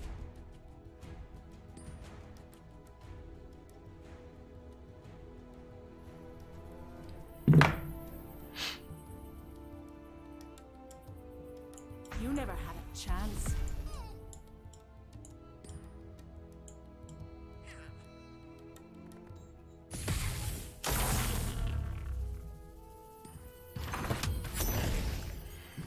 Alright, manages to get enough damage through to get the tower down. Keeps the initiative. Let's see what is... Yeah, gonna go for the Annihilation. 1 hero coming in to deploy from Veil, so he's in dire straits right now.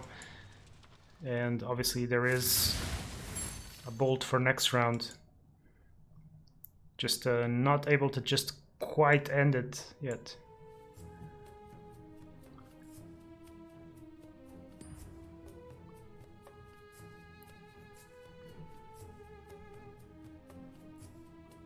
It's considering the incarnation, I presume. Yeah, there you go. I have heard my children's Could cries. diabolic.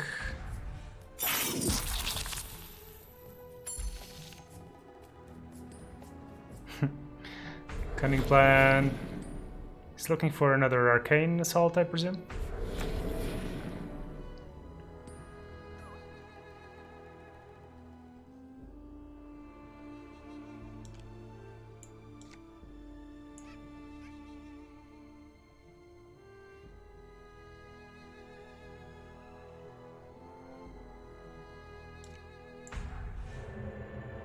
Yeah, I like the TP because otherwise you would be dying to Thunder Gods. All he needs is to make sure he gets a bolt off there.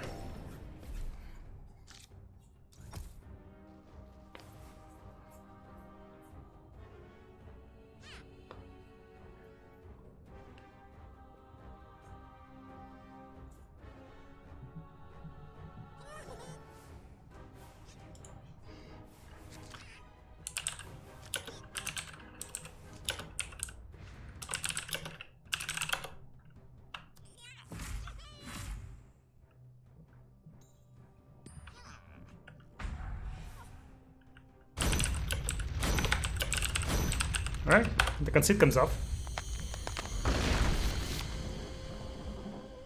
So we're trying to figure out who's going through the top 8 and who's not.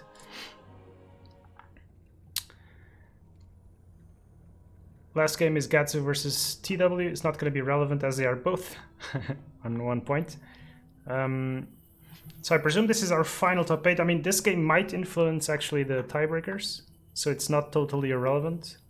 I just don't know who's played who, so I'm not gonna try and pretend I know how to calculate the percentages, but if any of these guys plays someone who loses, their tiebreakers will go down.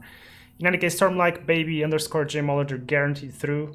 Looks like Swell, DIQ, Sneaky, and Unscathed have the best tiebreakers for now, but there's a chance that that someone might overtake them. So opponent's series wins 44, 42, 41. These are small percentages, so given the amount of games that's happened, I wouldn't be surprised if this game actually changes. So let me see if I memorize. Swell, DIQ, Sneaky, Unscathed.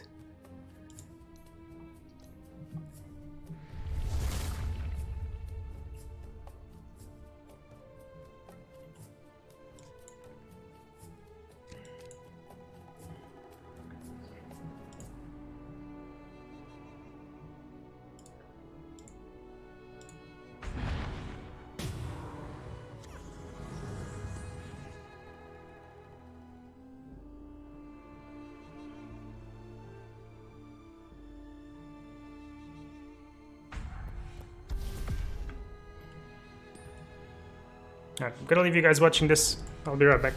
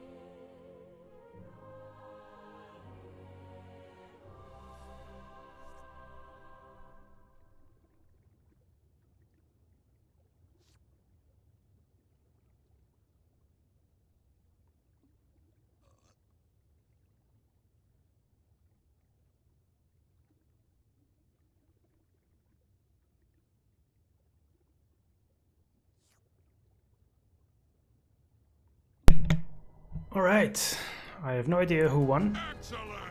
Let's see if something's changed. Swell, the IQ, Unscathed. I think that's unchanged. Alright, so that's our top 8. Players are registering decks.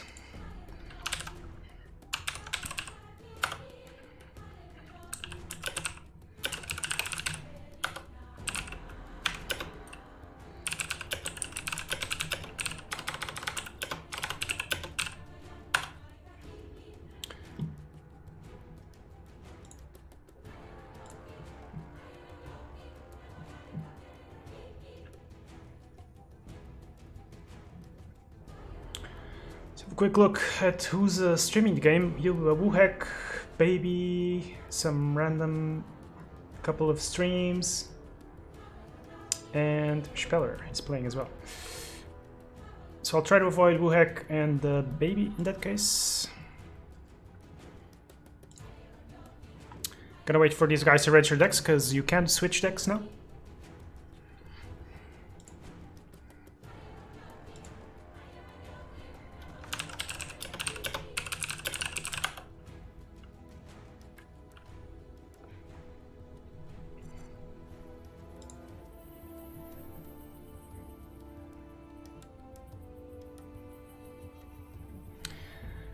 Hope you guys are enjoying this so far. With the tournament clock, things run a bit smoother. It is hard to cast draft on a very low clock. But yeah, constructed tends to go a bit faster. Hopefully there will be less mono blue. I wouldn't be surprised to see underscore switch to mono blue. Although Swell and Baby were playing the mono black econ, so I guess you might want to switch. You might want to try to dodge those. Presumably Storm will play Unscathed, Sneaky will play Baby. So Sneaky tends to play mono green, Unscathed often plays blue. I don't know, Storm plays a lot of things. So we might be ending up seeing 2 mono greens. The IQ is for sure going to be mono red. It's a possibility to see double mono blue here too. I think we're going to get a nice representation of the meta, probably.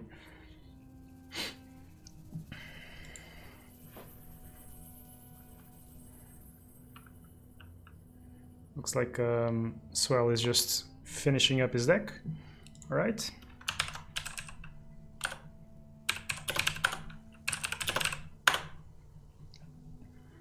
Let's begin.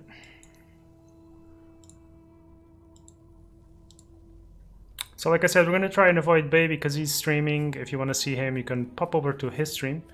Who else was... Yeah, Woohack was streaming, but he's not in top 8. So we've got these to choose from. Yeah, underscore switching to mono blue. Classic matchup there. Swellsong still on the black versus the green. That's not a matchup I've seen a lot of.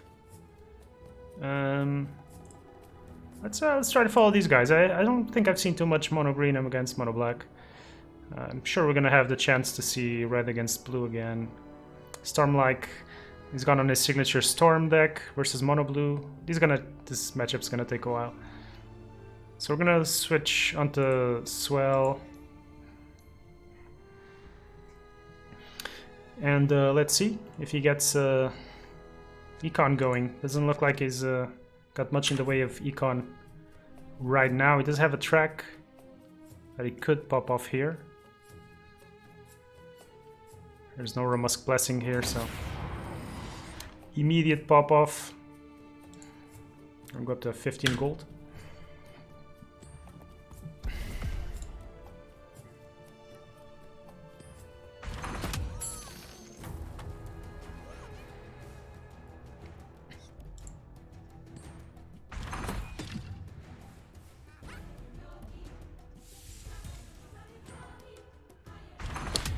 March is a really good card against green, I think. These decks want to go wide. March is great at preventing that. Green doesn't have a lot of armor either. And I don't think he even plays Maul. Yeah, he doesn't. It does have... Ooh, triple Stonehall Cloak. That is really... sorry, I thought plate. 1 plate. Okay, plate is really good against black. The cloak, less so. But still, Let's see how that plays out.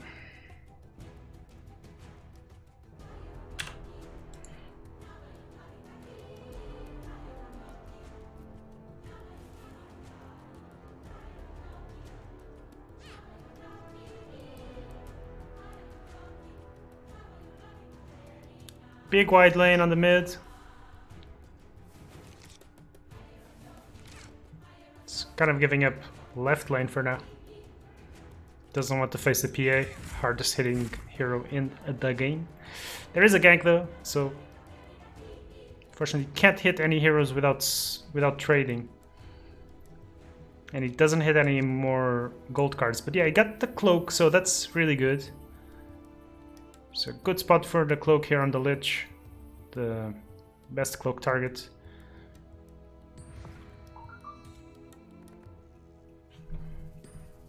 This tells me he wants to gank.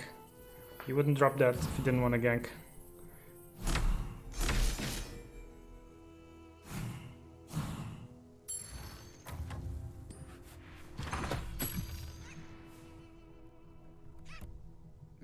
It looks like you could use this.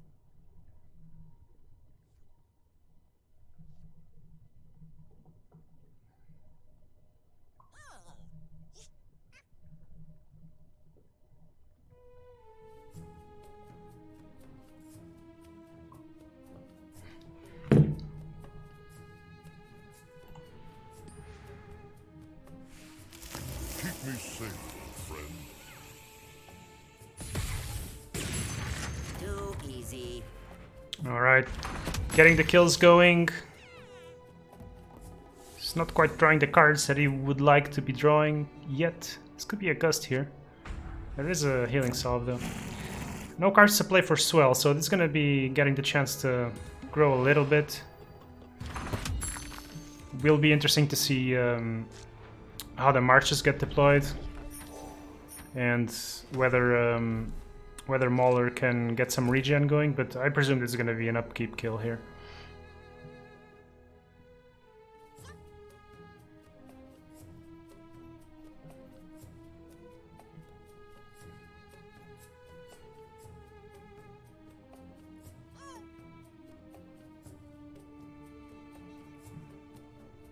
Yeah, J Mauler debating whether he wants to run the risk of facing the PA again, but it feels bad to give him a free lane. I'm liking Swell's position so far.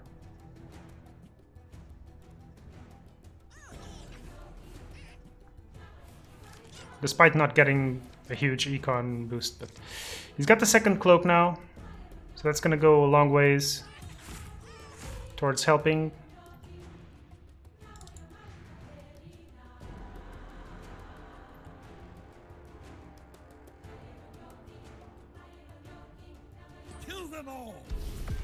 Bit surprised that he chose to place a second hero there. So kind of tells me that he's not sure that he's gonna march there, or he was hoping to block this. But if he marches, then the headshot will be enough for next round. So maybe that's why. Maybe it's just guaranteeing the headshot.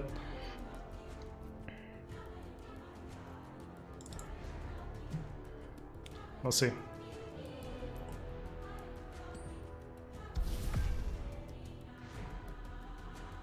Okay, marching into mid. That's a really subtle tip to J Mauler that there's another march. I think you'll be pleased with the results. Very subtle. J Mauler's hand is just so bad. Jeez. So we're gonna be seeing the other march coming off. I am sure. There's a possibility of cloaking here.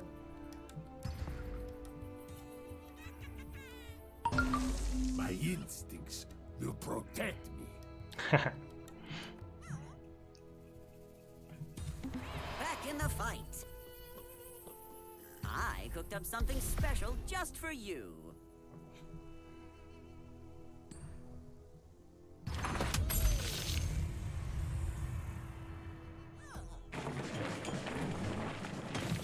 I see you.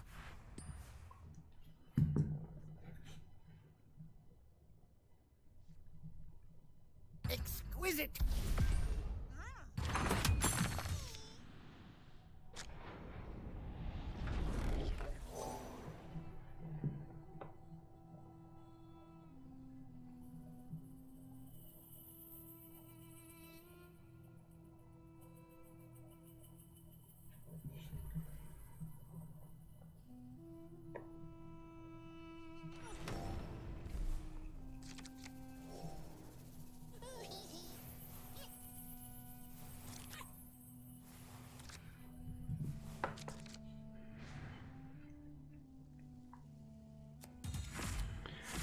Yeah, so I don't like how this is looking for J Mauler. Oh, this Musk is actually huge.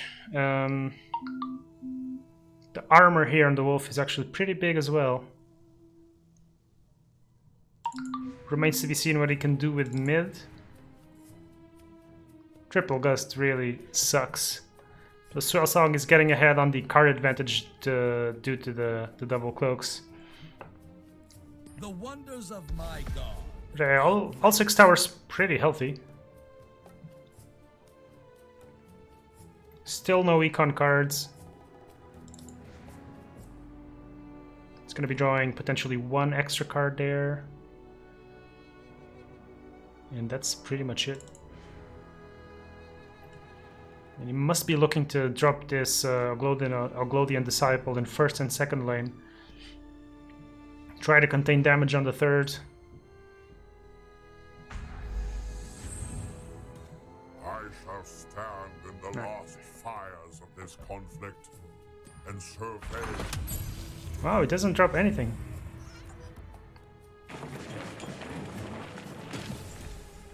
A little bit surprised.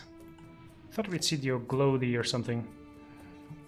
Maybe he's convinced that he's got enough damage with the PA there. Alright, that's a kill. I guess he just wanted to 100% guarantee that.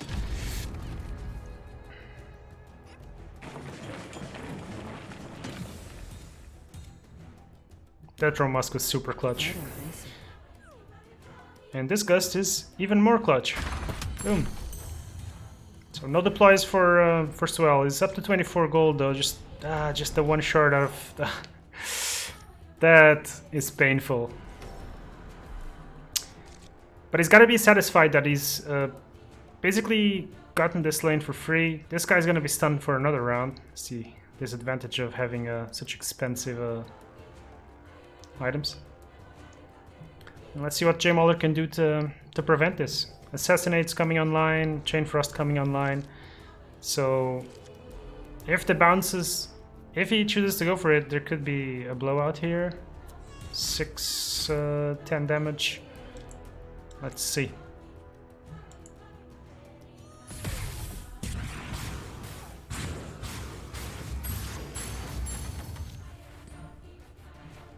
All right.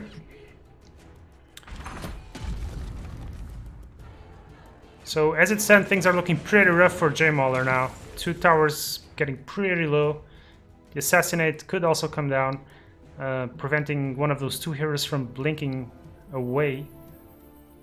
And so otherwise, next round, J Mauler has only 1 deploy to try and stop this. It's going to be extremely hard. But his hand is just so bad. His hand is just so bad.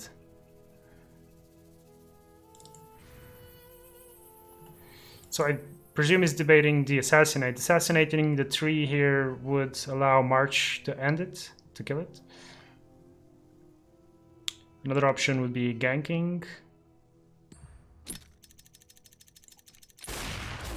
But I think he's fine with this. I mean, he's gonna have a very easy next round, so.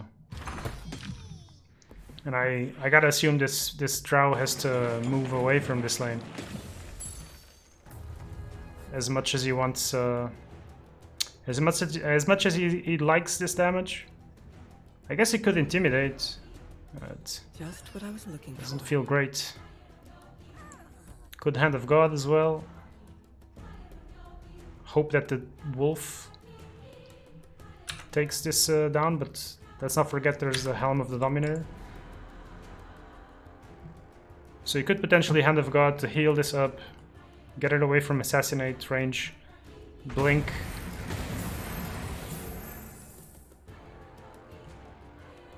Just hope for the best. Because at this point it's a Hail Mary anyway.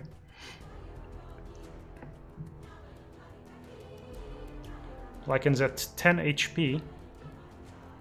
So I presume Drow can come here. She will keep the damage immunity though, won't she? There is a coup, so... I think I can make this work. It's until end of round, so it should go away, right? It's not after combat thing. Yeah. There. Hits the secret shop horn.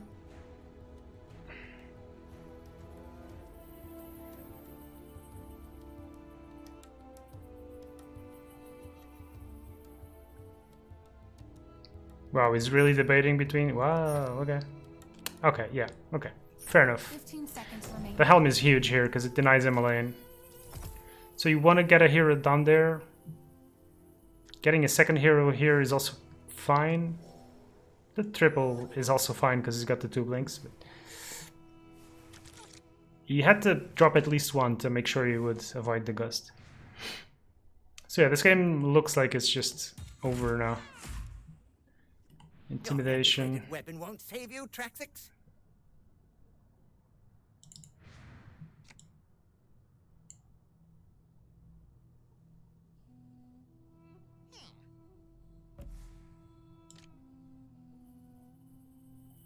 I guess you coup the drow.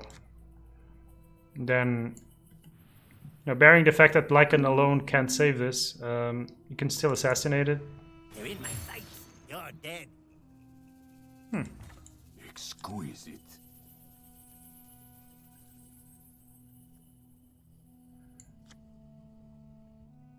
One possibility is to drop the Tyler estate as well.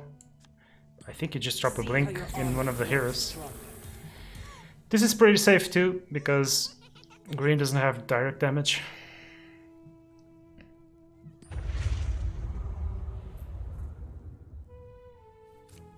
Just simply gonna drop a blink. Don't need this. There we go. Take on anyone. That's GG. Just pass. No need to do anything. Go next. That's gonna be swell up a game. Just what I needed.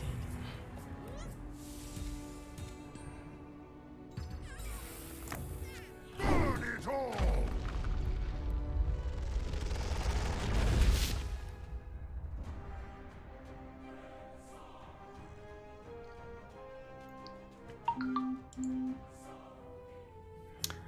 Right, so we're gonna wait for them to... It was actually the fastest game. Mono Black can be quite fast. Not sure if that's a great matchup for J Mauler, but sure didn't look great.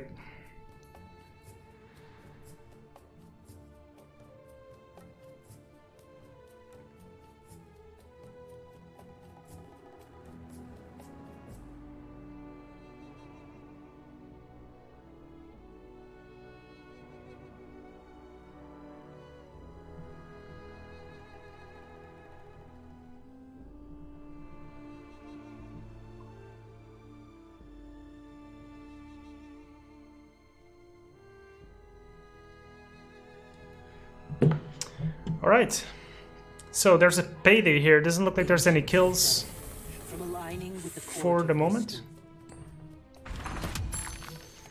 Couple of end game cards here for J Mauler.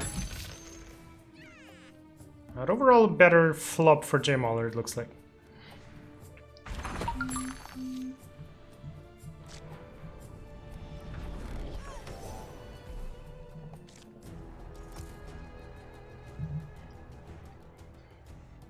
The all-seeing one will shift the balance here a little bit.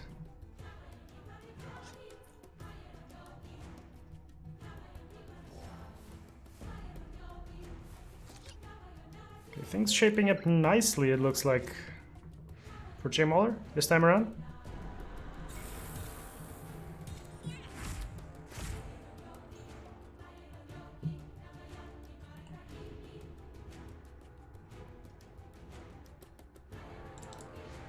Presume we're going to be seeing the all-seeing ones, but could also choose to go there and protect the drow. I like this play. Now the pickoff could still kill it, but it's a trade all around, and the creep survives.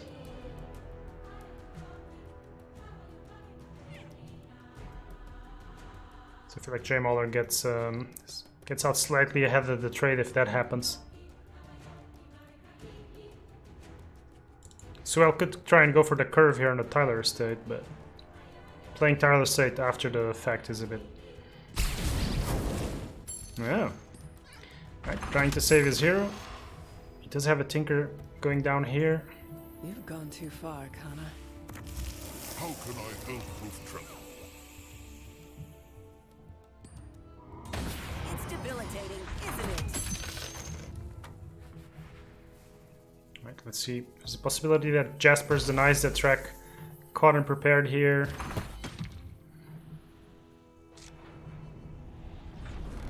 Kind of annoying for the mono black econ in the first rounds of the game because he doesn't, especially holding a payday, he doesn't want to buy any items. So it might actually be a while until this PA gets unlocked again, unstunned again. So I imagine we're gonna have to see the sniper come to the right, which is frustrating for him because this bounty is looking half dead.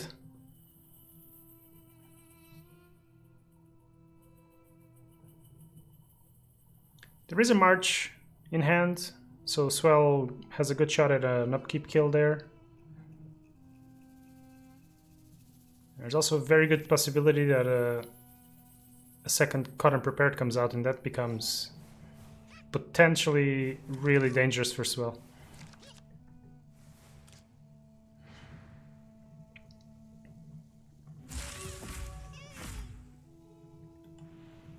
Oh, this favor is huge. This favor is huge. You can favor into Emissary or Thunderhide pack ASAP. My will. Oh boy, there's a double payday, but it doesn't. I mean, there's a Tyler state. Fair enough. And he doesn't have initiative, so. Imagine we're gonna have to see this forced Tyler estate to prevent creeps coming out. So close. If this emissary comes out turn 3, it's super busted.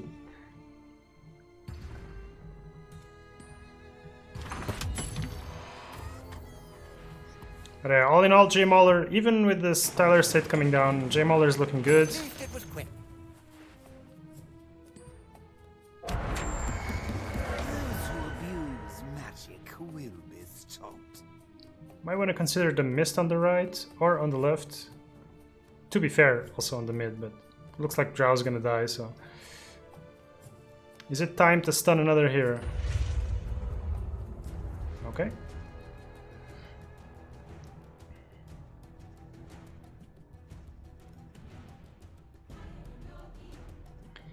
I understand this play because he wants to make sure he has a green hero, or he does his best to have a green hero in this lane. There's no heroes coming in for him, so... He's surely gonna play the mist onto the left now. There we go.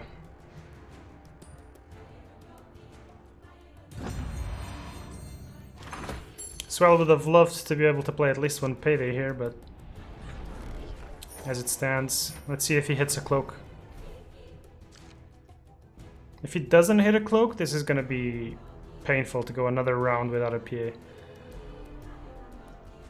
And even if he hits a cloak, it's painful because he's holding double payday, man. Ugh. Tough decisions all around.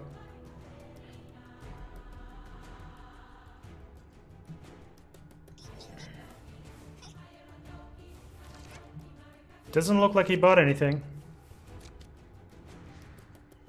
Sticking with the plan. Now he doesn't have initiative to kill this this Chen. Triple payday. Wow. I think he has to take this round to triple payday. It does mean he doesn't do much else. We can kill this. Drop Untested Grunt, payday, and then payday. Assuming no gust. A little bit ambitious. Could backfire. He wants to make sure he has initiative here to kill the Drow as well. So yeah, this is a tough... Yeah, this is a very tough sequence of events.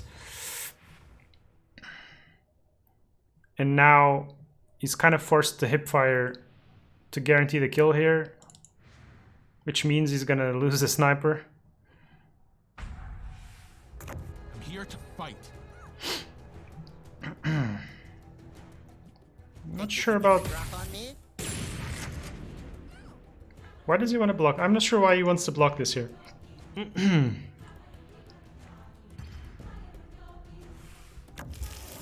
bring wisdom and power. But yeah, we're gonna see the drow go down. Any other challengers? In any case, he would not have had 8 mana. I didn't notice that. I presume Swell didn't notice that either. Double Payday is gonna keep the third one. I think he's happy with that. He can pretty much buy his whole deck now. So worth the wait. Might drop the all-seeing ones here. He does have already one going for him there. He was so close to winning this mid lane, to just taking it. He's now considering whether he wants initiative to drop a big creep, but now the helms come online, so Swell's managed to somehow salvage his position. Now it's gonna be perfect timing for those Chain Frosts as round 4 begins, and he's gonna be holding a handful of items. I believe that's enough to buy his whole deck.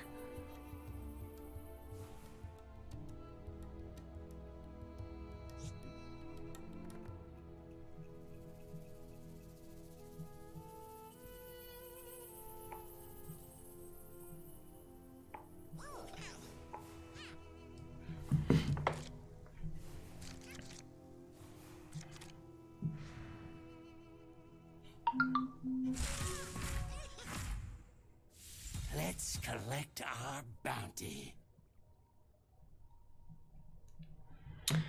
Right, double Jaspers, double Blink, triple Cloak, double Helm, Horn. 1 gold remaining. I think that's his whole deck. That's pretty much his whole deck. So in the driver's seat now, really. Can take mid. Presume he's got enough.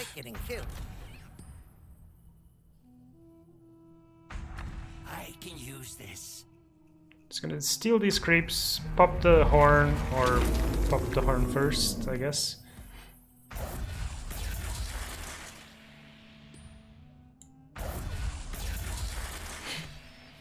How much damage is that? Does the blink? No, he doesn't need the blink, so he's just gonna take the game. GG. Well sequenced there. And that's Swell taking a quick 2-0, moving on to the semifinals. I guess this matchup isn't particularly good for the green deck. Alright, so I think we're gonna go into Stormlake. I haven't seen this ramp deck in a very long time. Oh, I guess ramping didn't work.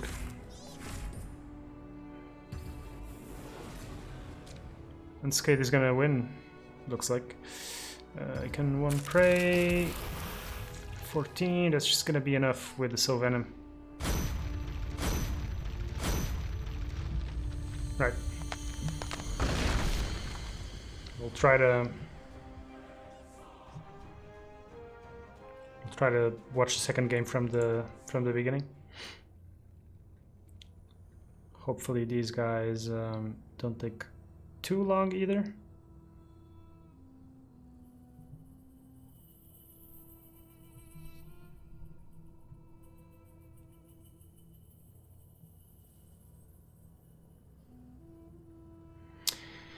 So chat, who's your favorite to win? Baby said he was gonna take this. Seems to be quite convinced that this is his tournament. Underscore's been playing a lot, so I gotta favor those two guys, or gotta think those guys are favorites. I don't follow the Russian scene much, so I don't know how much they've been playing, but Stormlake is surely also one of the top seeded players, if you will. All right, let's see how this plays out. I don't really know how this matchup is.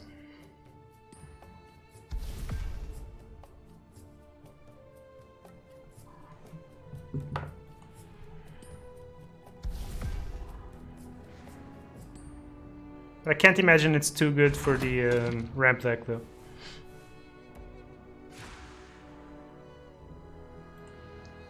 Anyway.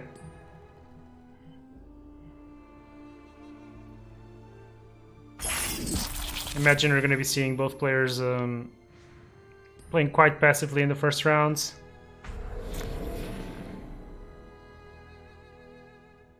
Triple annihilation. Yeah. Not great.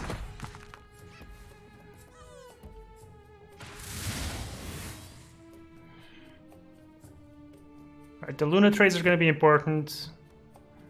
Having Eclipse advantage is surely a big part of this matchup.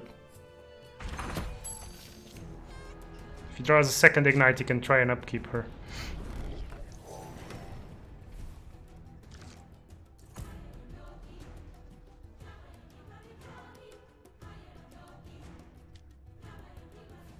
It looks like he's gonna try and upkeep her with the Zeus. 50-50 though. Yeah, misses it.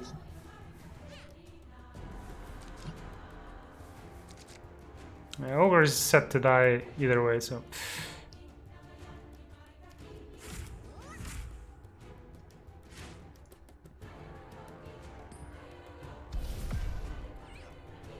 Presume none of these decks have a way to deal with improvements.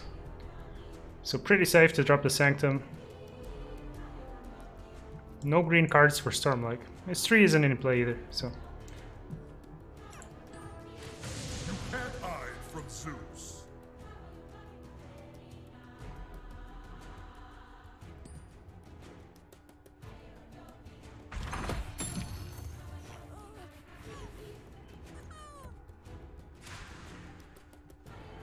Close.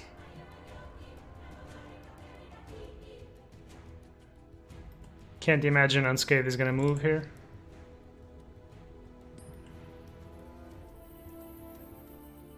So I presume both players are happy to pass.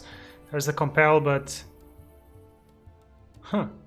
I think he would not mind this Ogre dying to be able to recycle heroes, but doesn't seem to be the case.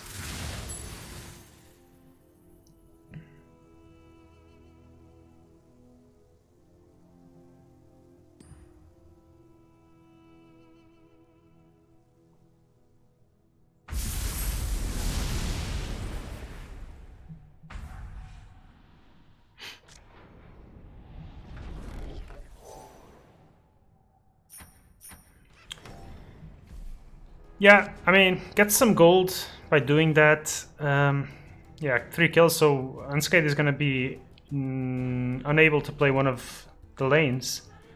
But I don't think he can punish that, though. And he wants to have the tree in one of the green or one of the blue lanes. So you have both players just going to skip lane 3.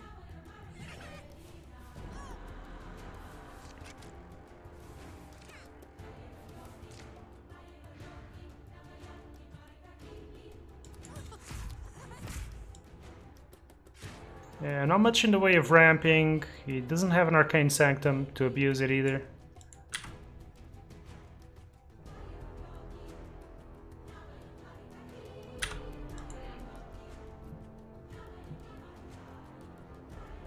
So the tree is feeling kind of poor right now. Let's see.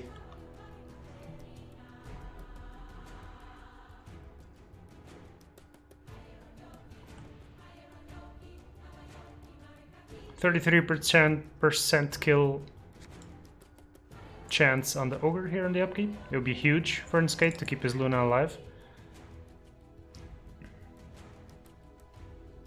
Could be looking for another Ignite as well. Ignite would do it too.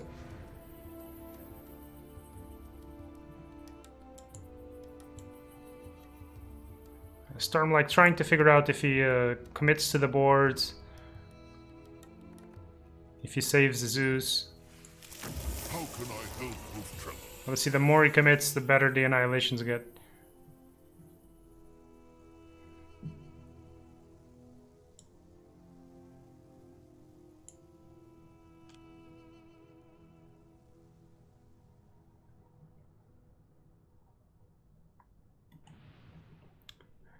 Both players taking a moment to analyze what their game plan is going to be.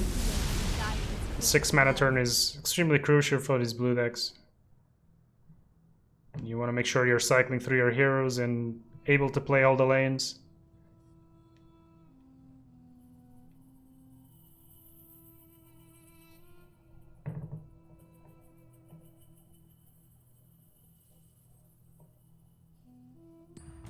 Perfect.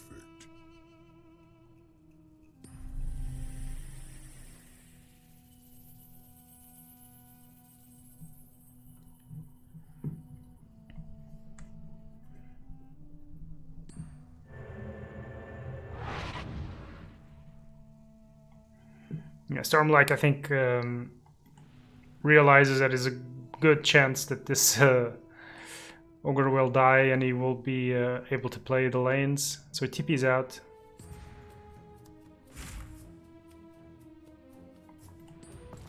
Let us hope it is enough.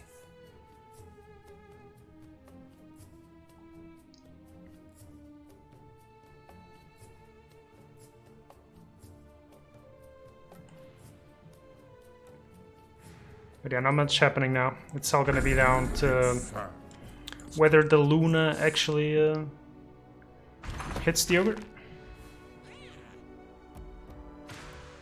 Doesn't. So imagine we're gonna see the cloak coming down.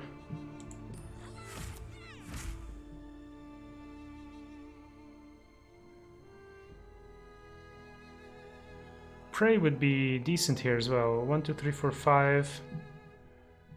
This be an extra 8 damage on the tower. Just keeping it for later. It does have the emissary, so wants to draw some cards, try to reach some ramp, maybe the Sanctum.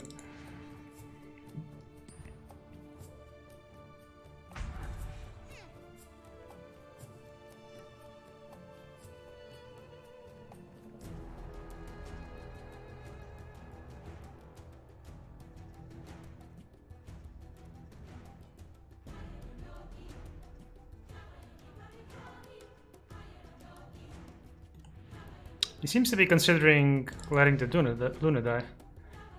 Again, would allow him to cycle heroes. He goes for it.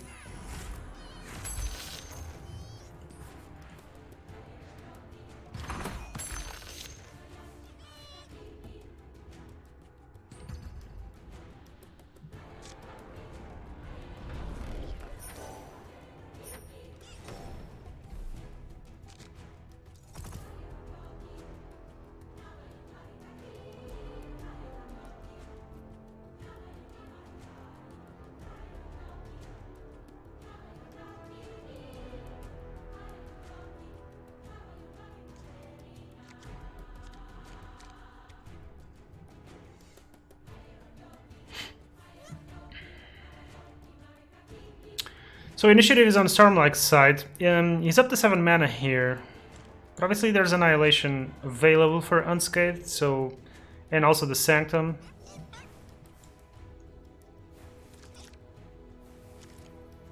So we're unlikely to see much coming here. It's really gonna depend whether there's Sanctums available or more ramp available for Stormlight. Not really. Draws a second. Oh, triple Incarnation, double Emissary. That's painful to watch. Just hard to find a spot where to come under from this mono blue deck. Like either you get the stars align really early and you ramp from 4 or 5 mana. Alright, goes for the kills. This is really good if he manages to clean swipe. That's one of the ways that he potentially takes the game away. So do I hit people? sparkle with it? No, we wear it.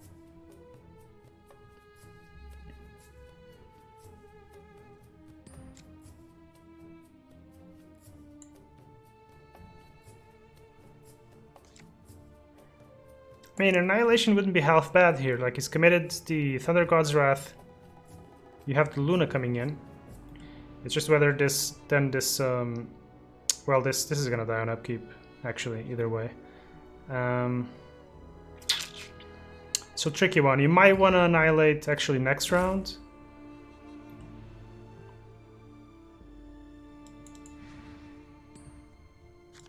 Think that might be the correct play. Well, let's see how he assesses it.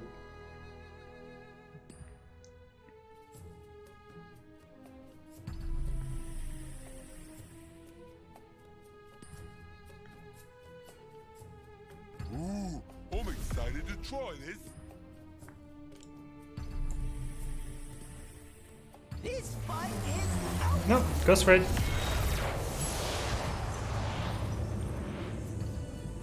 Let's see what Ogre has to say. Probably not a lot, actually.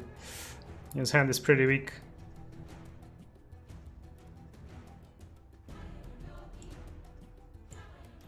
So both players likely to deploy a hero into here. Luna's gonna be happy to survive here. There's no punish available, but it's whether he wants to maybe make sure this Zeus survives or doesn't get upkeep killed, because I think that would be bad. Oh wow. That's a big sign that Stormlike is really pushing to have a big round next turn. I just don't see how with his hand. Like, what can he do next round? He just wants to make sure he gets tower damage in. It's a slow pace. Slow pace to be pushing at. But he is gonna have a pretty nice round now.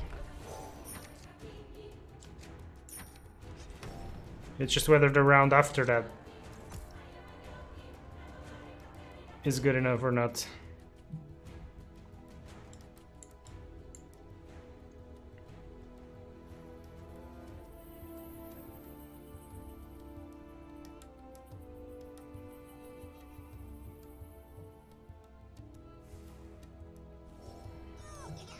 I'd like expected both players committing to the left lane here.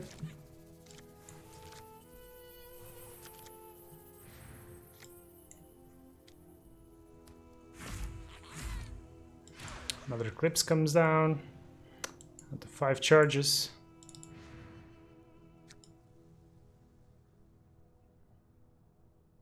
Blessed be the night.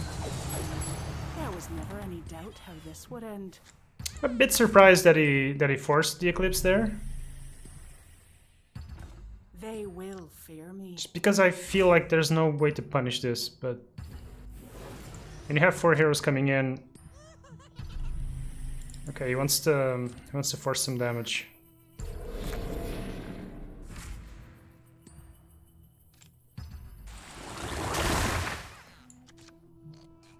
Fair enough. I mean, there is an Arcane Assault for Stormlike, so next round this could be an easy annihilation. And he didn't get the tower down to 20, but yeah, I don't know.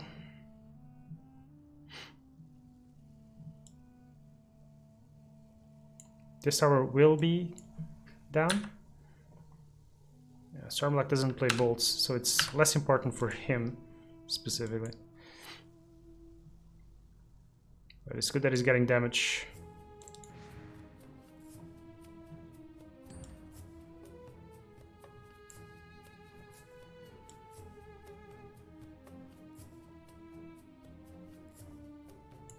Yeah, again, I mean, you get a huge turn, but his hand is just too bad. He can't really punish anything. He doesn't need the Arcane Assault. He's got initiative now. Assume we're gonna be watching the Kana come down in first lane, and he doesn't have it at any cost. Maybe he just annihilates because he's got 3 of those. He can't give away a tower for free, so...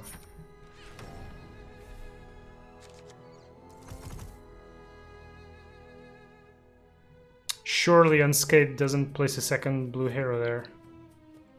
So probably we're gonna see 2 blue, 2 blue.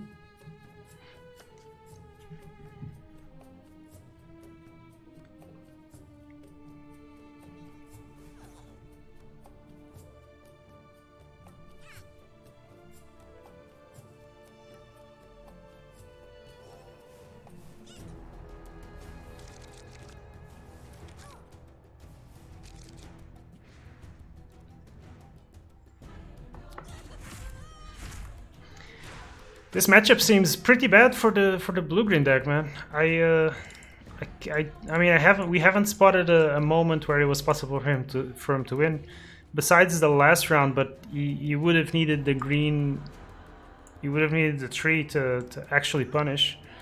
He could have at any cost here instead of annihilating.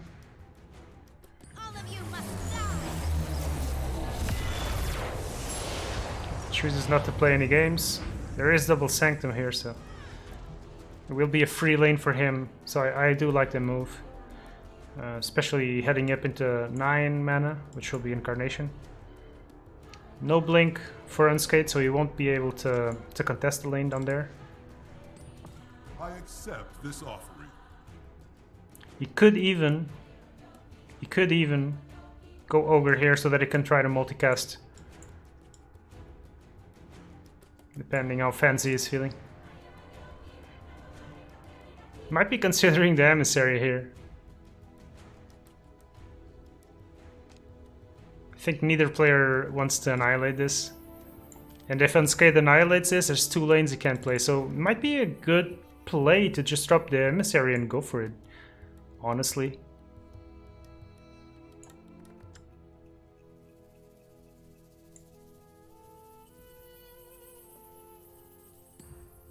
There we go. Warren has asked me to deliver a message.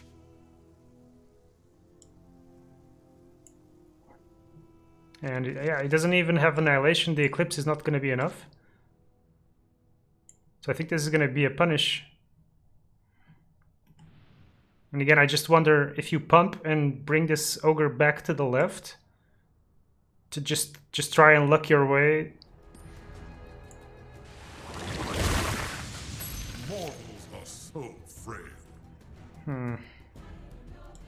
I've come to accelerate the inevitable.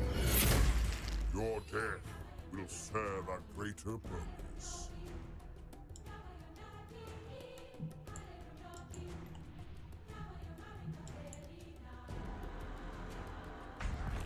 We could be seeing another Annihilation on the right. To protect.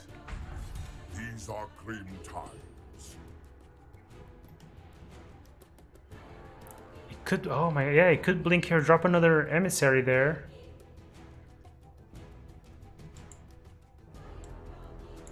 Is that what he's considering? If he didn't blow this up, he's not gonna blow this up.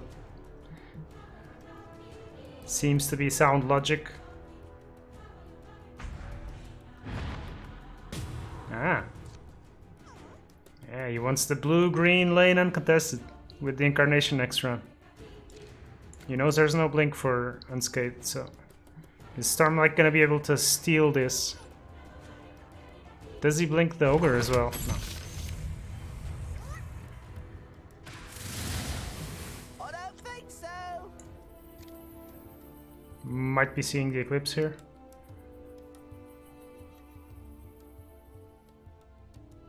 Or the at any cost, actually.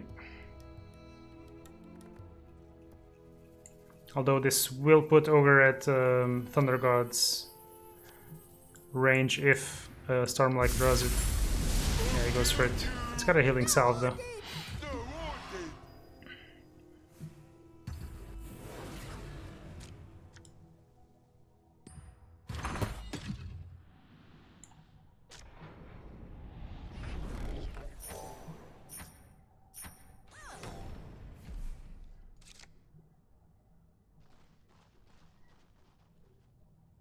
Right, 2 creeps on the canal lane.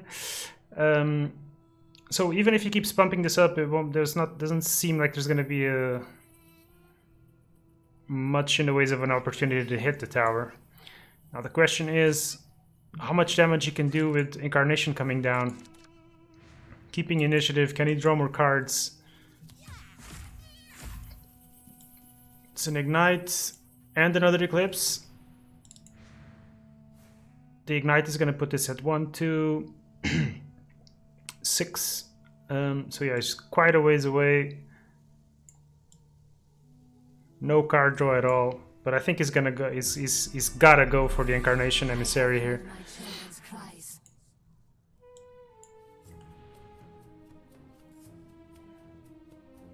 And still no Annihilation for Unscathed either. So if he keeps initiative and he could potentially, dropping the Ignite, use Prey and Pump.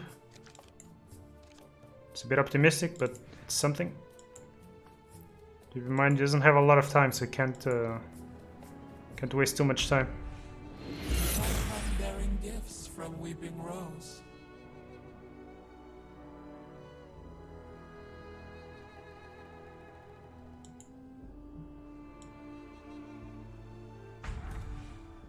And if he's feeling extremely lucky, he could use the Arcanes to draw, but it just feels... It's gotta be wrong to do that. Oh, beautiful. I did not see that move. That's surely enough to take this tower.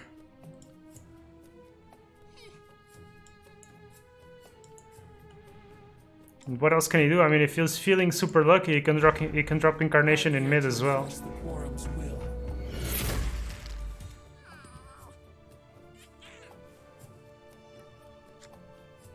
Triple Arcane Assault. It's starting to look like we might see a draw, actually. It is an honor to be smited by me personally.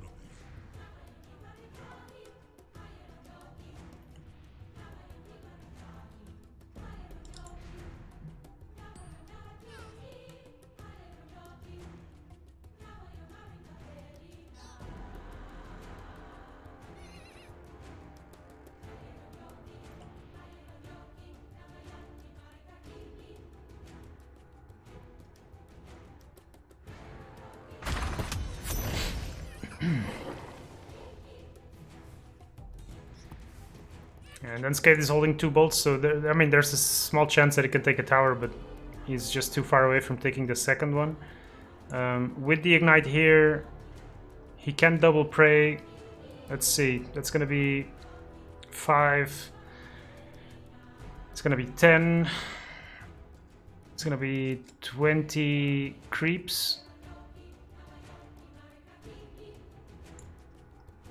20 plus 4, 24, plus an Arcane. He doesn't have the mana for all of that. But he can put some pressure there. Just very temporary. I'll make good use. Probably not worth it when there's Ignites killing everything. Ooh, so bold to go for this. But it pays off. There's no punish. So smart. Not as smart as us.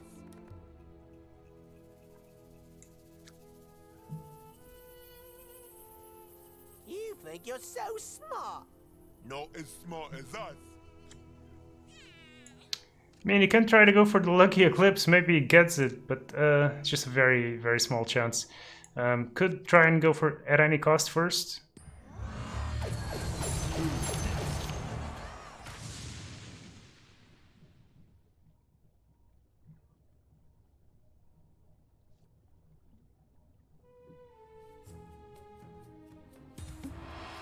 You're going to Right. beg for me to Dodges the at any cost. He's going to be able to pump now.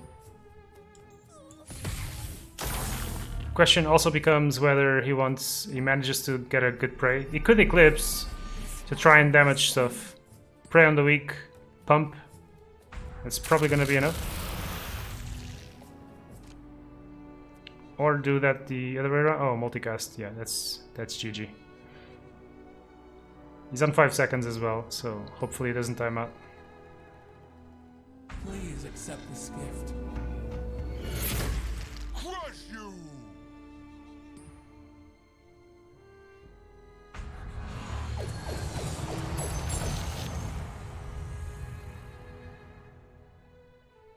Alright, that's it.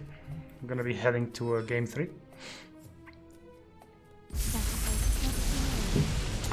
Really well played from Stormlight. Oh, I forgot about that. Is that enough? Yeah. Alright.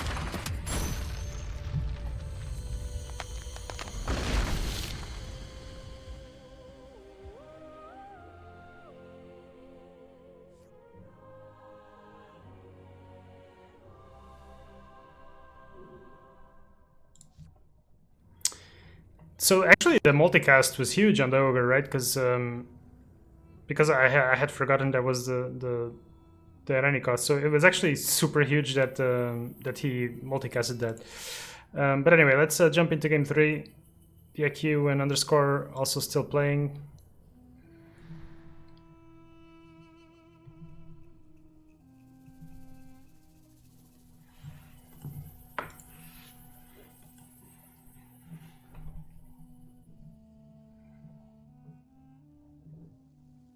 See how this one plays out. He's got the stars align here.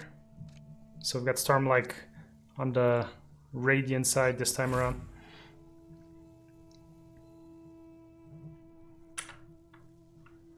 We haven't seen any Sanctums from Stormlight yet. So the stars align with Sanctum is kind of the dream.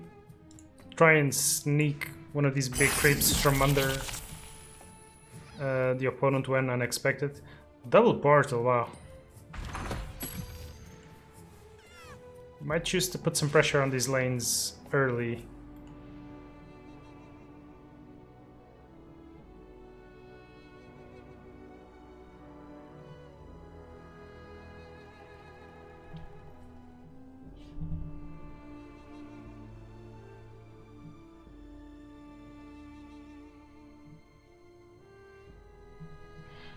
Stormlight's considering where he wants this Ignite to be dropped.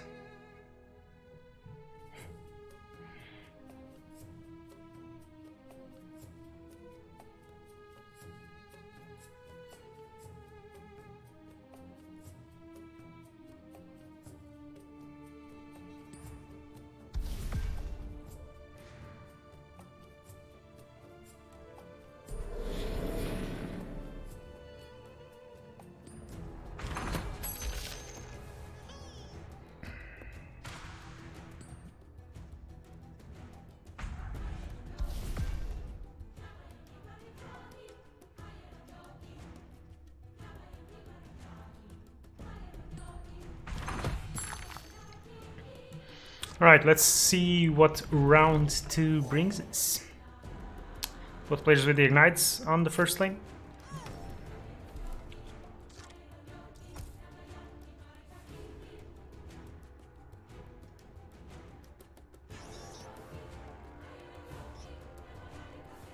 Players choosing to dodge each other in a way.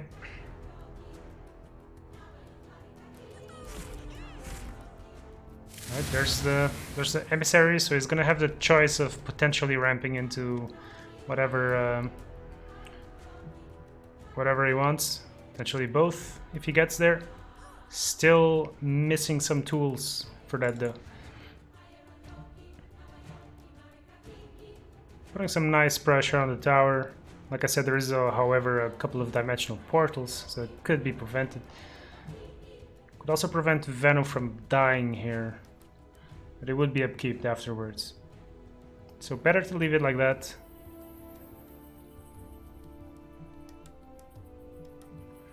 There's obviously the option of at any costing 2. This would be a huge prey though. 3, 5, 6, 7. 14 damage.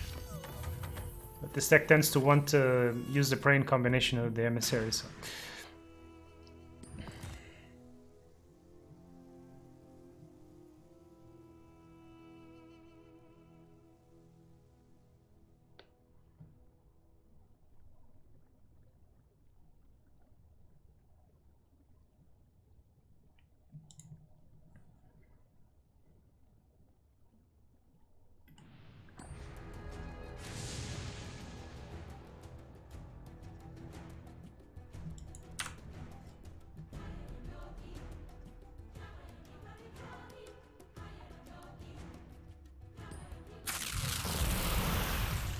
Wow.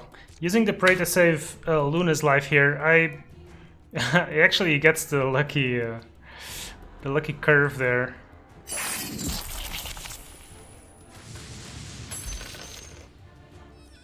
Save the Luna, but Luna could get upkeep next round. Let's see.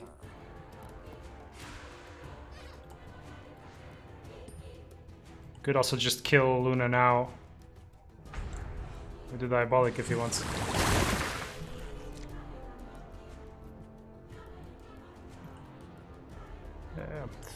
Unscathed is threatening upkeeping the Luna and the Zeus now. Doesn't feel like Stormlight can do a lot about it, except just straight up killing both of his heroes now with the Diabolic, which is a bit unfortunate.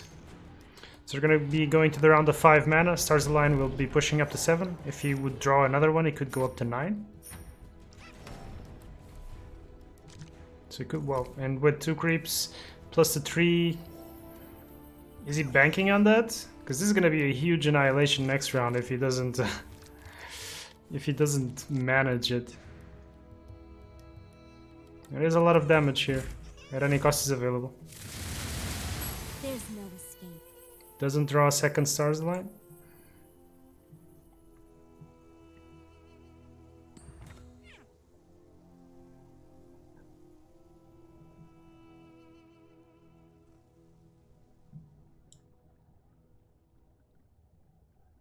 So Unscated's got to really weigh his options now.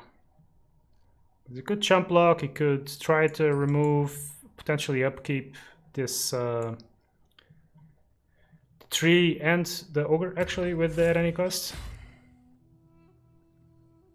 Storm-like. He's gonna have a challenge here next round, trying not to lose all this to an annihilation, which has been drawn in the meantime.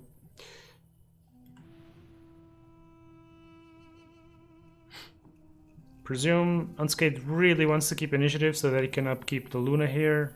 Actually play a Dimensional Portal. And Zeus, like we said, is gonna die, so Unscathed in a really good position in the other 2 lanes. You just gotta make sure that he ends this with the Arcane Assault into Annihilation, so really don't like Stormlight's position here. Not sure if he played towards the chance of drawing the second Stars Align, but alright. I think he recognizes his poor position. Might bring the Ogre towards mid or right. Probably towards the right.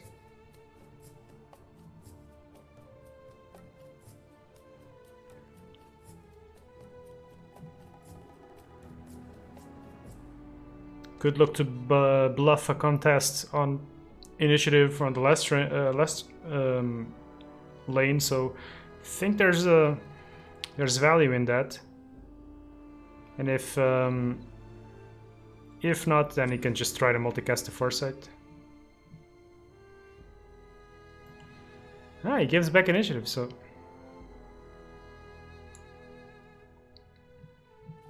which is fair enough, because once again Stormlight can't really do much about it. Oh, just for the added damage, wow.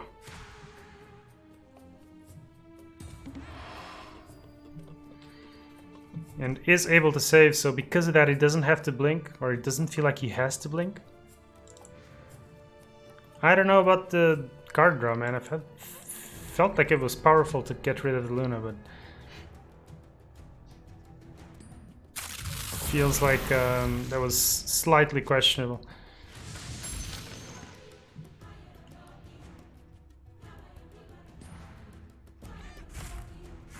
Alright, so initiative is back on Unscated's side.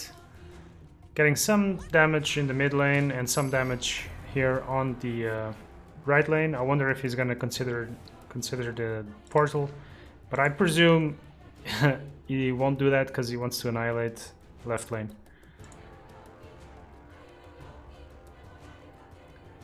It's still early time, so no risk of getting Thunder God's Wrath just yet. There's no ignite here. No heroes coming in for Stormlight, in fact, so this is a huge upkeep annihilation. Huge. Huge.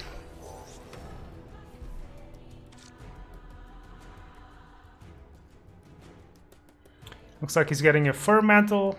It's probably gonna be cozy on the Luna.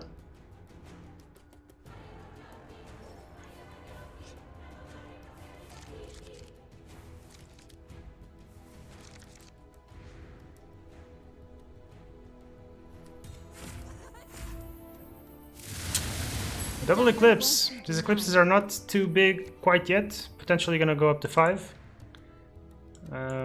Not sure why Unscathed is losing time here, but pretty certain we're gonna be seeing the Annihilation. There we go.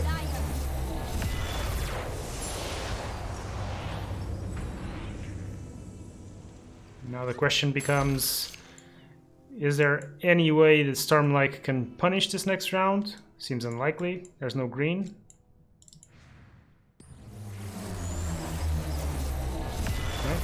There's a counter Annihilation. Seems like we're gonna have a pretty hero-free round next round. Yeah, I think Unscathed takes the best of this round regardless. Doesn't have any blinks. Wants to put some more pressure onto here. 15 damage. So I don't think that Stormlight can contest it. He might choose to go here just to see if he draws another Annihilation. Eclipse won't be enough.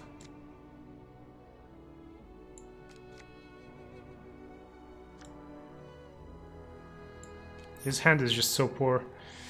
So we might see him come onto first lane, try to draw some cards, and maybe get an Ignite. That won't be enough.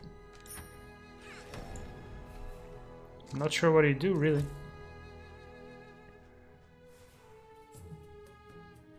Just giving up the tower. At least there are 2 heroes stuck there. There are blinks.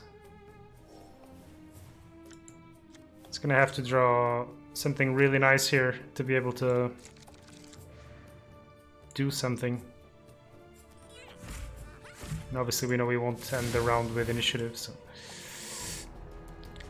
Stuck between a rock and a hard place, but I also said that last round and somehow he managed to take it.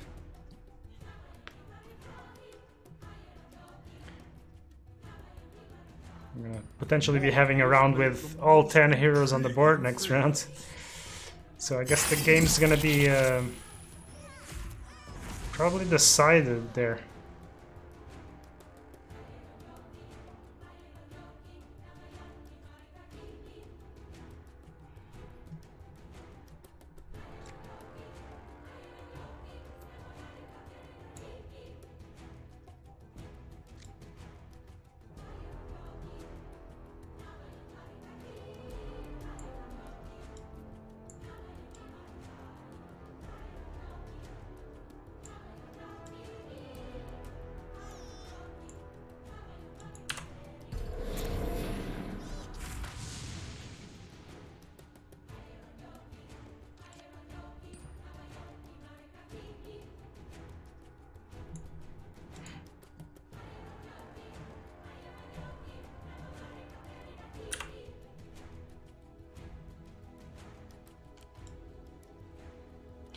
It's gotta be painful for Stormlight, because, I mean, he's gotta be planning for next round, but what can you plan? And you know that you're most likely not gonna have initiative.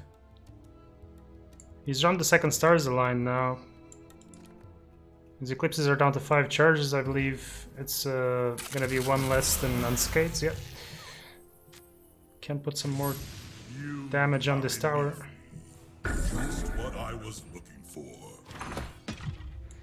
That's about it.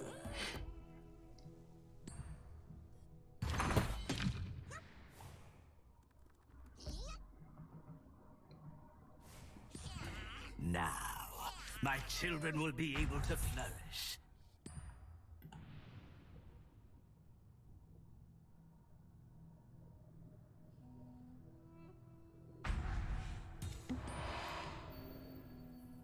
Presume we're going to be able to see the Luna come back here, get that extra charge for a potential Eclipse here, because these are going to be cleaned up by the Ignite. So Stormlight's going to have to commit more heroes onto this, and when he does, an Annihilation might be waiting for him. There you go. Wonder if the Veno will stay. Well, the Veno will have to stay for the initiative, obviously. Draws an extra card. And that's the first tower down.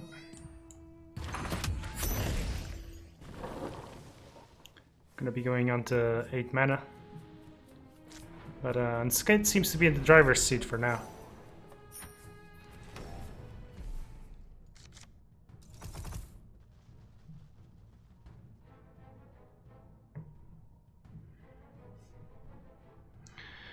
So if Kana comes here, that's 4 hits on both of these guys. +2, so okay, the Eclipse will not be enough. But I think this is an insta-annihilation once... once you commit more than 1 hero, I think this is an insta-annihilation, because this is also your weakest lane.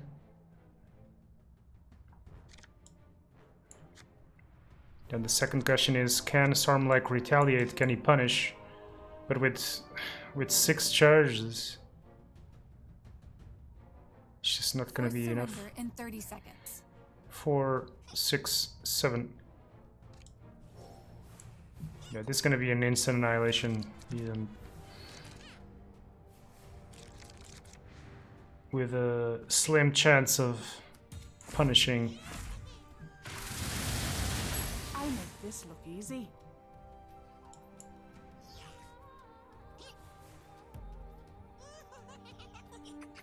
Coming here. 26 seconds on the clock. Down a tower. He's gotta do his best. Nothing else will do. Will he try to ramp? There is no more annihilation. And the Eclipse isn't enough to clear this up either. He's gonna take it. Pleasant surprises, more so. 1 annihilation left in Unskate's deck.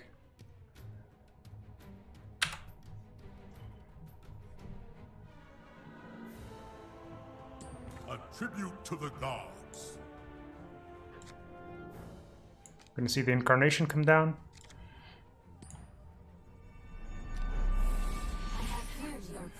Yeah, now he knows there's no annihilation. So he's free to do whatever he pleases here. We might see a Blink Dagger come out.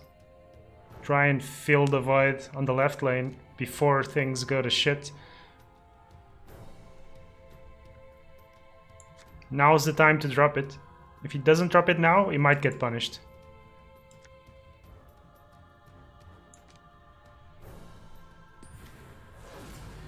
Fight for the dire and be rewarded.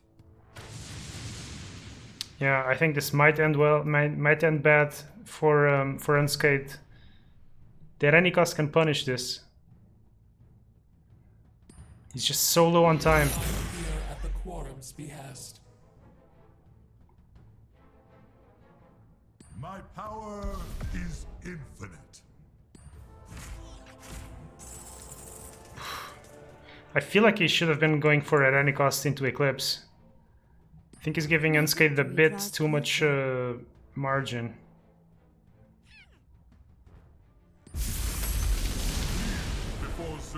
There we go.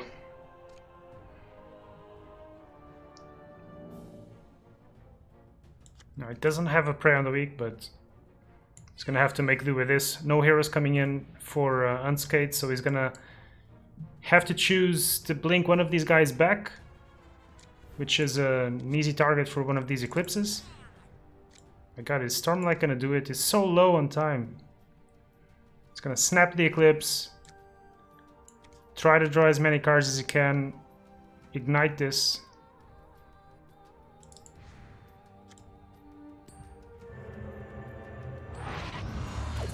Okay, yeah, that's a good TP. I finished the fight you started. I'm feeling rather redundant. Can he one-shot this? He can now. No point in faffing around. He doesn't have time.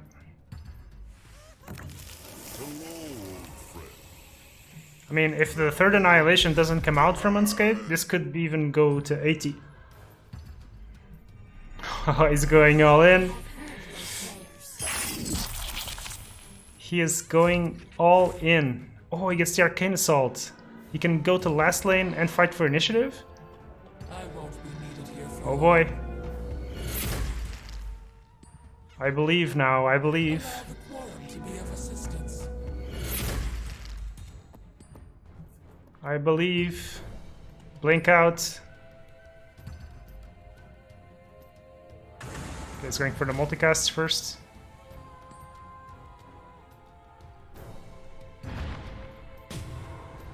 Blinking to the left.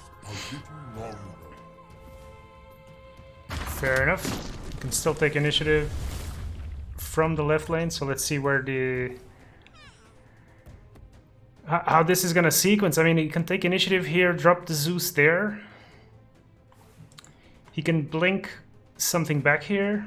Presumably the Veno with the highest HP. So Veno blinks back here, takes initiative, Zeus drops here, Eclipse.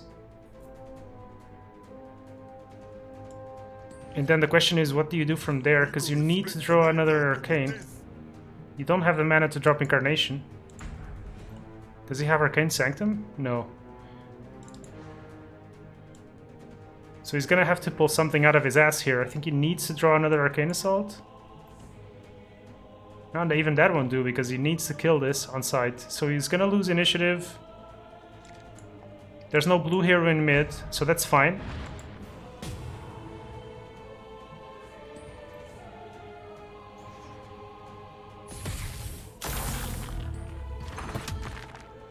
Bit scared about this because if a Thunder God's Wrath comes out somehow, of course it won't, because this is gonna have to be eclipsed.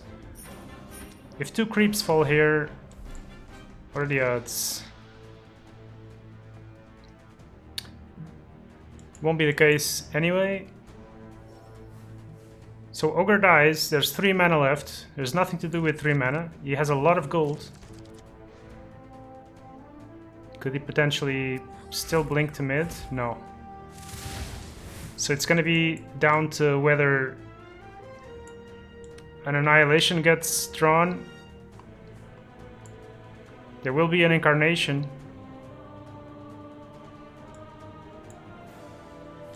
And with the tree alone in the mid, we're gonna have absolutely nothing that Stormlight can do besides pumping his heroes, hoping for the best. And Unscathed trying to kill everything, jump block, maybe draw the Annihilation. There's a second Eclipse. Is it gonna be enough? I doubt it. I think he really needs the Annihilation. There's a Bolt now.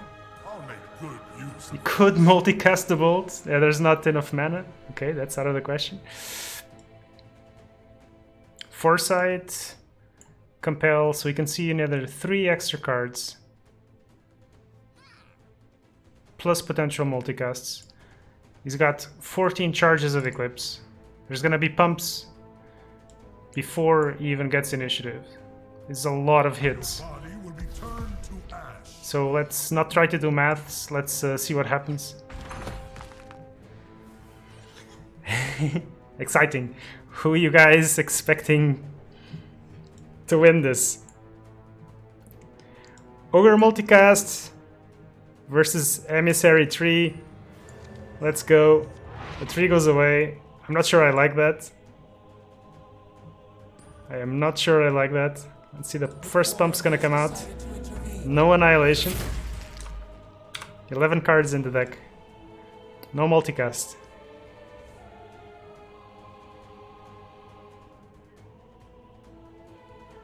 He's gonna hope to draw the Annihilation before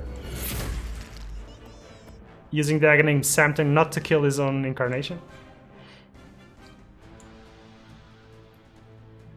He's gonna have to use the Sanctum. He does have a second one.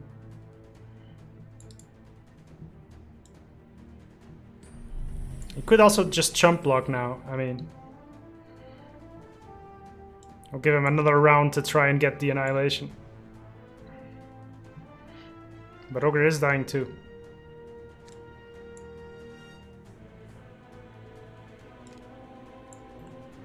Good luck dealing with this.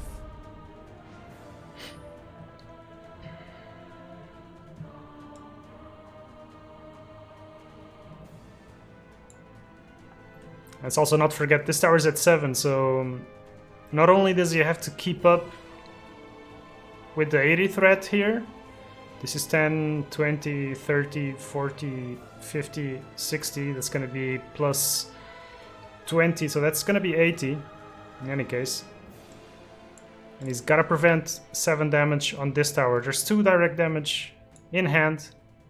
Let's show him what we can do. Sounds good to me. I'm wondering how much damage now that Unscathed can do on the right if he drops Incarnation, Venoms, and Portals. Your corpse will feed my daughter. I doubt it very much that he can go to 60. Needs to hold for another round.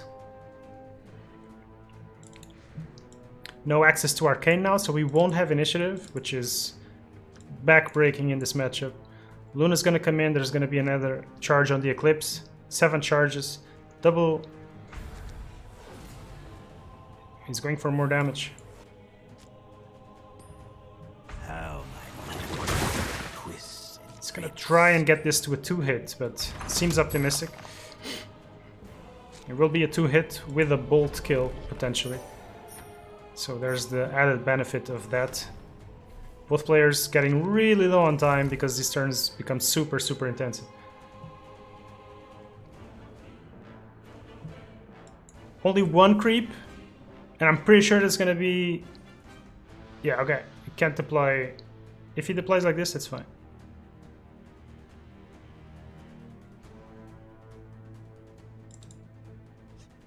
Seven charges on this Eclipse, triple ignite. It's gonna be going down to 5. 2 hits, 12, 4 hits. So Unscathed Eclipse is actually lethal there. Ooh, he's gonna dodge it. If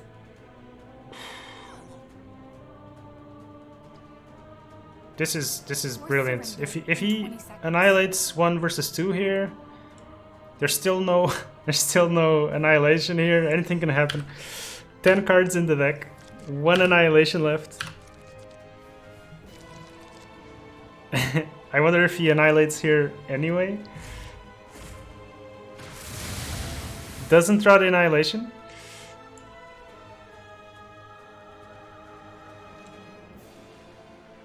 What does he do? Does he drop Incarnation and just hope for it?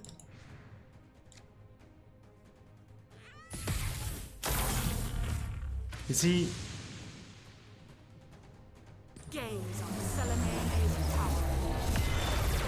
Okay. Gets an extra 2 damage on the tower there. I like the Annihilation. Now it's gonna be really, really hard. He has initiative. He has a Potion of Knowledge that he couldn't play. Yeah, he's gotta be feeling bad. There is 1 Annihilation in those 8 cards. Ah, he draws it. No, what? You give back initiative? Oh yeah, he doesn't have a hero here. What am I talking about?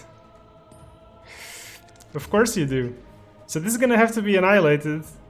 Oh my god. And Stormlight has 7 seconds in the clock to try and fight this abomination of a lane.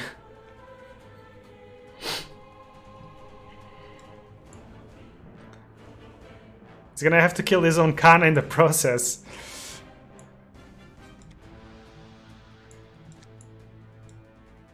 Jesus. Is the Eclipse enough here? Certainly not, right? Down comes the Annihilation. Or is he gonna be...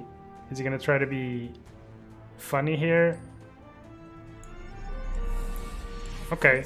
What are you gonna do? You gotta, at any cost, Eclipse, Eclipse. Thunder Gods is just gonna Thunder Gods twice so that the Eclipse is lethal. Oh, just for the block? What? That's insane. 4 seconds on the clock. Guys, I'm missing all the plays. I have no idea. I have no control about... I have no idea what's going on anymore. I completely lost track. How the fuck? So 2 heroes coming in. Surely the Eclipse ends the game now, right? Surely. What a game, man. Stormlight is gonna take this?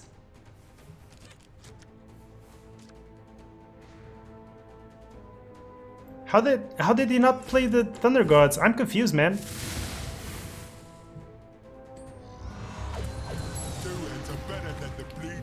Fucking G, man. What a good game. Like I missed half of the plays that I have no idea how Stormlight took this. He found the Annihilation. He didn't use it. He somehow didn't lose. And it still goes back around. This game was just kind of mind-blowing. How is this game not over yet? I want to go to bed at some point, guys. I gotta work tomorrow. What the hell?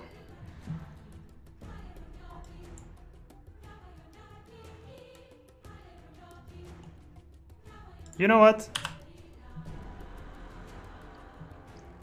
I just saw that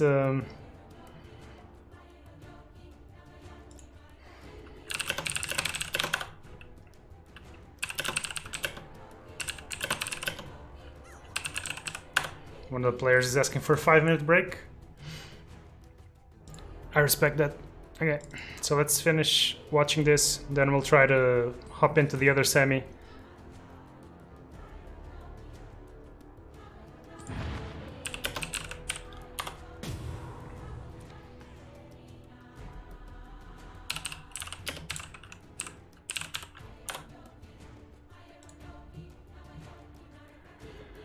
Oh, that was a good game. That was a proper artifact game, dude. Oh god, I missed this.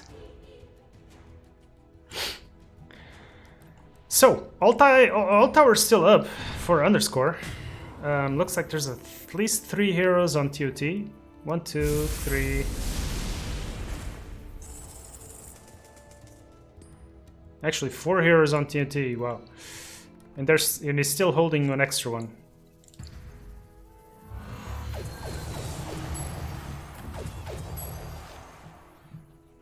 Okay. There's Salamani's here. Triple Arcane. Wow. So, you know, just jumping in, it looks like underscore is taking control of the game right now. Still has a ways to go. These towers are very healthy. Could drop the Sanctum elsewhere.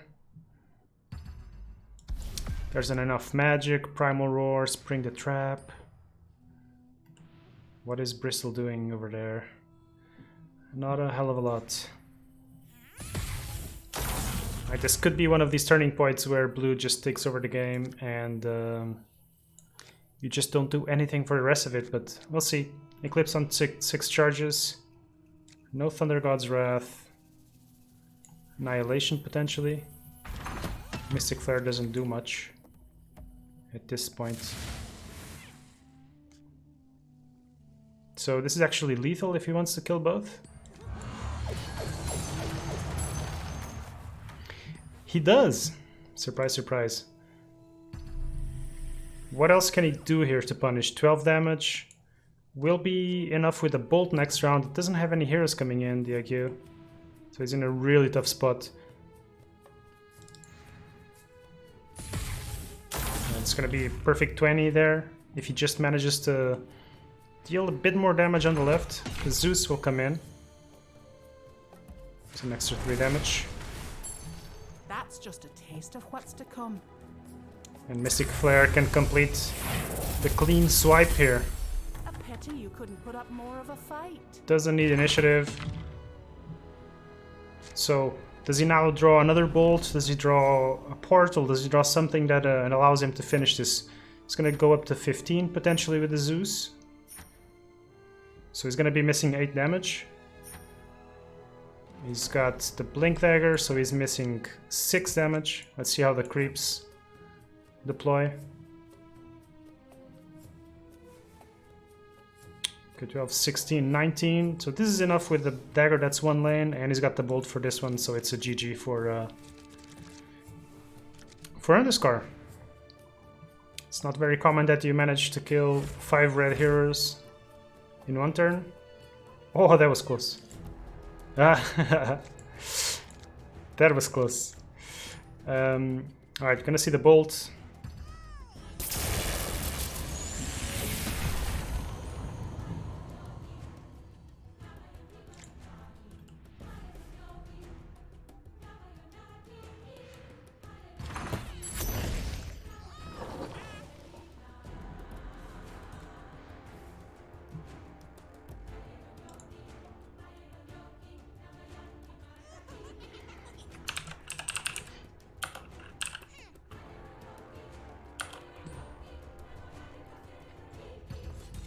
Befitting a god. Alright, so the second semifinal is set up.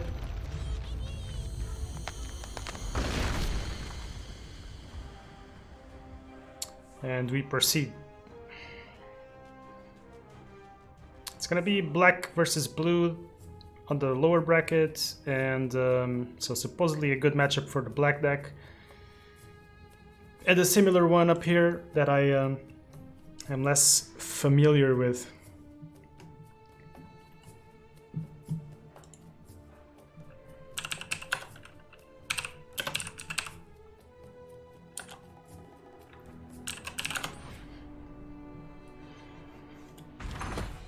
So yeah, the mono black econ deck, a late long haul meta shift occurring.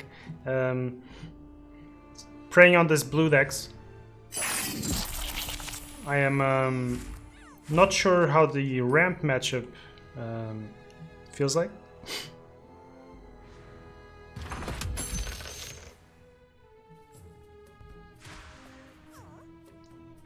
But I guess we'll find out, right? So there's a favor, a couple of rose druids, nothing to ramp into, but there's a foresight that could potentially help dig into that.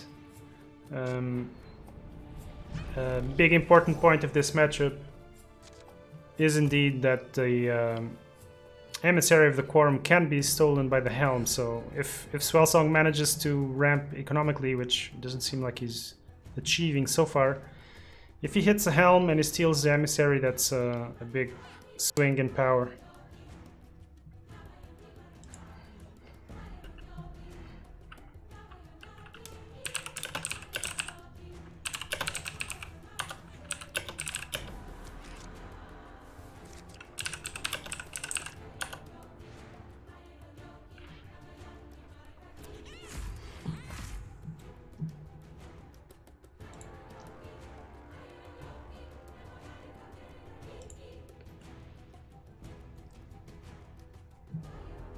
Still nothing in the way of econ. An extra ramp card now. He's got a lot of stuff to ramp into, but oh, that's gonna kill all the creeps.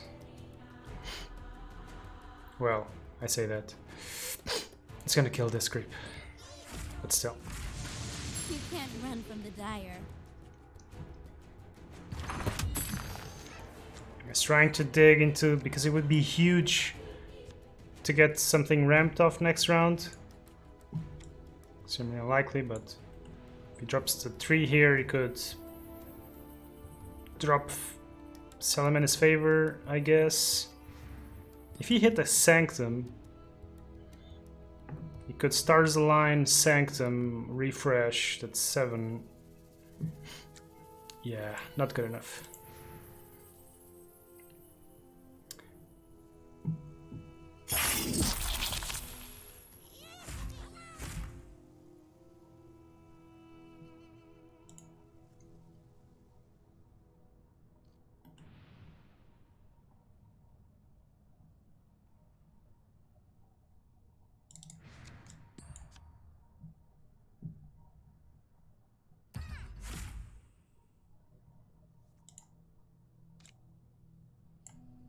Yeah, boy.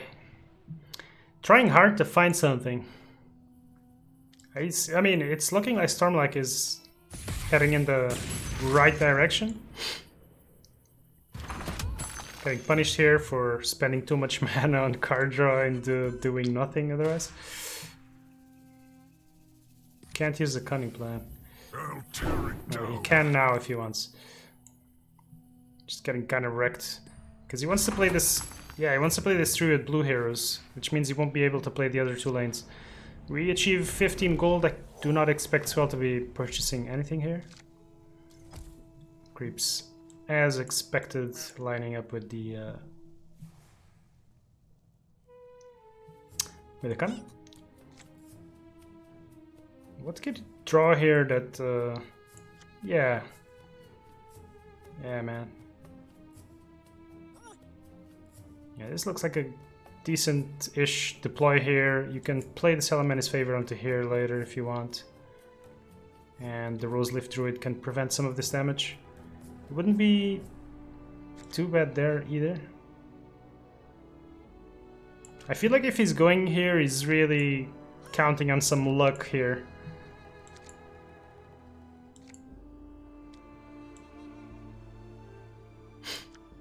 Well, the way this works, actually, if he draws a Sanctum, it's 5 plus 3, it regens to 8. But then he still needs to hit, like, the Emissary. That's not going to happen, so...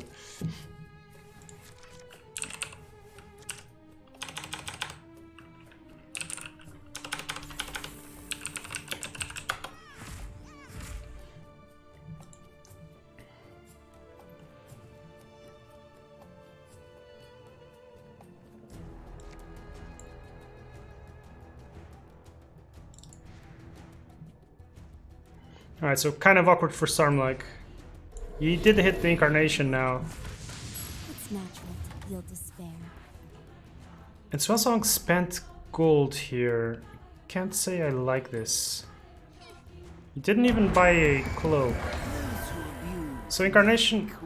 Yeah, Salamander's Favor could come down here. I'll push it up to 8. It's gonna be close.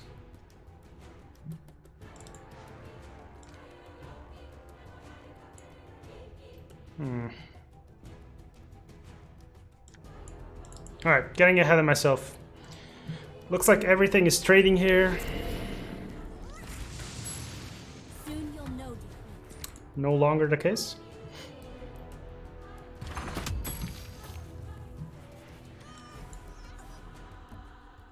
There's a big hit here. Vandal will be an extra 8. I don't think he needs it, but he could go for it. Go to 26. The red mist is here. If he wants, he can go up to 24 now.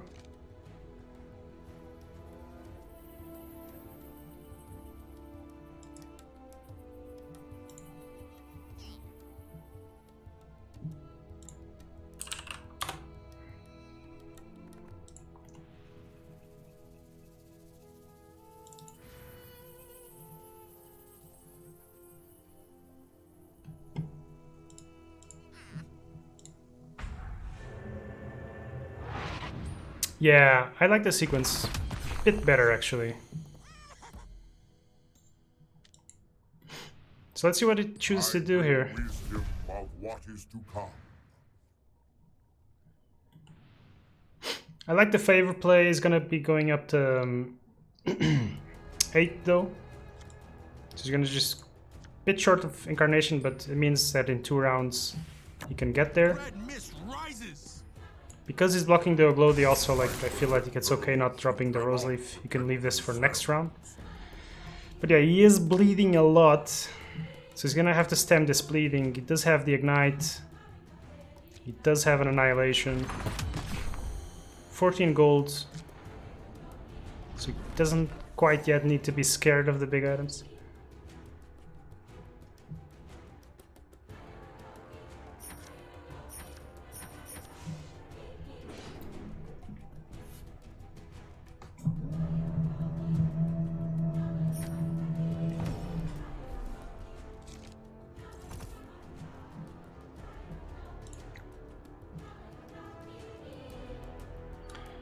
Tinker coming in, no initiative, so the laser won't be able to deny the Zeus. Luna coming in here anyway. If she gets lucky, she's gonna get an extra mana there. Surprised if he doesn't commit a blue hero to the tree lane though. 15 seconds remaining. Any spell played here will get rid of the sensor, and he does have triple cloak now, so could also even eclipse. I imagine that is enough. Yep.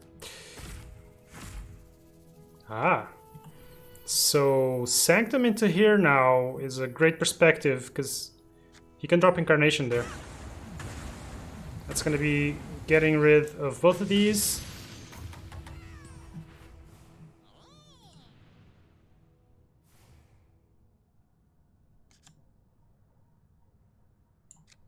Presume he's going to be dropping a cloak. There we go. And we might see the Ogre going for an Arcane Sanctum on the right. This could be a big turn for Stormlight. There is no coup, so he's lucky in that sense. Actually, Swelzong's very limited in his spells.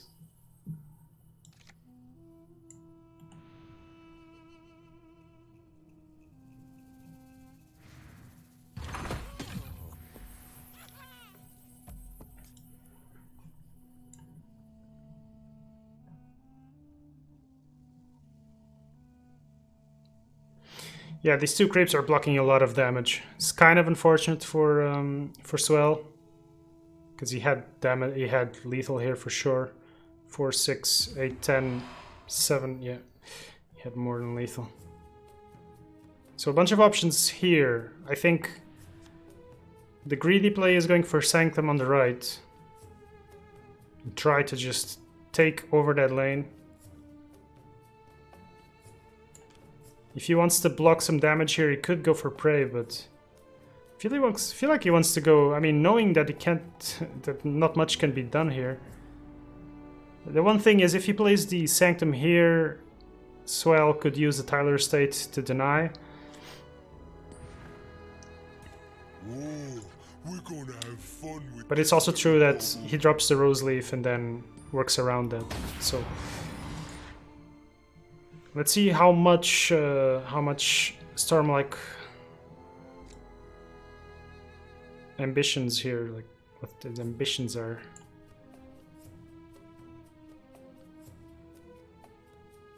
Let's show him what we can do. Oh, he doesn't Sanctum. That is fine. I presume the Tyler Estate's gonna come out anyway to save the Lich. He goes back to 5. He stars the lines, goes to 7. He drops the Rose Leaf Druid, he goes to 4. Is that correct? I believe so. And then he can Sanctum. So he can still fight around the Tyler Estate, and that's the only card that Swell can play. Don't believe he's looking to blink. This is just for the trade here.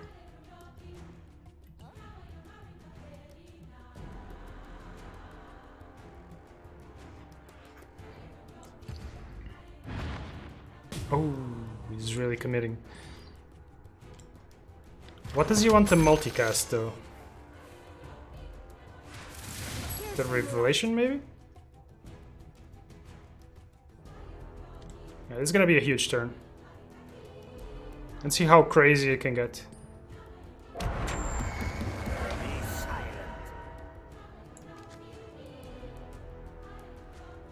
the seasons shift, and I with them. Keep me safe, friend.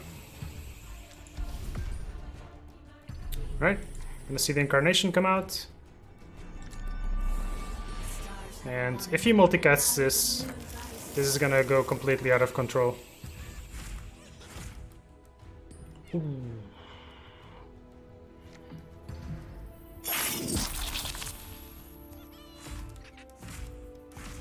Oh, okay, yeah. Whoa. Where's the emissary? No emissary. That's a compel. Another compel. Let's keep compelling. Ignite is huge. Oh, another. Oh boy. Ignite plus Thunder God's Wrath. 23 damage. So no emissary, but can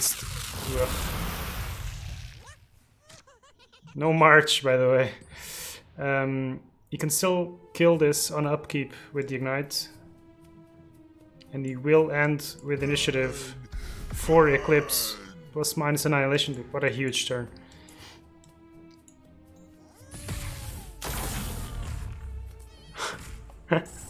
Oh no. Jesus Christ, that's just game, isn't it? Okay, yeah, blinking the Ogre here was definitely correct. 100%.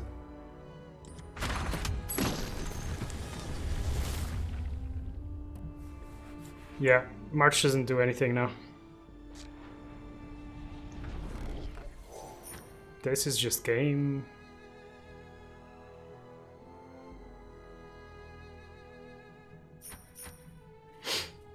Force surrender in 30 seconds.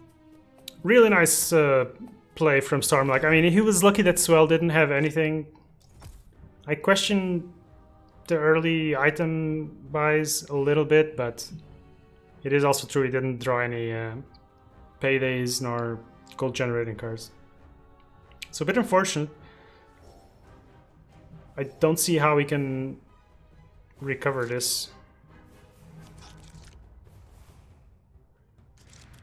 Stormlight didn't Thunder God's Wrath, so he didn't kill the... Not that it's gonna make a huge difference.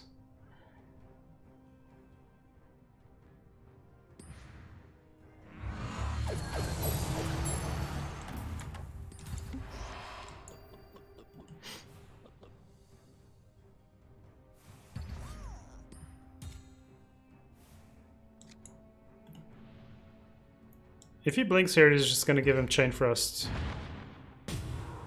He may have done better to just drop the Incarnation here, but he's running out of time, and I'm pretty sure he doesn't care because right lane is unlosable.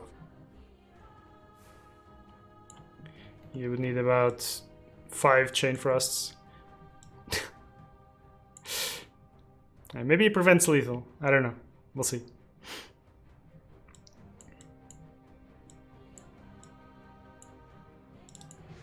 I mean, surely a Chain Frost here.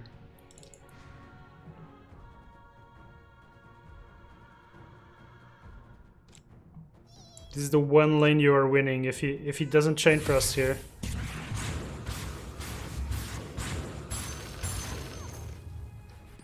Alright.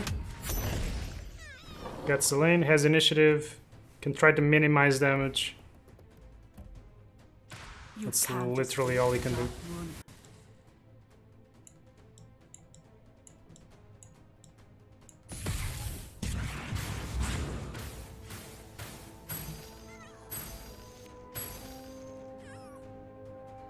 That just feels like nothing. It's gonna be more than enough. Alright, and that's GG. Stormlight ramping up. What was that? Mana 6 he ramped up? So round 4. Not bad. Not bad at all. Whoops.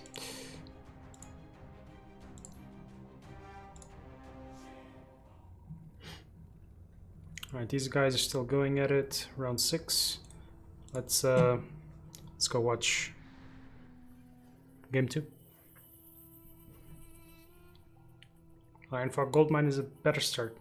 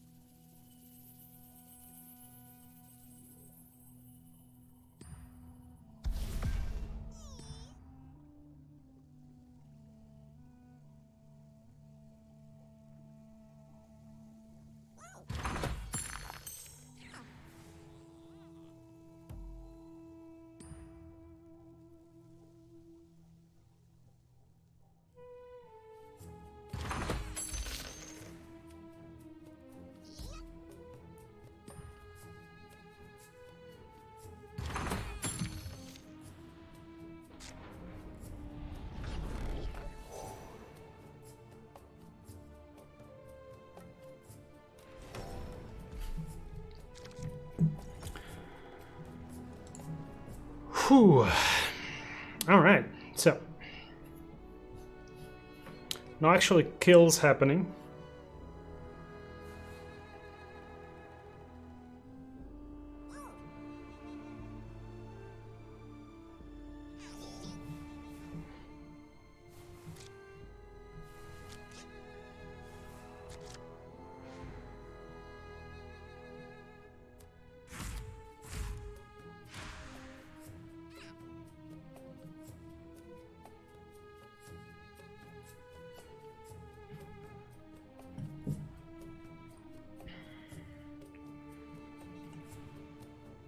No paydays, no tracks, so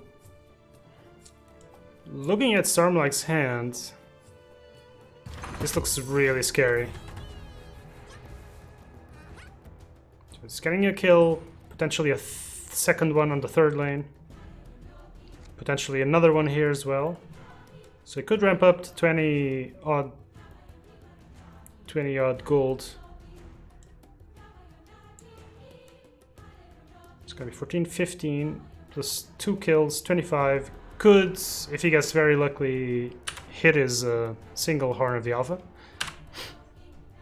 Or, maybe more important in this matchup, the Helm of the Dominator. Now the tree's gonna come up. There's no Sanctum. But the tree could drop here. Or anywhere, drop the Salaman's favor and then next round be threatening Emissary. But yeah, a lot of things can happen. The interactions are going to be really important. The shop RNG is going to be really important.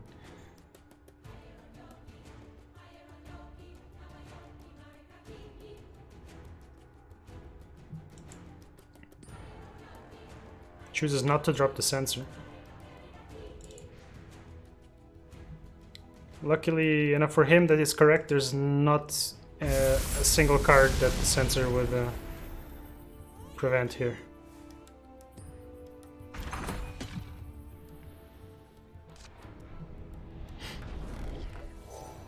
He's gotta get this. He's not guaranteed to see this again next round.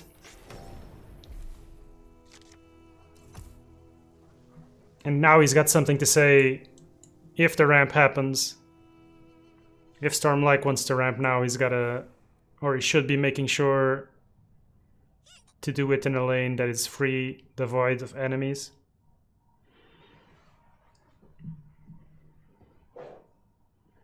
Bear in mind also, stealing Incarnation can be super devastating as well because of all the expensive cards the Mono Black runs as well.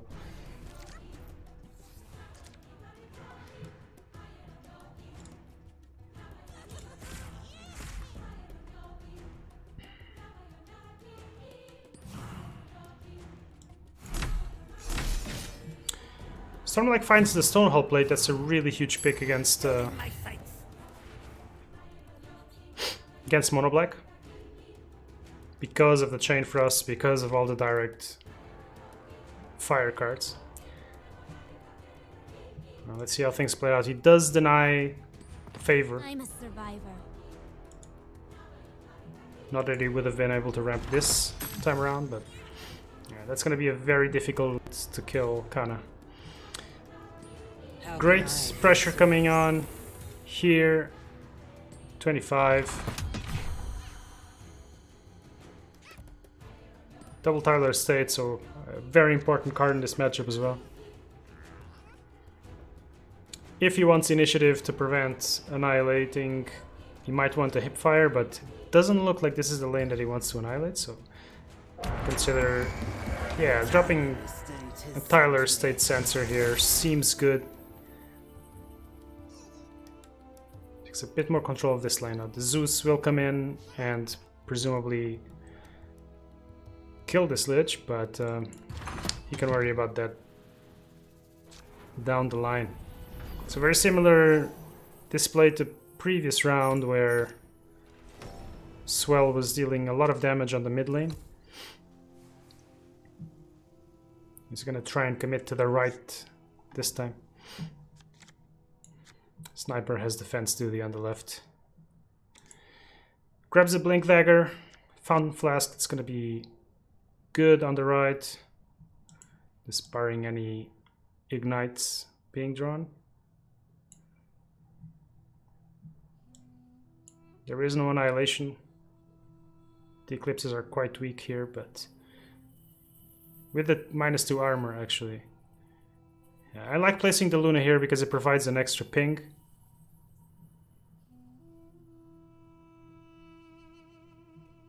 Yeah, this kind of guarantees that you clean the whole lane up. So I like this deployment from Stormlight a little bit better. He has a Thunder Gods, which would be great now, but it doesn't still at 6 mana, so denying the Salam in his favor, making a huge difference actually for this game.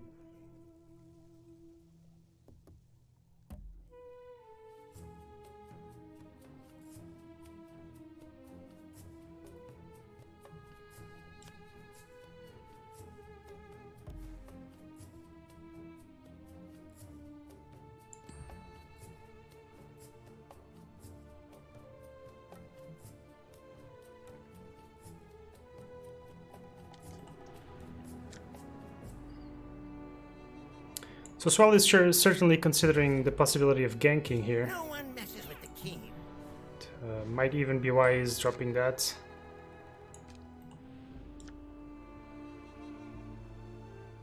Might want to go for the Zeus. Or the Ogre, actually. You won't feel a thing.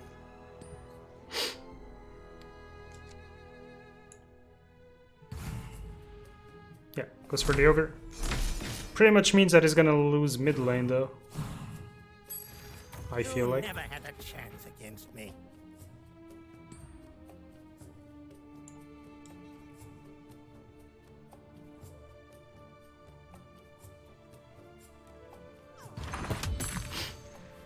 Yeah, I think Stormlight's gonna be happy with this. I'm just getting started. He's gonna be able to save the mid. He actually hits the bounty, so. Let the sky tear down. I mean, yeah. I wonder if he would just compel. I'm not even sure. This feels safer though. The tower is very low. Salamene provides. He gets some assassination protection. Doesn't have a blink though, so he's gonna have to take a direct hit to the right. Uses the TP to be able to maybe contest that. Let's see. He has 11 gold, so he could get a blink. If he does get a blink, he could double deploy onto the left. There is a coup though, and initiative probably is gonna mean that Tree is gonna get insta killed again. I gotta assume.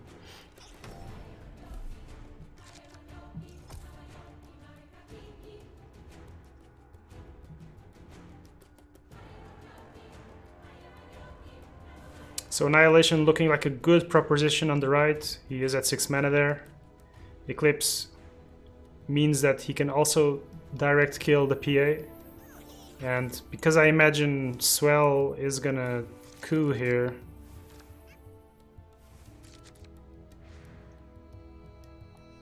that means that Kana keeps doing her thing. She's getting very, very beefy. Slays a huge card in this matchup. This is a TP. It's a mobility gun. The greatest marksman of all time. He is managing to hit the tower somewhat.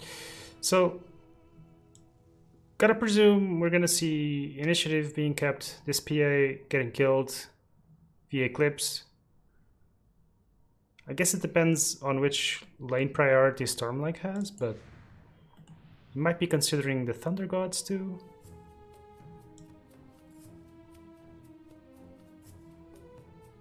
Limited options. Alright. That denies some damage in first and third lane. I'll kill our enemies. Ah. Yes. I missed that. This seems like a really good play.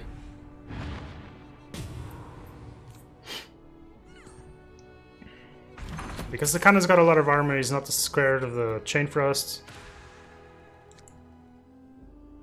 It's a very easy kill now. And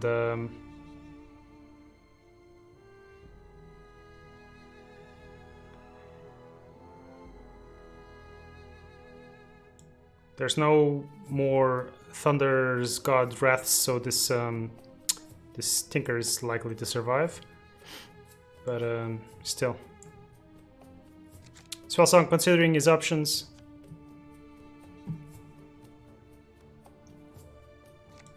I'm sure he would love to be hitting that tower, but it becomes kind of painful to be holding this Helm of the Dominator, but yeah.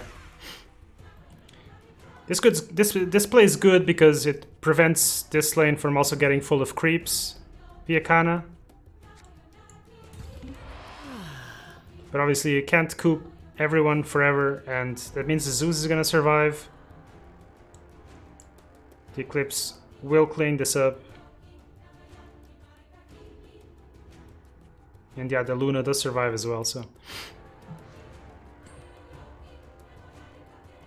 Might even be using the Annihilation instead of the coup, if I'm correct. Going up to 20 damage, so Annihilation, 20 gold, so the Annihilation would go up to 25. Again, would add the possibility of a horn.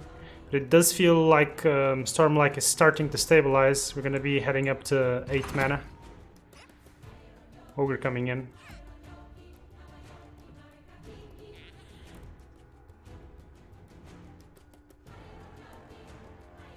I just gotta assume the Annihilation is gonna come up.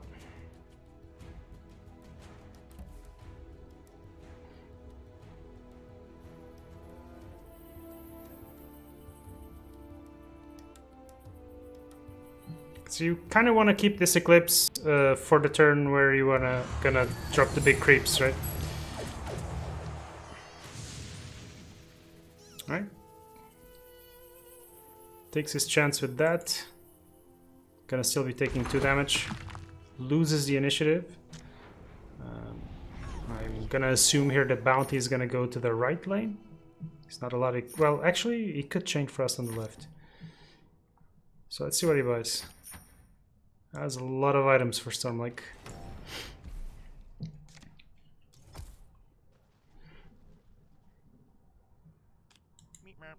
So Chain Frost here could be 1, 2, 3, 4, 5, 6, 7, 8. I'm gonna assume Ogre is gonna go there. So yeah, he could clean up partially. He's got an extra couple of creeps there. There's also a good chance the Ogre survives. And if he does, then he gets Stonehold. He gets a bit of armor. Yeah, it doesn't look like... Looks like he gives that up. Ogre in the mid lane? It's a bit harder to get behind. It's gonna be an easy Chain Frost double kill. It's awkward to see both players reject the first lane.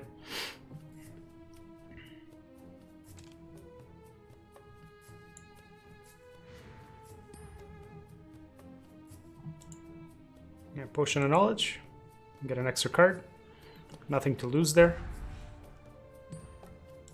I think that was a Diabolic. Oh, an Aghanim Sanctum. Nice. Next round's gonna be huge. Hitting 9 mana. Oh, this doesn't work, right? Because Ogres will be alive at 1 if he Chain Frosts. Uh-oh. Okay, I understand the deployment better now.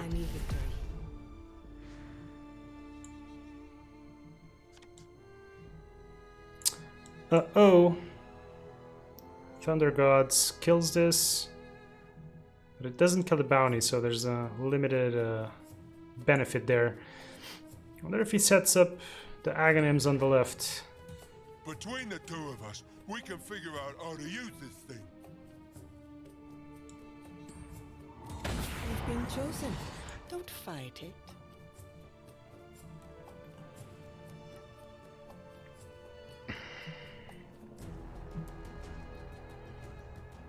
This march is actually really big. It's going to be taking care of 4 creeps.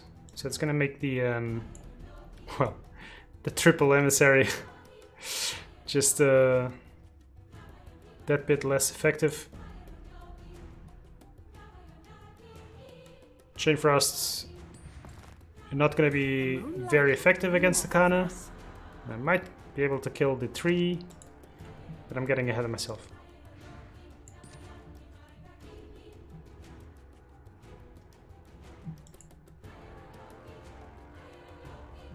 Jasper Daggers will get rid of this bounty effect.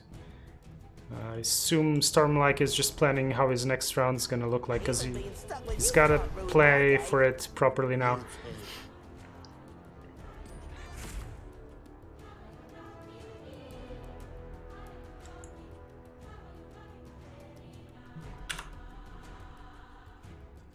There's 1 Blink Dagger left in his deck.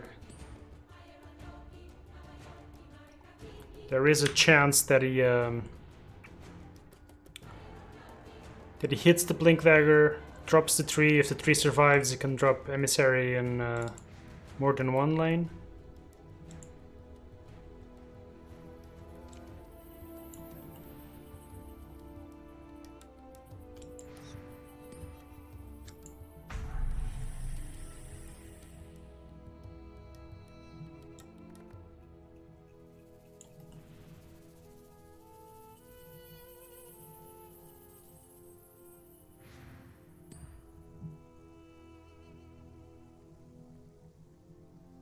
Not quite sure what he's going for here, because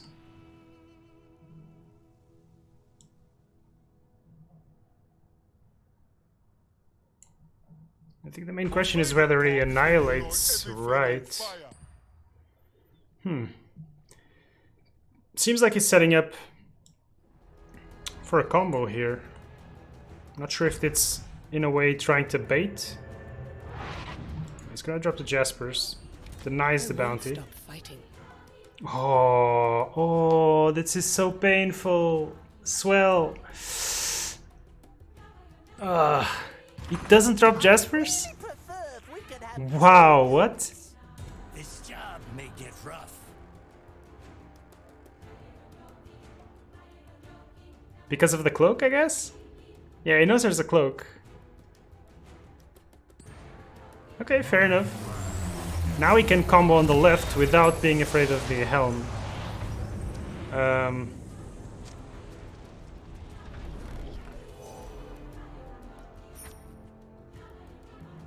Yeah, staring at the second one there.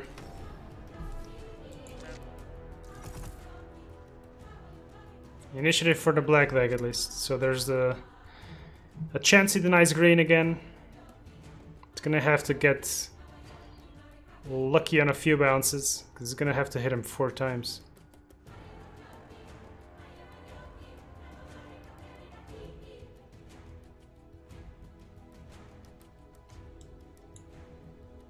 Well, actually no, there's a march, right? So it has to hit him 3 times. Plus there's a laser and a headshot. So actually, take that back. It's actually quite high chance that this 3 dies. If things line up like this, it's going to be down to 8, plus at least 1 guaranteed bounce, 5, and then it can headshot. So is it correct to dodge the march?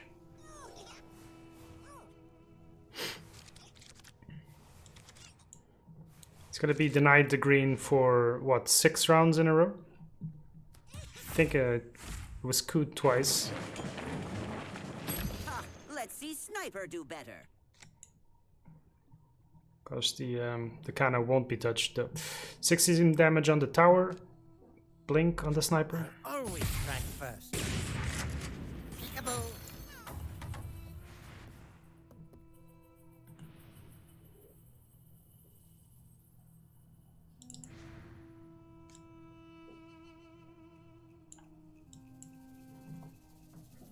This is drop incarnation now is the question, yeah. Looks like. I have heard my children's cries. You're in my sights. Can drop the second one. This battle must end.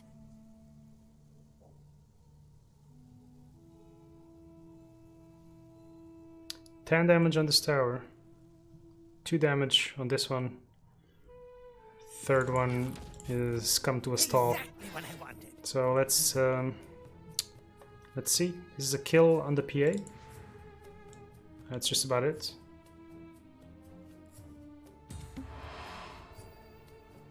Things have not gone the way Stormlight would like to. He's running out of time. Both players quite have low on time actually.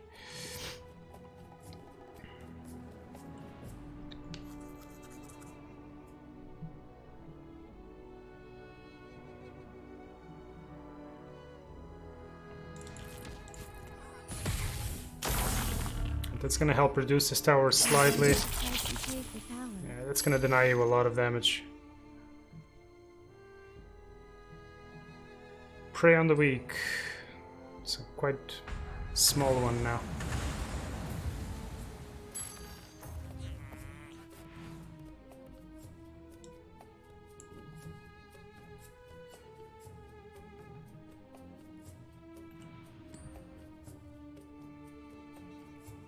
The weak must be something. Looking a little bit better like this. The laser can still kill this. 12 damage. It's an extra 2 here. But, this is all gonna die to their march next round, so it's a very short-lived effort. Good cunning swap, and there we go.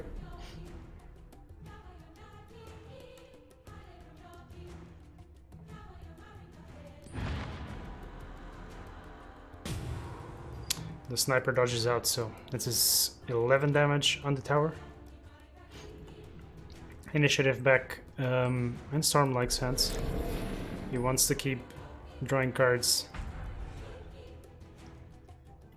Not exactly sure what he's looking for. Okay, so I guess Kana can abandon now. Yeah, that's lethal. Well spotted by Stormlight. He's running very, very low on time. So Kana's gonna stay now, guarantee this lane.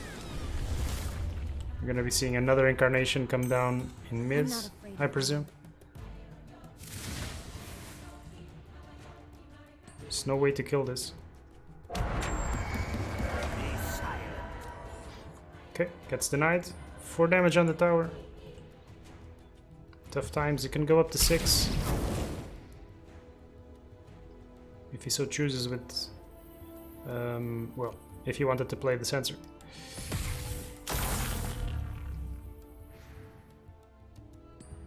Trying to get lucky there doesn't hit it. His whole hand green. Death comes for you.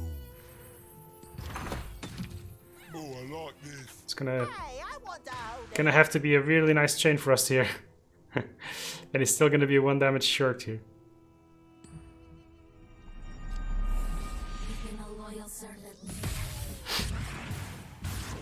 Nothing can save you. You never had a chance against Okay, he gets lucky there. I mean, of course he doesn't know, but the Salamena was kind of useless. Looks like Swell's gonna take this one. Force surrender in 30 seconds.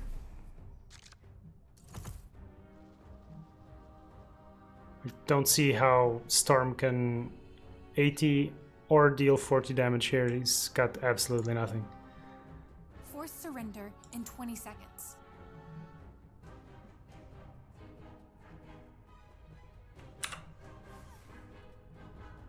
10 seconds until surrender.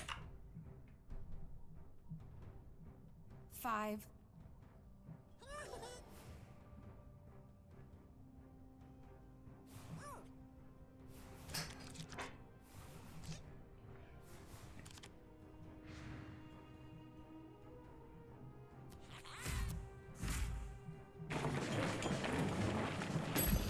Don't mess with a professional. Alright, Eclipse is a good start. Wow. This is my battlefield. He knows there's no blink available, so last lane looks like a lock. Thunder God's Wrath would be potentially a way to kill the sniper, but the sniper isn't even hitting the tower right now.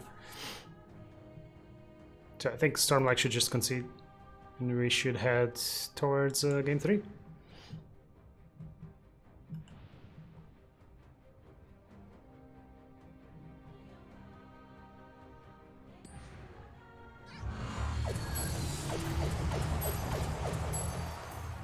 I'm just gonna delay the horn, but it's gonna be pointless.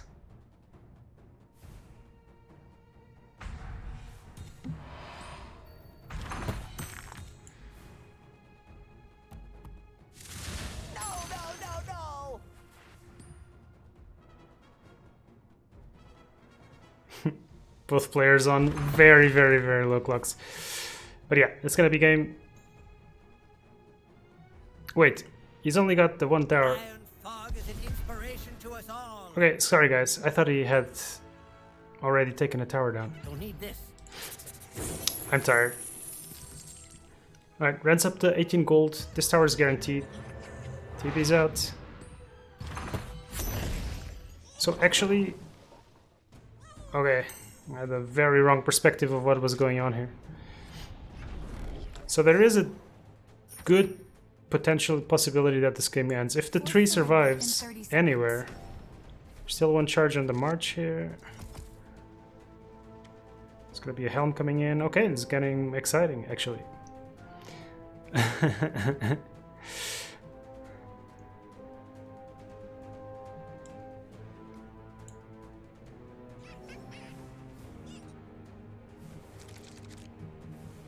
Very wide boards. This creep's gonna die. As before, this tree is gonna go down to 8. Initiative, however, in Stormlight's favor. So I never miss. he cannot, however, triple emissary because he's lost the Salamanes. So you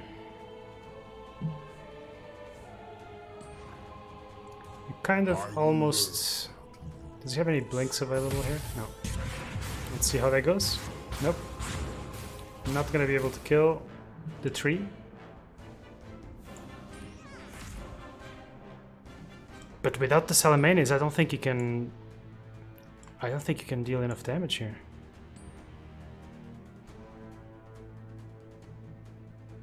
Let us share in the bounty Can go up to 15, 17. He can drop 2 emissaries. That's only enough if he can prevent dying in mid, which he might do. There's still a blink available here though.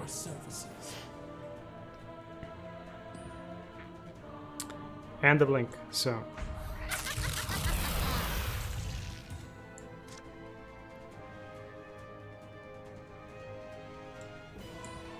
How much damage does this represent? Doesn't look like it's enough. Keep me safe, friend.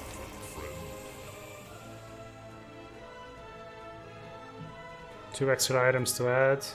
Still a blocker available.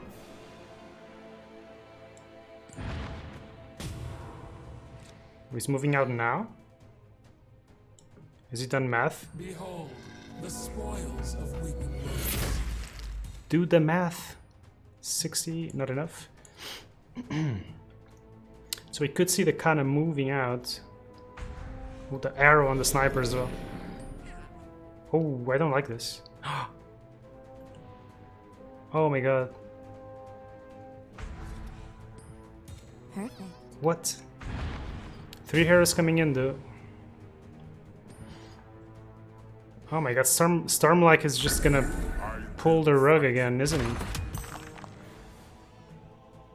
I thought this game was over last round. What?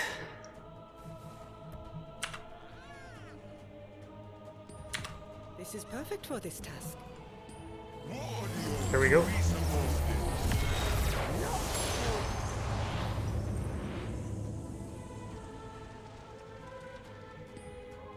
Oof.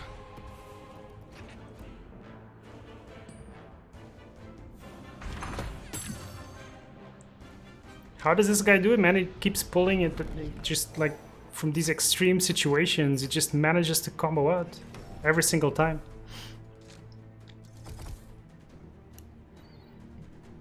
He's gonna need some extreme arrowing here. He is gonna need some extreme arrowing. What the hell? Not gonna happen. No way. How many Chain Frosts available? 1 Chain of Frost available. It's not gonna do anywhere near enough damage. There's a laser. There's a horn. You know what else it is? Another emissary. Ah. Congratulates you on your successes. It's got a lot of blockers though. 1, 2, 3 blockers available. Plus the laser. It's got a lot of work to do. Can block 5 damage here. Still a pump waiting. Yeah, this is not I won't be needed here for gonna long. work. Swell. Hide from me. Can he get enough damage through though? I've come to accelerate the inevitable. Oh my god. He's got the assassinate. Was there any way that he could push enough damage through? He's got the Oglodi. It's gonna be a draw.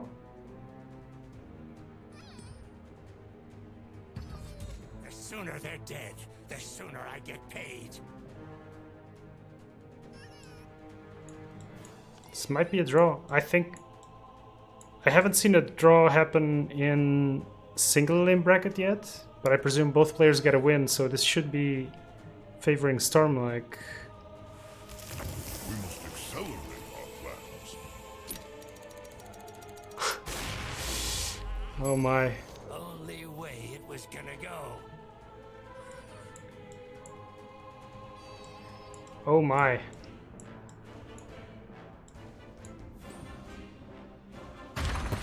Right, let's see if the game pushes Stormlike through the bracket or if another game gets created. I am actually unsure, but I believe both players get a win, so...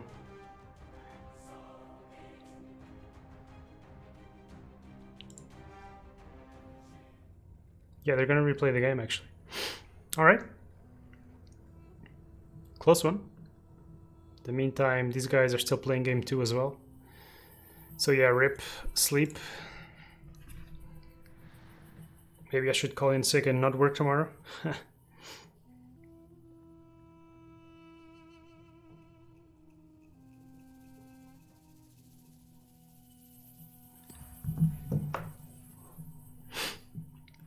Oh.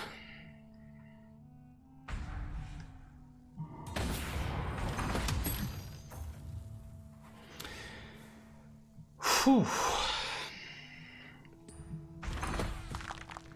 These games are getting exhausting, man. Alright, so getting the track kill on Swell. Good start. Kill on the Luna. Nope. Double bonus points. Hitting 20. Could get... Okay, gets double cloak. That's good anyway. That's good. That's really good. In fairness. Gonna get a cloak going on the Lich and on the PA. And hopefully that could potentially feed towards more gold generating.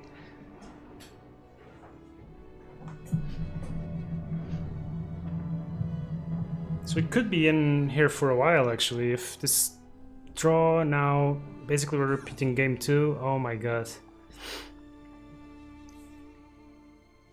What have I done?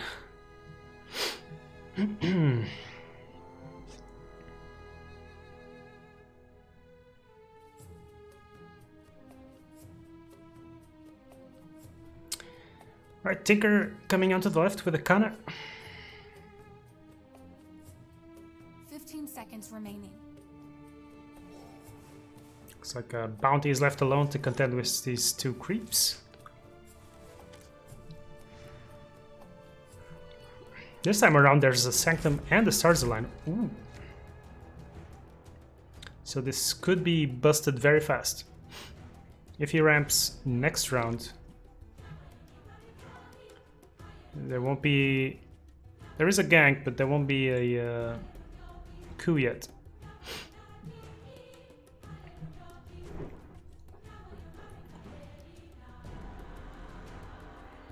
My power only grows.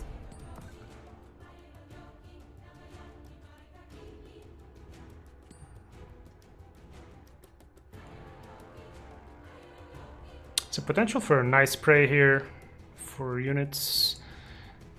Could pray for 3 here. Doesn't seem great. We might end up seeing the Tyler state. Swell going for the more aggressive route here.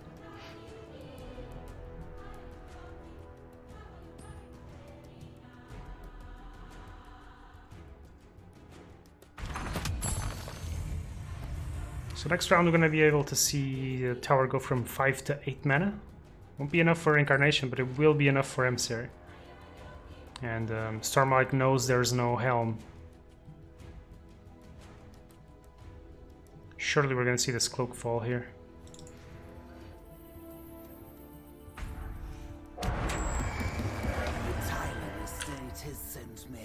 Obviously what Stormlight doesn't know is there is the single slay in hand here. Really, really key one of in Swellzong's deck. So I'd say overall a very good start for Swell. Putting decent pressure in the first 2 lanes. He ramped up gold and now he's generating card advantage. So that's essentially what he really wants. The red mist is here. Now let's see what kind of shenanigans Stormlight can pull.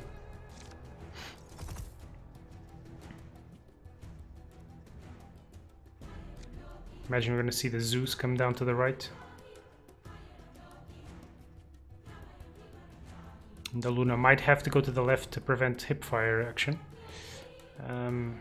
Or not. We'll see.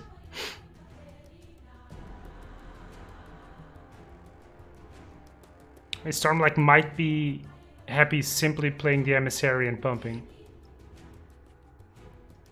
And surely you will be. I can't see why you wouldn't. If he does manage that... There is the gank though, so it's unlikely. Might have to just attempt to pass and see what happens. So if he opens with Stars Align, the tree is gonna die.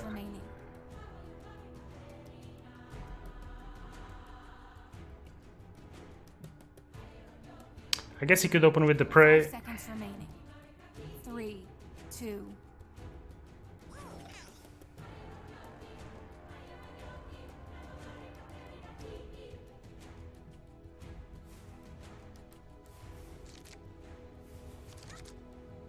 It's a 4-unit prey, so not huge, but big enough if you're planning to make an Emissary. Ah, Foresight. Pretty nice. Then he might be able to respond.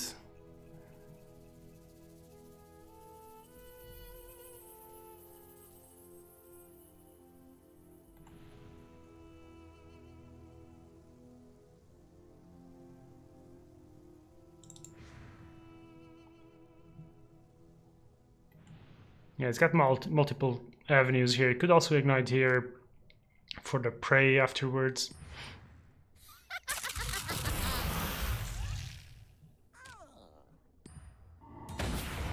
Ooh, this is gonna cost him.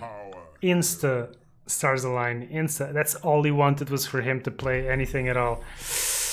This is gonna cost him. And the Kana will still die. But he doesn't care at all. He just wanted the opening to combo off. He's holding a March, but March does not compete with Emissary. Oof. This is gonna get out of control really fast. Now there is Annihilation. Does have to deal with this sensor first if he wants to consider that.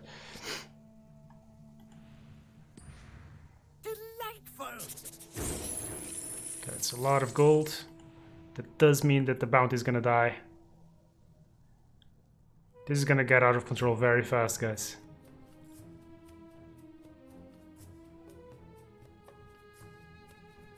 Could drop the Ignite here to kill and prevent this laser.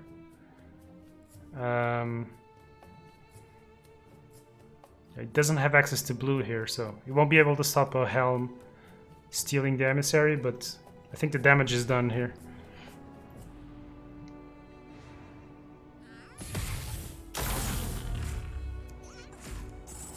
Oof. I feel like that was kind of lucky.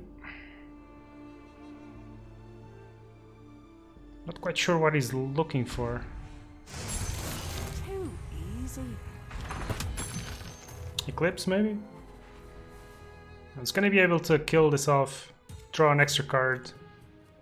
Gotta assume that's what he's gonna do. And, yeah, I mean, what does he want to look for? He can only play green cards there. I guess he wants the initiative to pump. Oh no, really? Wow. Oof. That's gotta be game. I don't know how many times I say that's gotta be game and then I'm wrong, but it's gotta be game, right? Horn. No Helm. Yeah, that's 100% game.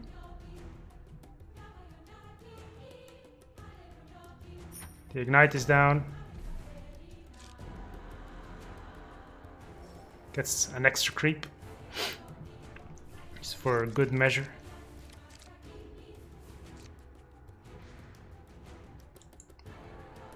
So what do you do now? Like, do you coup the tree? Is there even a point in cooing the tree? Okay.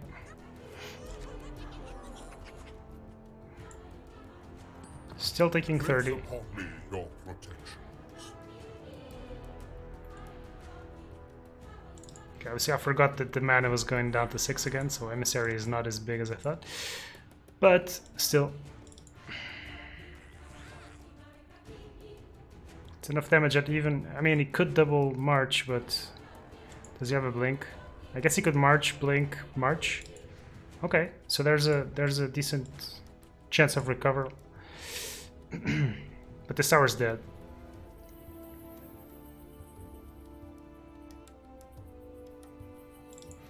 Plus whatever he does here is gonna get annihilated in mid.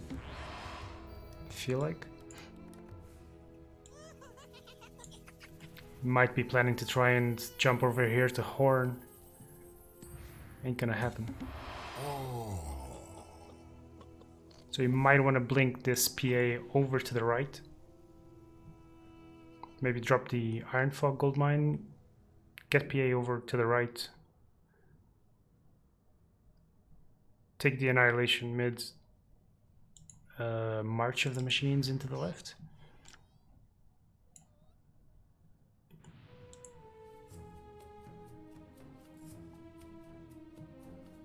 What else can he do, really? I mean, he can keep initiative, gank.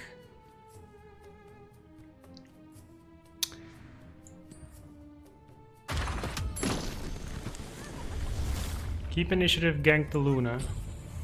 But then you cannot march. Then you blink over to the right.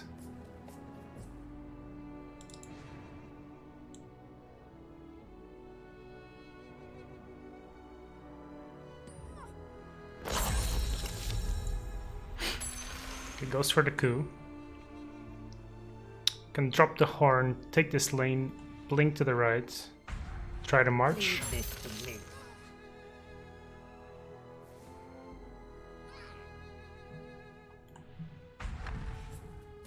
Oh, I like this.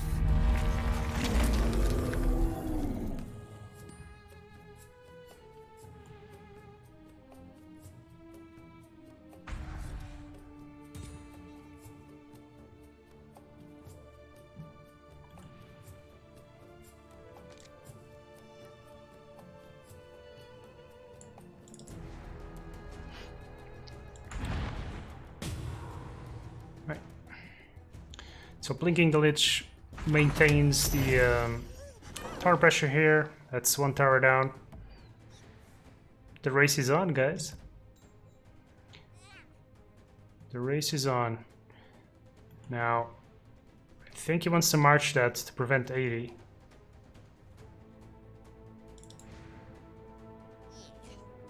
It's a hard decision here to take if you annihilate this.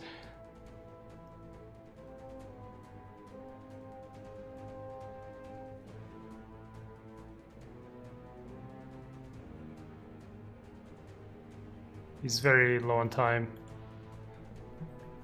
I think I would annihilate. Cause how do you? How do you lose this game? The way you lose this game is by losing this lane. Okay, March is gonna be slow, but it's gonna be effective.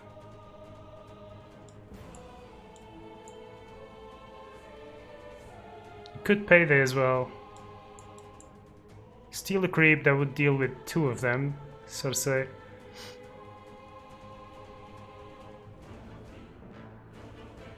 If another Stars Align comes out, or any sort of ramp, you could see another Emissary as well. So tough decisions for both players.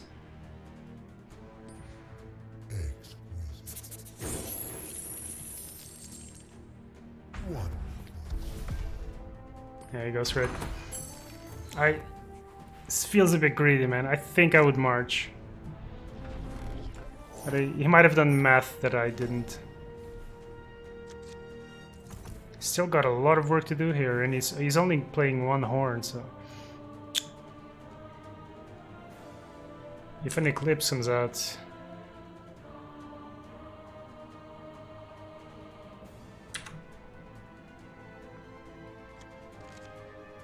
No blinks for Storm, so... Force surrender in 30 seconds. He sure needs a blue hero here. He kind of would like to have one here, but... Ooh, he's just going all in. He wants to go for the multicasts. Well, this is a very risky move. I feel like. Oh, he gets the Stars Align. Wow.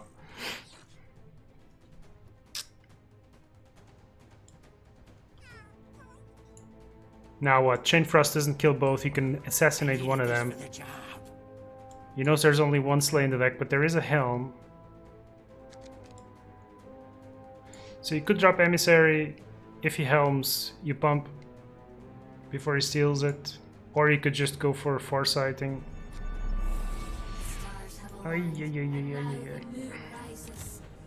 Yeah, this is...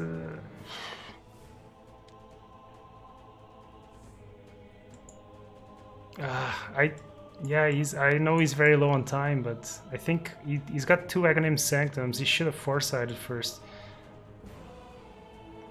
He should have looked for an Eclipse.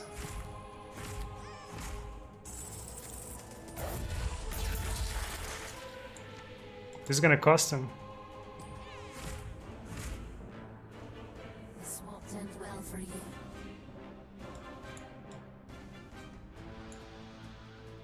I mean, he could just kill both the blue heroes now. Oh, and he does. Stormlike.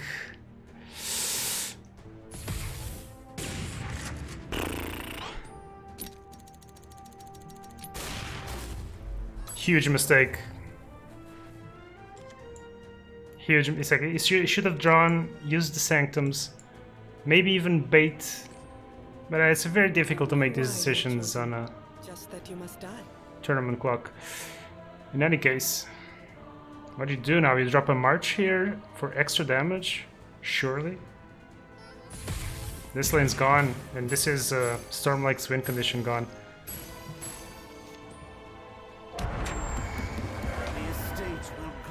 Game's just over here. Yeah, alright. Incarnation is brutal on this mono black deck. Brutal. Should not have dropped this Salamania like that. Well, and here we go to game fucking 29. These guys are still playing as well. Let's just hope for a quick one.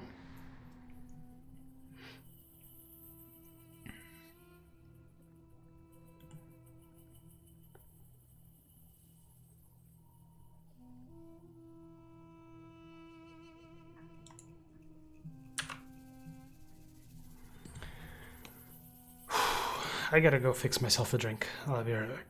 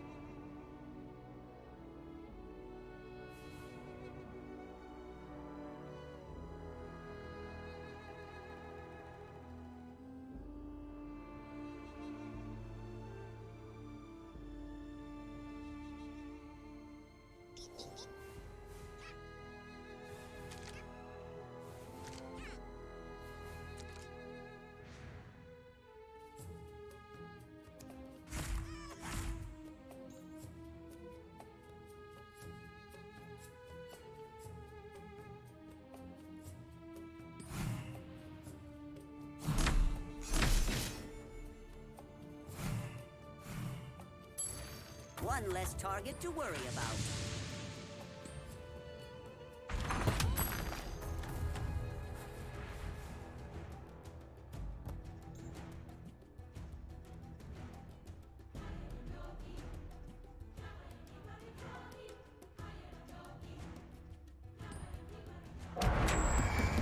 The estate will gladly pay for your services, bounty hunter.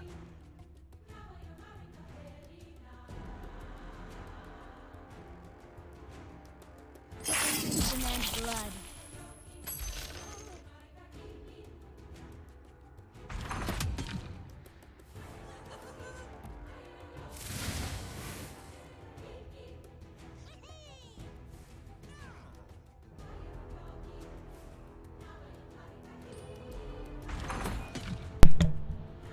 Whew. How are we looking? 19 gold.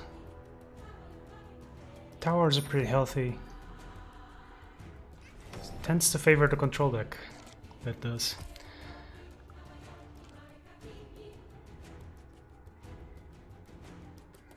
Alright, no heroes for Stormlike on the right lane. That can be good. 5, 9, 11 damage.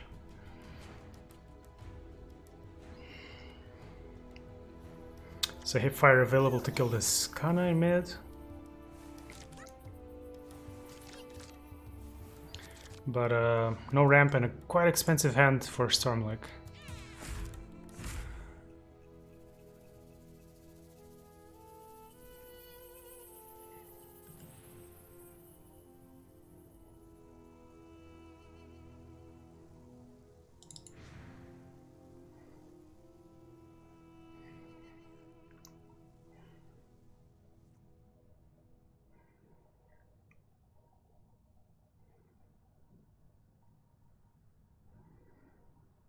Alright, so Swell considering his options here.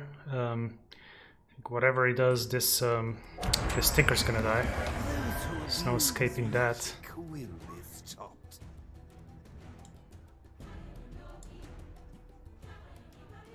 Still the option of at any costing, but at what cost? Alright, just hoping to get an extra card draw there. Does not achieve it. Yes, at any cost here would be a good card. There we go. Doing exactly what I wanted to do. I'm still suffering here. Good spot to drop the Iron Fog. There we go. And it's gonna be ramping up to about 30 gold.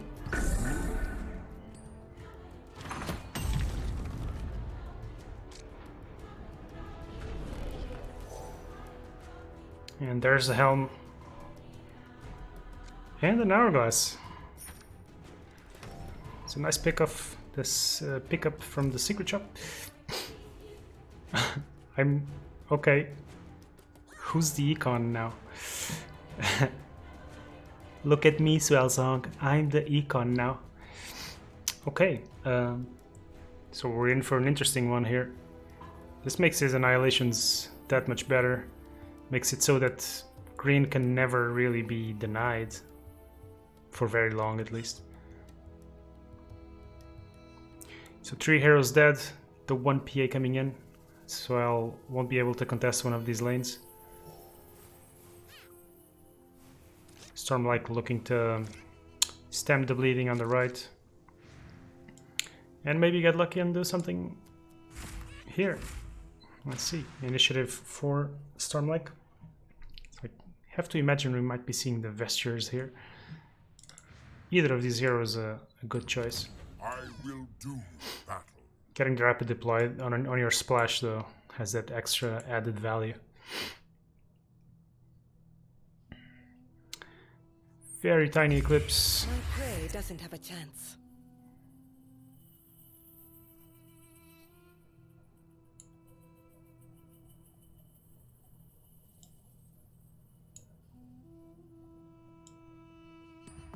This place is He's got my all the domain. end game in hand. Not very fortunate. You should probably be attempting to play for initiative and try to clean the right lane with this at any cost. Swell. Dropping the helm. Not sure I agree completely, but guess he wants to put some tower pressure. He can make the lane wide, then drop the Vandal. It is getting blocked for the most part by these Vestures.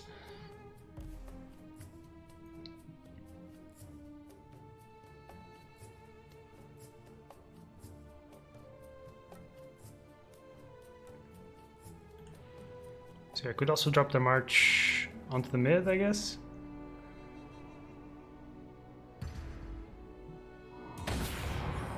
And for the fact that he had such a wide mid lane, he never really got that much damage through. Guess it never really connected. Helm is on a 2-round cooldown, so I think next round it's gonna be up to 7. If he's afraid of stars align, he should not use this. But if he doesn't use it here, then he never uses it. And he does have a slay, so I feel like you take the creep. It's just unfortunate that with the Vestures it's not going to do anything.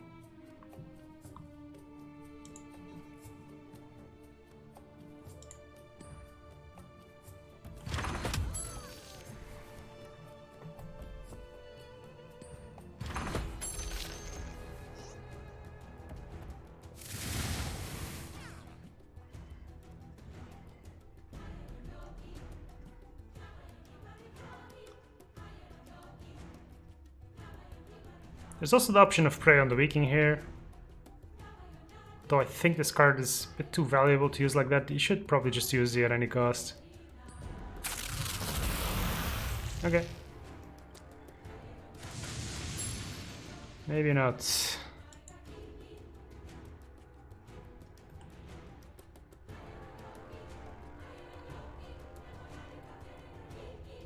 March onto mid would be decent. There's a laser coming in, a headshot coming in as well. So it could help connect.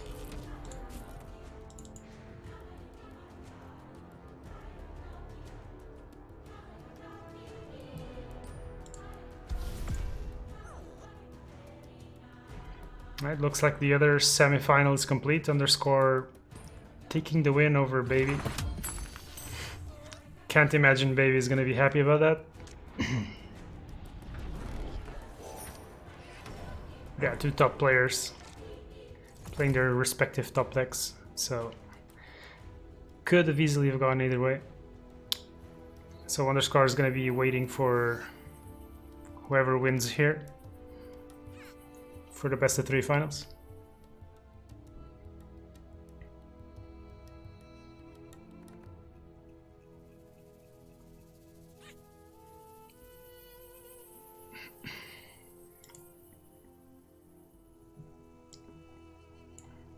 And this game is shaping up to be quite different from the previous 2. I gotta imagine Stormlight's feeling decently well right about now.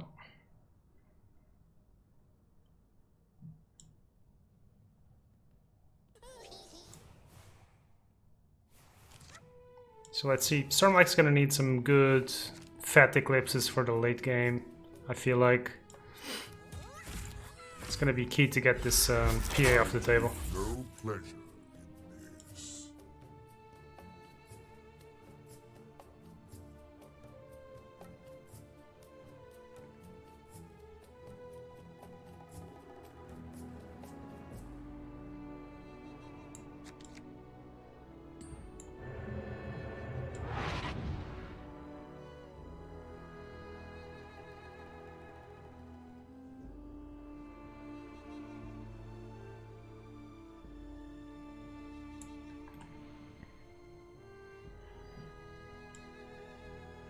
There's not...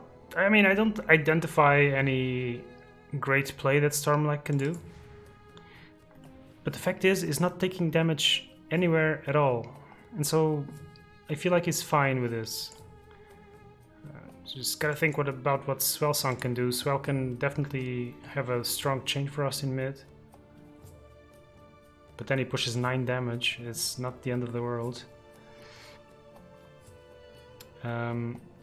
There is a possibility of assassinating this Zeus.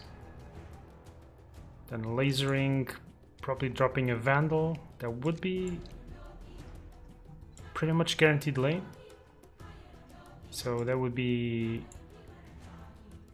3 damage missing.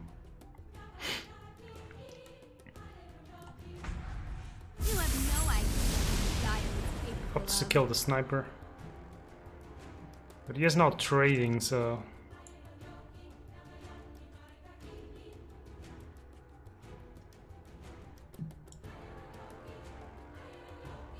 Can still drop the cloak here, but he TP'd the Luna, so I don't think he worries too much about this. And it's gonna be the question of what Swell does right now. Does he assassinate here? Does he keep initiative for Chain Frost? Goes for the other. He can hip fire and laser the Zeus as well. It's just that then the creep still blocks. Guess he could hip fire, laser, chain, Iron Fog.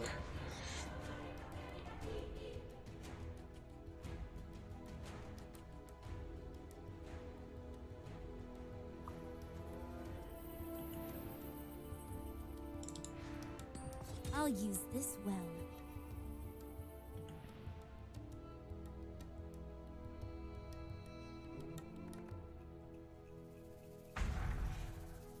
I could use this.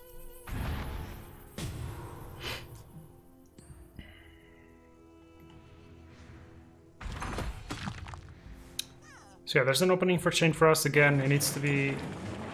Never mind. There's a... It's not going to be enough. Even if the bounces go his way. So...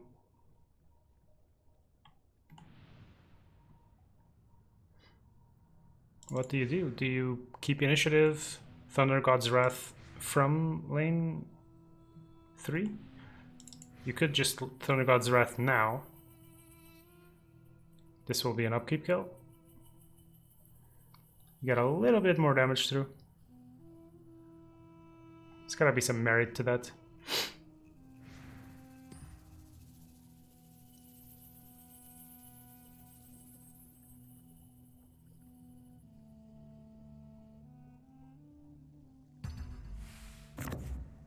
Tear it down.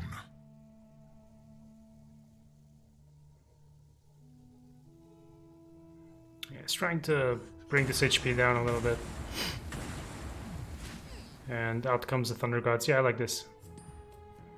So now he's denied playing mana from lane 3. Barely lifted a finger. 7 damage. Boom, takes back initiative. This could be a big round.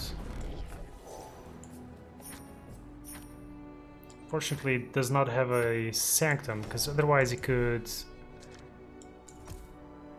No, he couldn't actually. But yeah.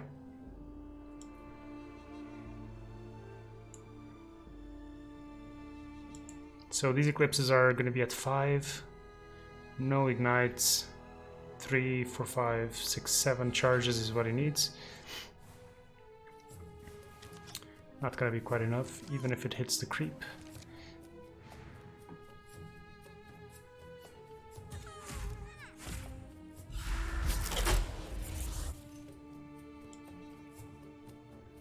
Let's see what he wants to do.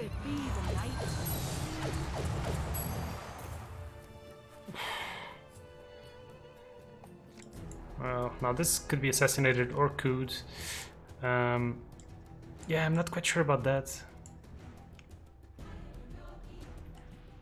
He's stalling the game well enough that I feel like he wants to get the eclipses bigger before he takes long shots like this. I could drop a cloak, prevent the assassinate.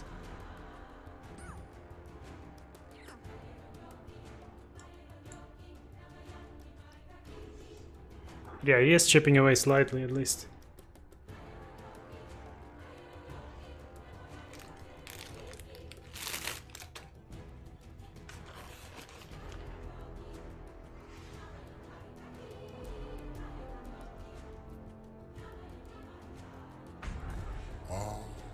The unceasing cleverness of mortals.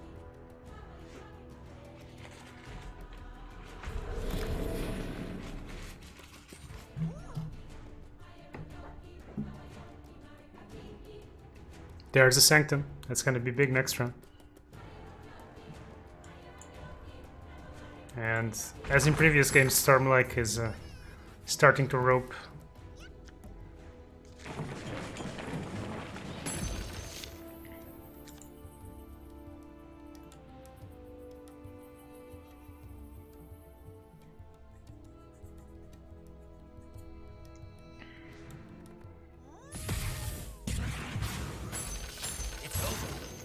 Reason I'm the best. Right. I know how to use this. That's initiative back onto Stormlike because of the cloak dropping. 15 damage, respectable punish.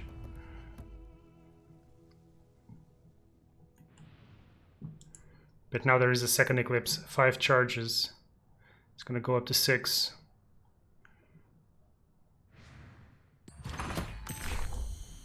This could be a very important round here.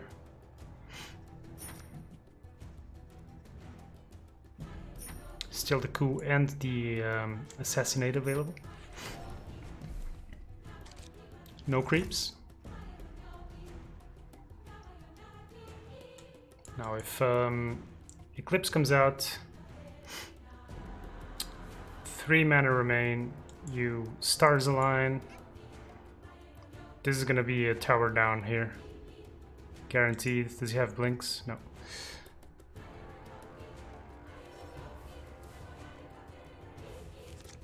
It's kind of risky to do it this way, because the Zeus is gonna be assassinated afterwards. But yeah, ooh, ignite. Well, we'll see. There's still a lot that can happen. Thunder God's Wrath, etc. Stormlike is in a good position to win this now. Open up with Eclipse, stars align, Sanctum.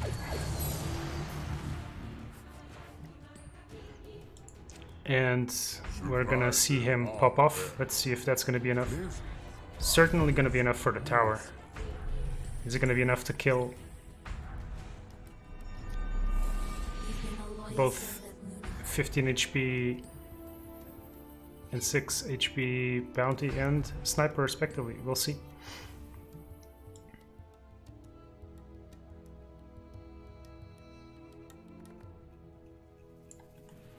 If he gets the ignites and the Thunder God's Wraths, is that all the card draw?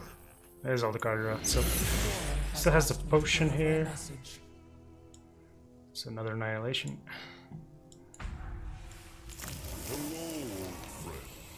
You're surely going to be able to go for 80 here. Here at the Quorum Quorum's behest. I do not doubt that. The Quorum has asked me to deliver a message. Can he prevent this tower from dying though? Headshot available, assassinate available, blink dagger available. So a lot of stuff available here. There is an annihilation, so he cannot give initiative up. Swell is in a really, really hard place. If he leaves this lane as well, We will cast down well, we'll have to drop a creep. So he can't assassinate and blink and take lethal. Looks like Stormlex got it.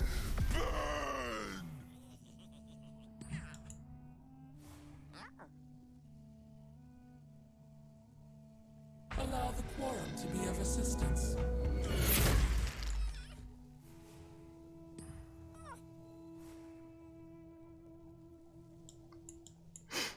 So every pump he does, it's gonna be about 16 damage. A tribute to the ancients.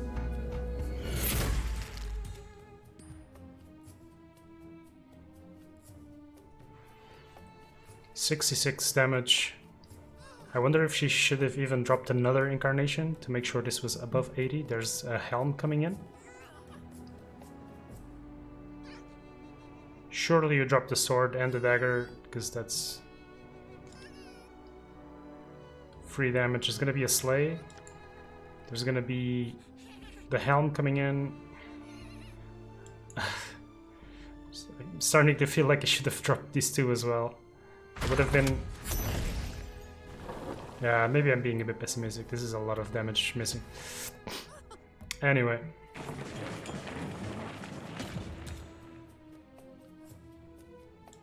Why doesn't he drop this? If he misses damage next round, that's gonna be really bad. They better run. How can he end this? Of course he could assassinate and blink, yeah. Oh, I thought he didn't have enough damage. Oh, the march. Yeah, of course. Okay, so is game over? Chain Frost, 13, 18. Yeah, Swell's got this. Okay.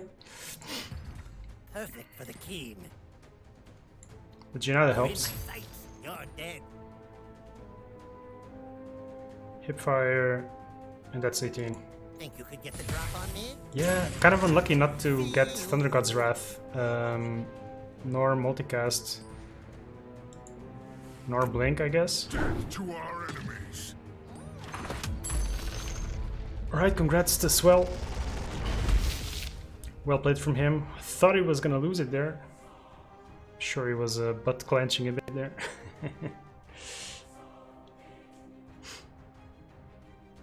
Yeah, I was kind of hoping the tournament would end by one, but let's see. Swell Song versus Underscore. Another blue versus black matchup.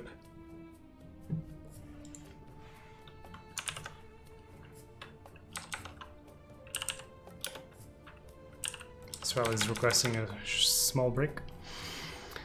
So yeah, can Underscore win this again? He already won yesterday. The draft tournament. So just above and beyond the seemingly the best player by far. Kind of. Happy that we've managed to get 30 people on, or about 30 people on both tournaments. Reception was great, better than I thought. So yeah, I just really hope this this ends soon, because I need to sleep, guys.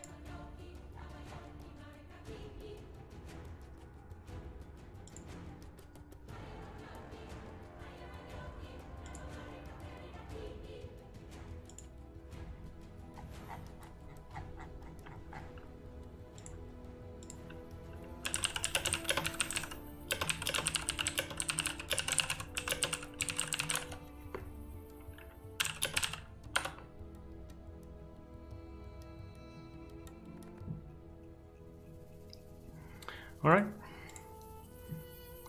The boys are in. We are ready. Welcome to the grand finals of the Requiem tournament series. These boys are going to be playing it out for $100. Winner takes all. Swell Song on the Radiant side on the Mono Black economy list. And Underscore, the Mono Blue Master on the Dire side. He's already beaten maybe the creator of the Econ, or one of the co-creators at least of the Econ Mono Black list, who claims to have a good matchup against Blue. He lost in the semifinals to Underscore. Can Swell Song teach him how it's done? So much better Econ ramp start here, opening on the Iron Fog Gold Mine. Was completely safe from the blue deck. There's no way for him to remove improvements. He's got a payday, he's got a track, so all he's got to do is smash those blue heroes' faces in.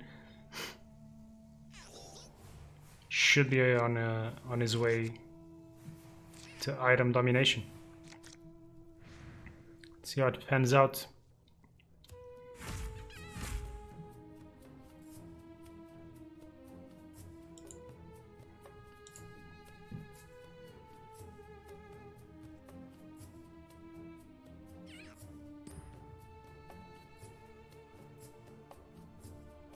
Perfect.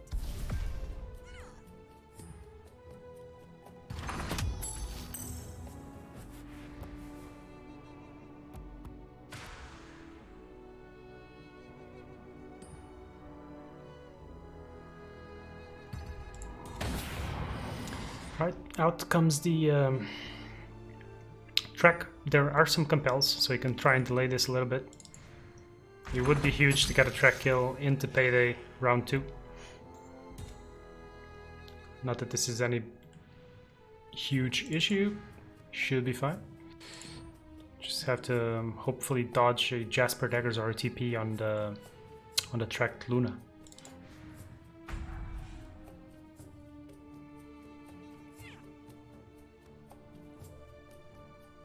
There's the option of hip firing. I feel like you want to keep this payday an extra round.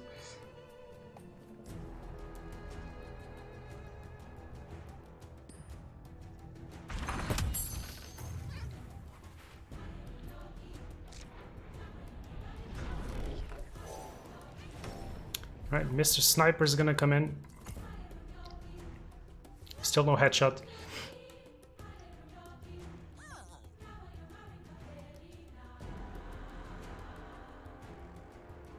Yeah, now there is the possibility of hip firing this Luna, getting the track kill.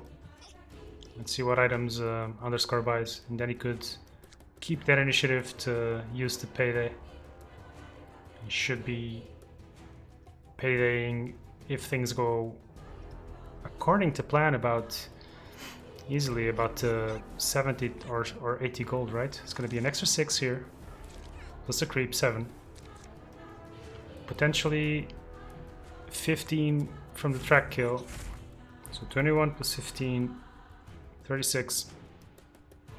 If he gets this kill, it's a 41. So it could, at best... Wow, he's not playing around, huh? Not playing around at all.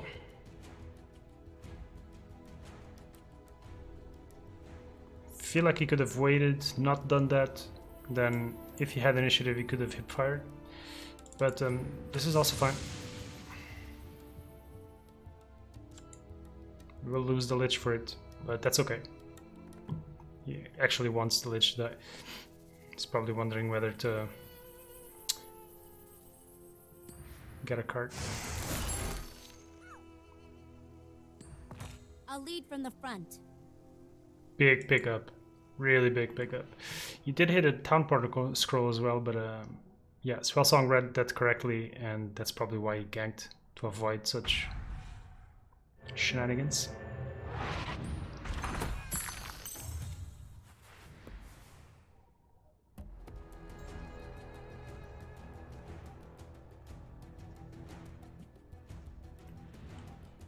You can't get another track kill off. See the minus armor plus the dimensional portal potentially. I think Swellsong holds initiative. He really, really, really wants this payday. If this goes up to 50, which it will, is absolutely huge. He's gonna buy, if not his whole deck, almost his whole deck, plus whatever shows up on the secret shop. Something special in store for you.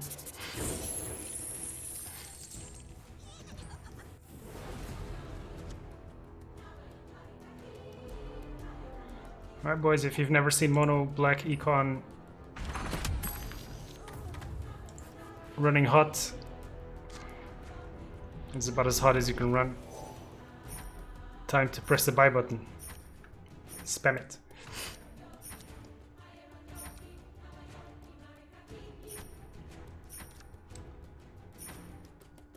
Thanks for the love, guys. I won't deny that I'm tired as hell, but we're almost there. Let's see. He gets the obliterating. Actually, this is a good matchup for obliterating orb. In fact, so down to 11 golds. I really want to see if he got a horn.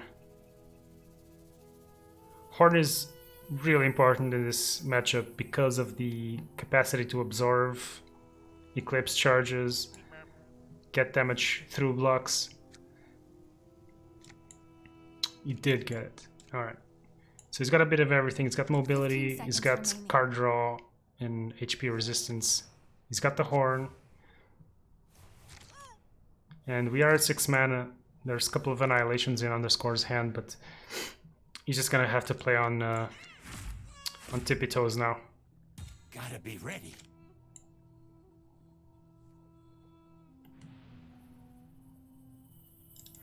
Right, initiative on Swell's side.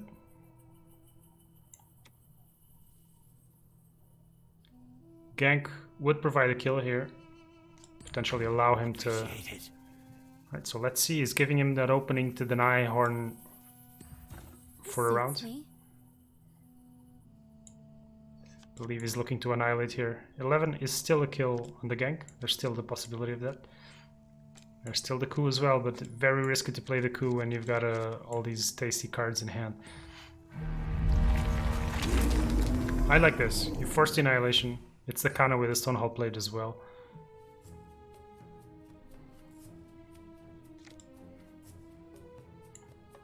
Underscore happy to try and keep blocking it, it looks like.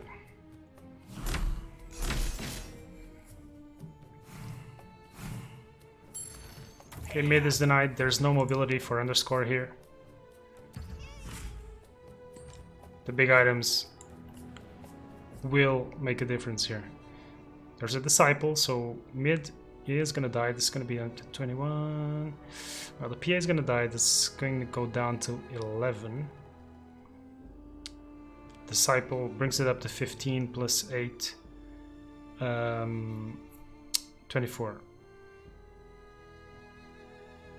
No, 23, right? 23. So he needs to drop the grunts or just drop the Jaspers. Jaspers are useless in this matchup. So yeah, drop Disciple, drop Jaspers. That's a tower down. I ask myself if he drops Helm on the right lane, right? Because, I mean, it's so early for Incarnation. A new toy to play with.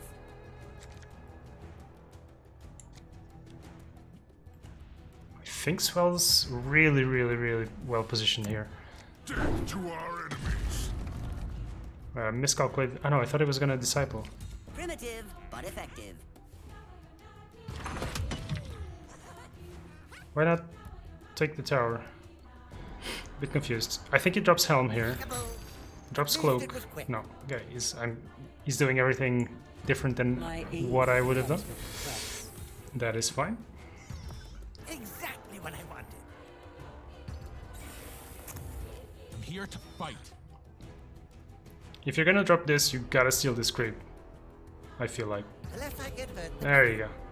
But then you should have You should have killed this one and taken the other one. You're no good to me dead. Probably irrelevant. They're not ready for me. That's a lot of damage. Alright.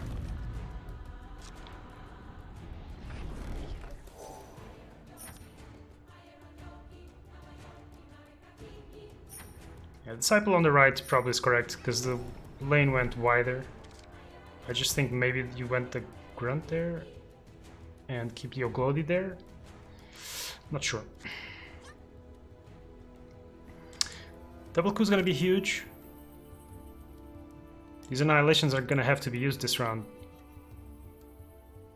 And gonna be looking out for any potential Chain Frosts, any assassinations. Those are the big spells now. PA on the fountain is actually good right now. Ooh, and Kana is getting threatened.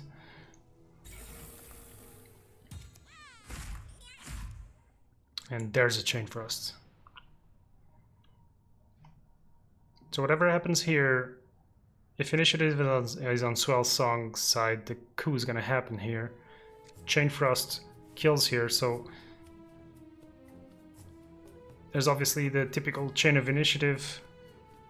First lane is gonna be decisive to decide what happens in the other lanes. If he decides to annihilate here, he loses this lane. Okay, fair enough, this lane's almost dead. Plus a March of the Machines will eventually kill it at some point. Feel like lane 3 is more decisive because Underscore has committed a couple of heroes to it.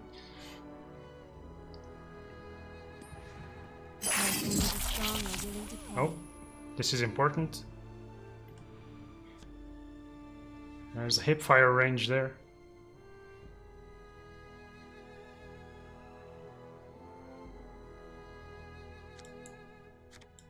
So I might want to sack this creep. This is worthy of me. All of you must die. Okay. So when the Scar protects this, that means the Swell is gonna take this and is gonna blow up as well.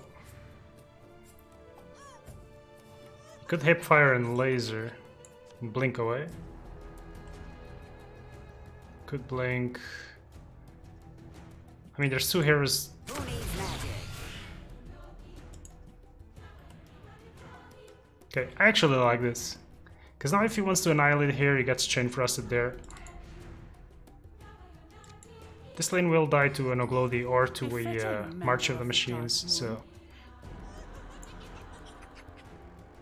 I think you pass, mate. Yeah, exactly. Force him to blow it up. Because Eclipse is not big enough.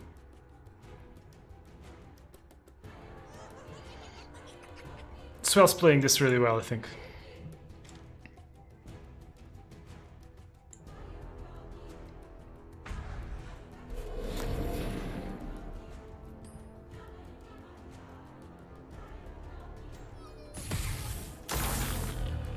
Right, now you take initiative and you win the game.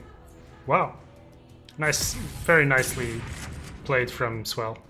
Very crisp.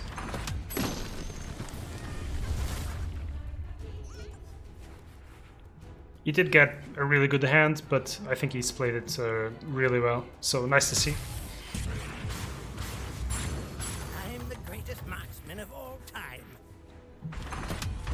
It's game one. At least the mono black deck wins pretty fast. I will mention though, Underscore didn't see any of his at any costs, which is essentially one of the best cards you can get against black. He does have one now. And there is a track, but that's the only econ card, so econ ramping is going to be a bit harder this time around. Yeah, let's see how things fall in game number 2.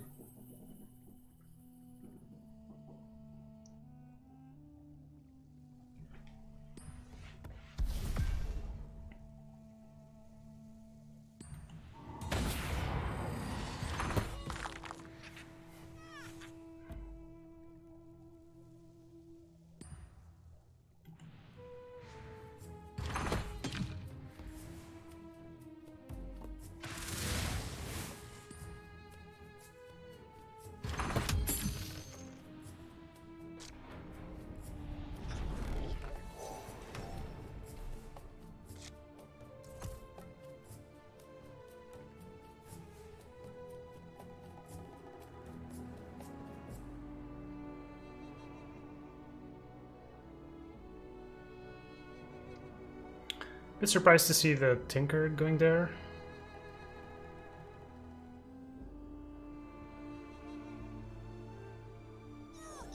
Oh, this is gonna be painful. Well, I guess wherever he, regardless where he would go, at any cost would be good. Guess he's gonna be at any cost now.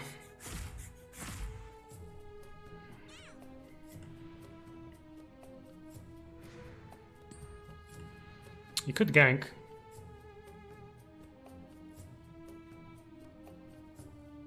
That would put 18 damage on the tower.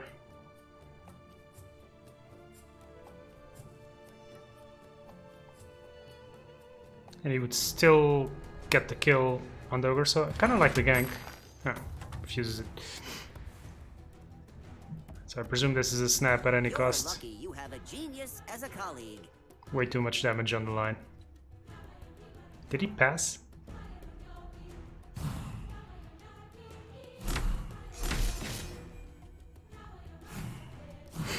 That is greedy, but he gets Let's see Sniper do better. rewarded.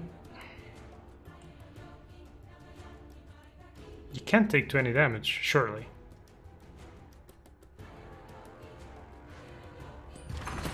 Whoa. Okay.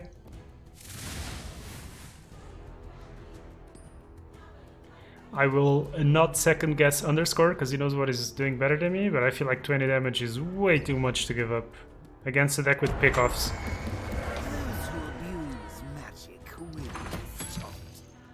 What are you planning to do? If this gets picked off, you are in deep shit, man.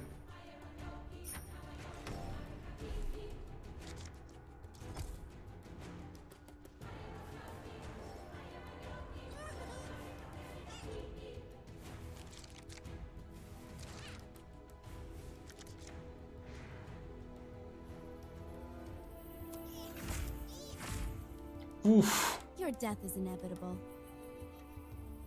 He gets a second at any cost, though. Obviously, he's not gonna at any cost this. So there's a free lane here.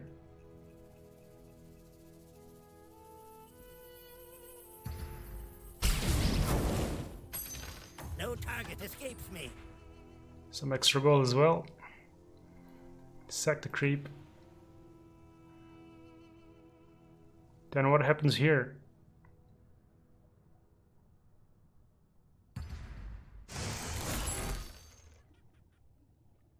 I mean, then he's got at any cost here, I guess.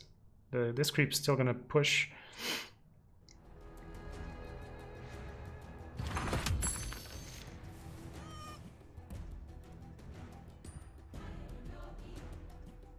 Swell Song's gonna be looking to get some blinks now.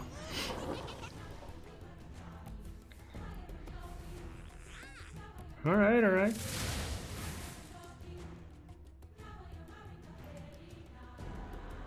I really feel like he gave up mid lane too easily. Well, because he gave mid lane away so easily, now he's forced to do that at any cost. This is objectively a worse at any cost than the one he didn't do before. So a little bit awkward, but yeah, the Tyler State Sensor will die at upkeep at least, and Swell doesn't have any hero redeployments, so you really needed this blink.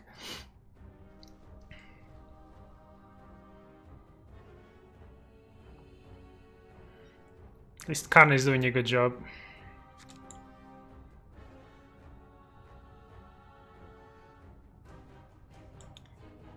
He does have double annihilation, so if a blink comes down, he should obviously double annihilate here.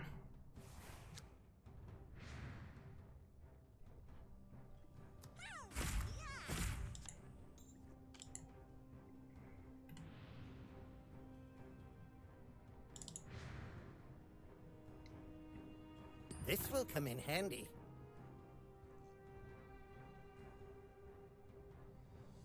This could be a Mystic Flare here.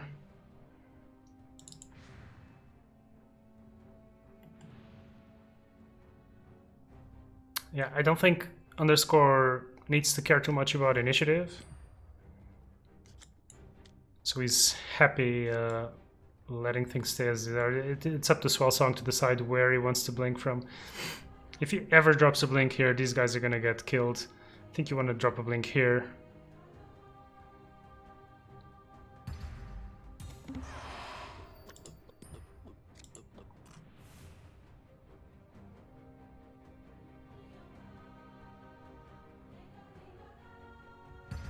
Tough decision.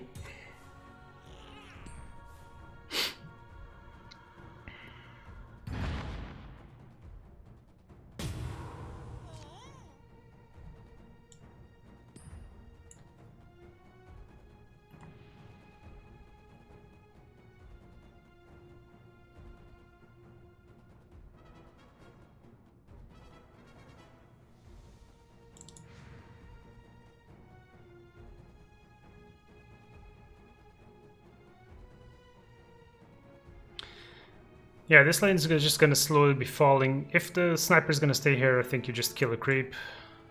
You could hit Kana. She goes to 7.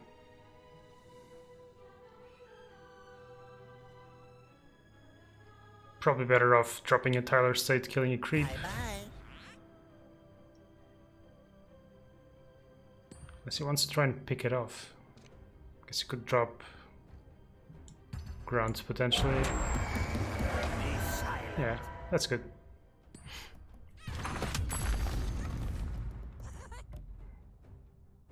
Let me give you a hand.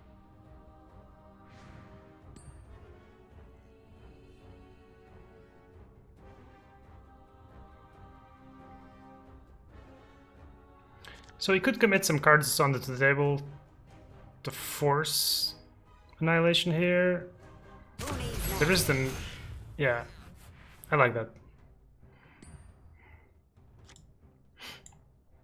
Because he's already losing too much in card advantage. He doesn't have cloaks. To be committing cards onto the table to just bait an Annihilation would feel pretty bad.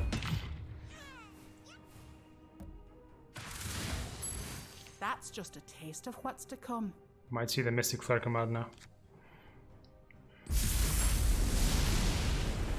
Okay. Yeah, Underscore now starts taking some control of this game. Good. Selamene provides. The helm would have been good there on the sniper too.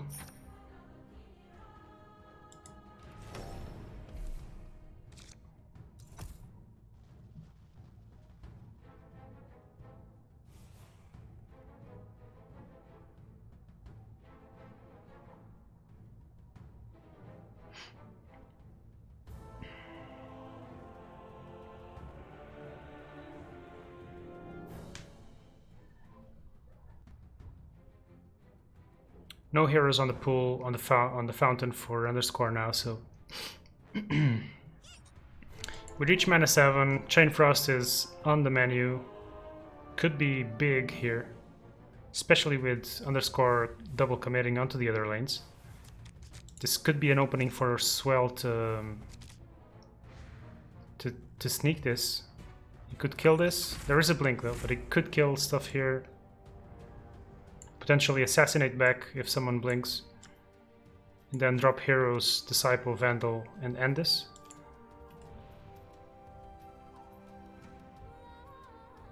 I think he's gotta consider Chain Frosting here.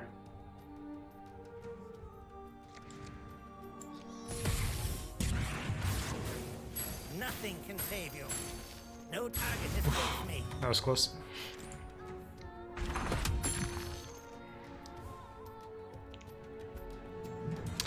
Alright, now what?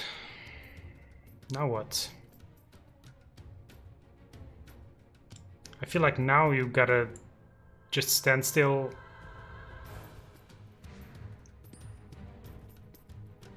If a Blink Dart comes down, you kill it. If you can.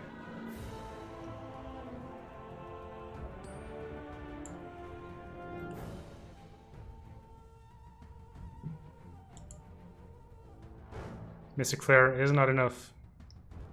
Eclipse probably is Yeah, he has to get lucky. He needs to hit it twice. So, I feel like this was a bait here.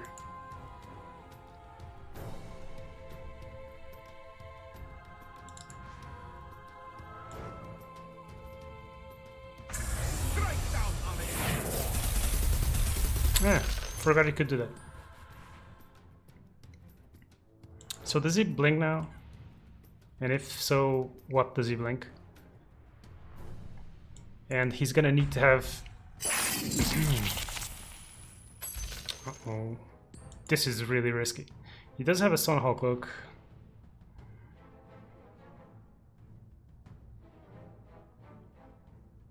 Big decision time for Underscore. This could cost him the game if he does this wrong. There's both the pick off and the assassinate and the hipfire to take back initiative.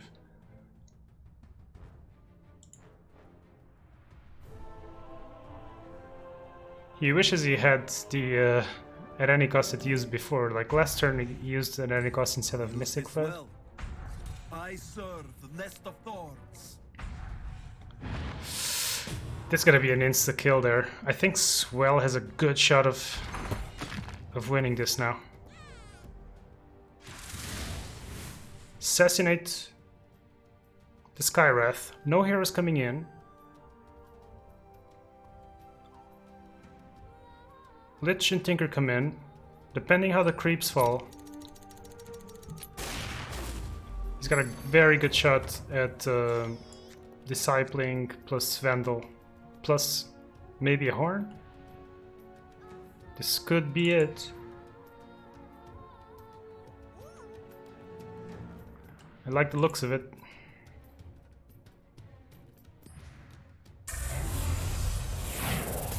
This would also mean I could go to bed a bit earlier than expected. Alright, let's see what big items he gets. Oh, that's gotta be it. That is gotta be it. 100%. Another 14 damage added. Plus... Woo! He's already calling it. Fast maths. Woo!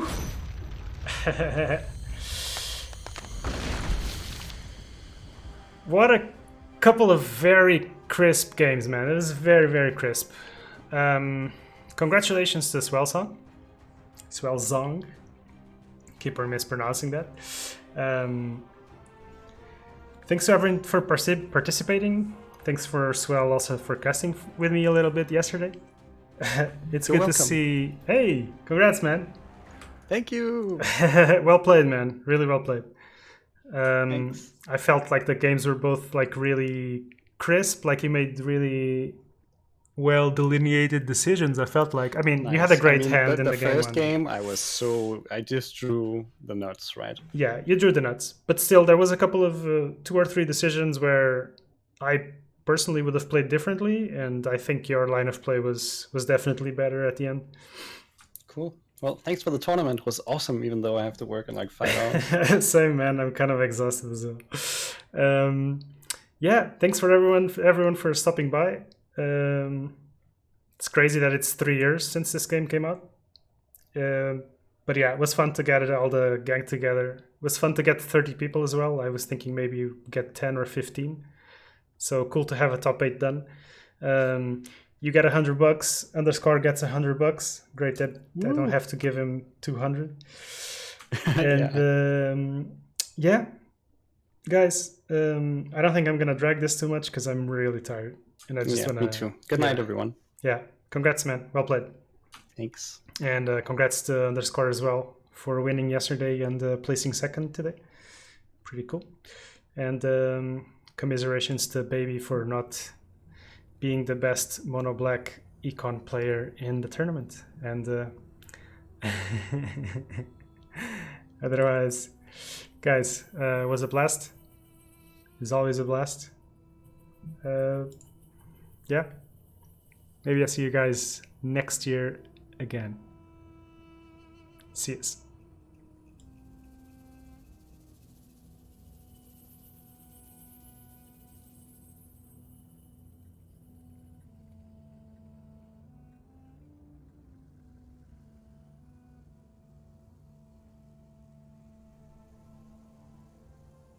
He wishes he had the at any cost it used before. Like last turn he used at any cost instead of Mystic Flare. I serve the nest of thorns. This is gonna be an insta kill there. I think Swell has a good shot of winning this.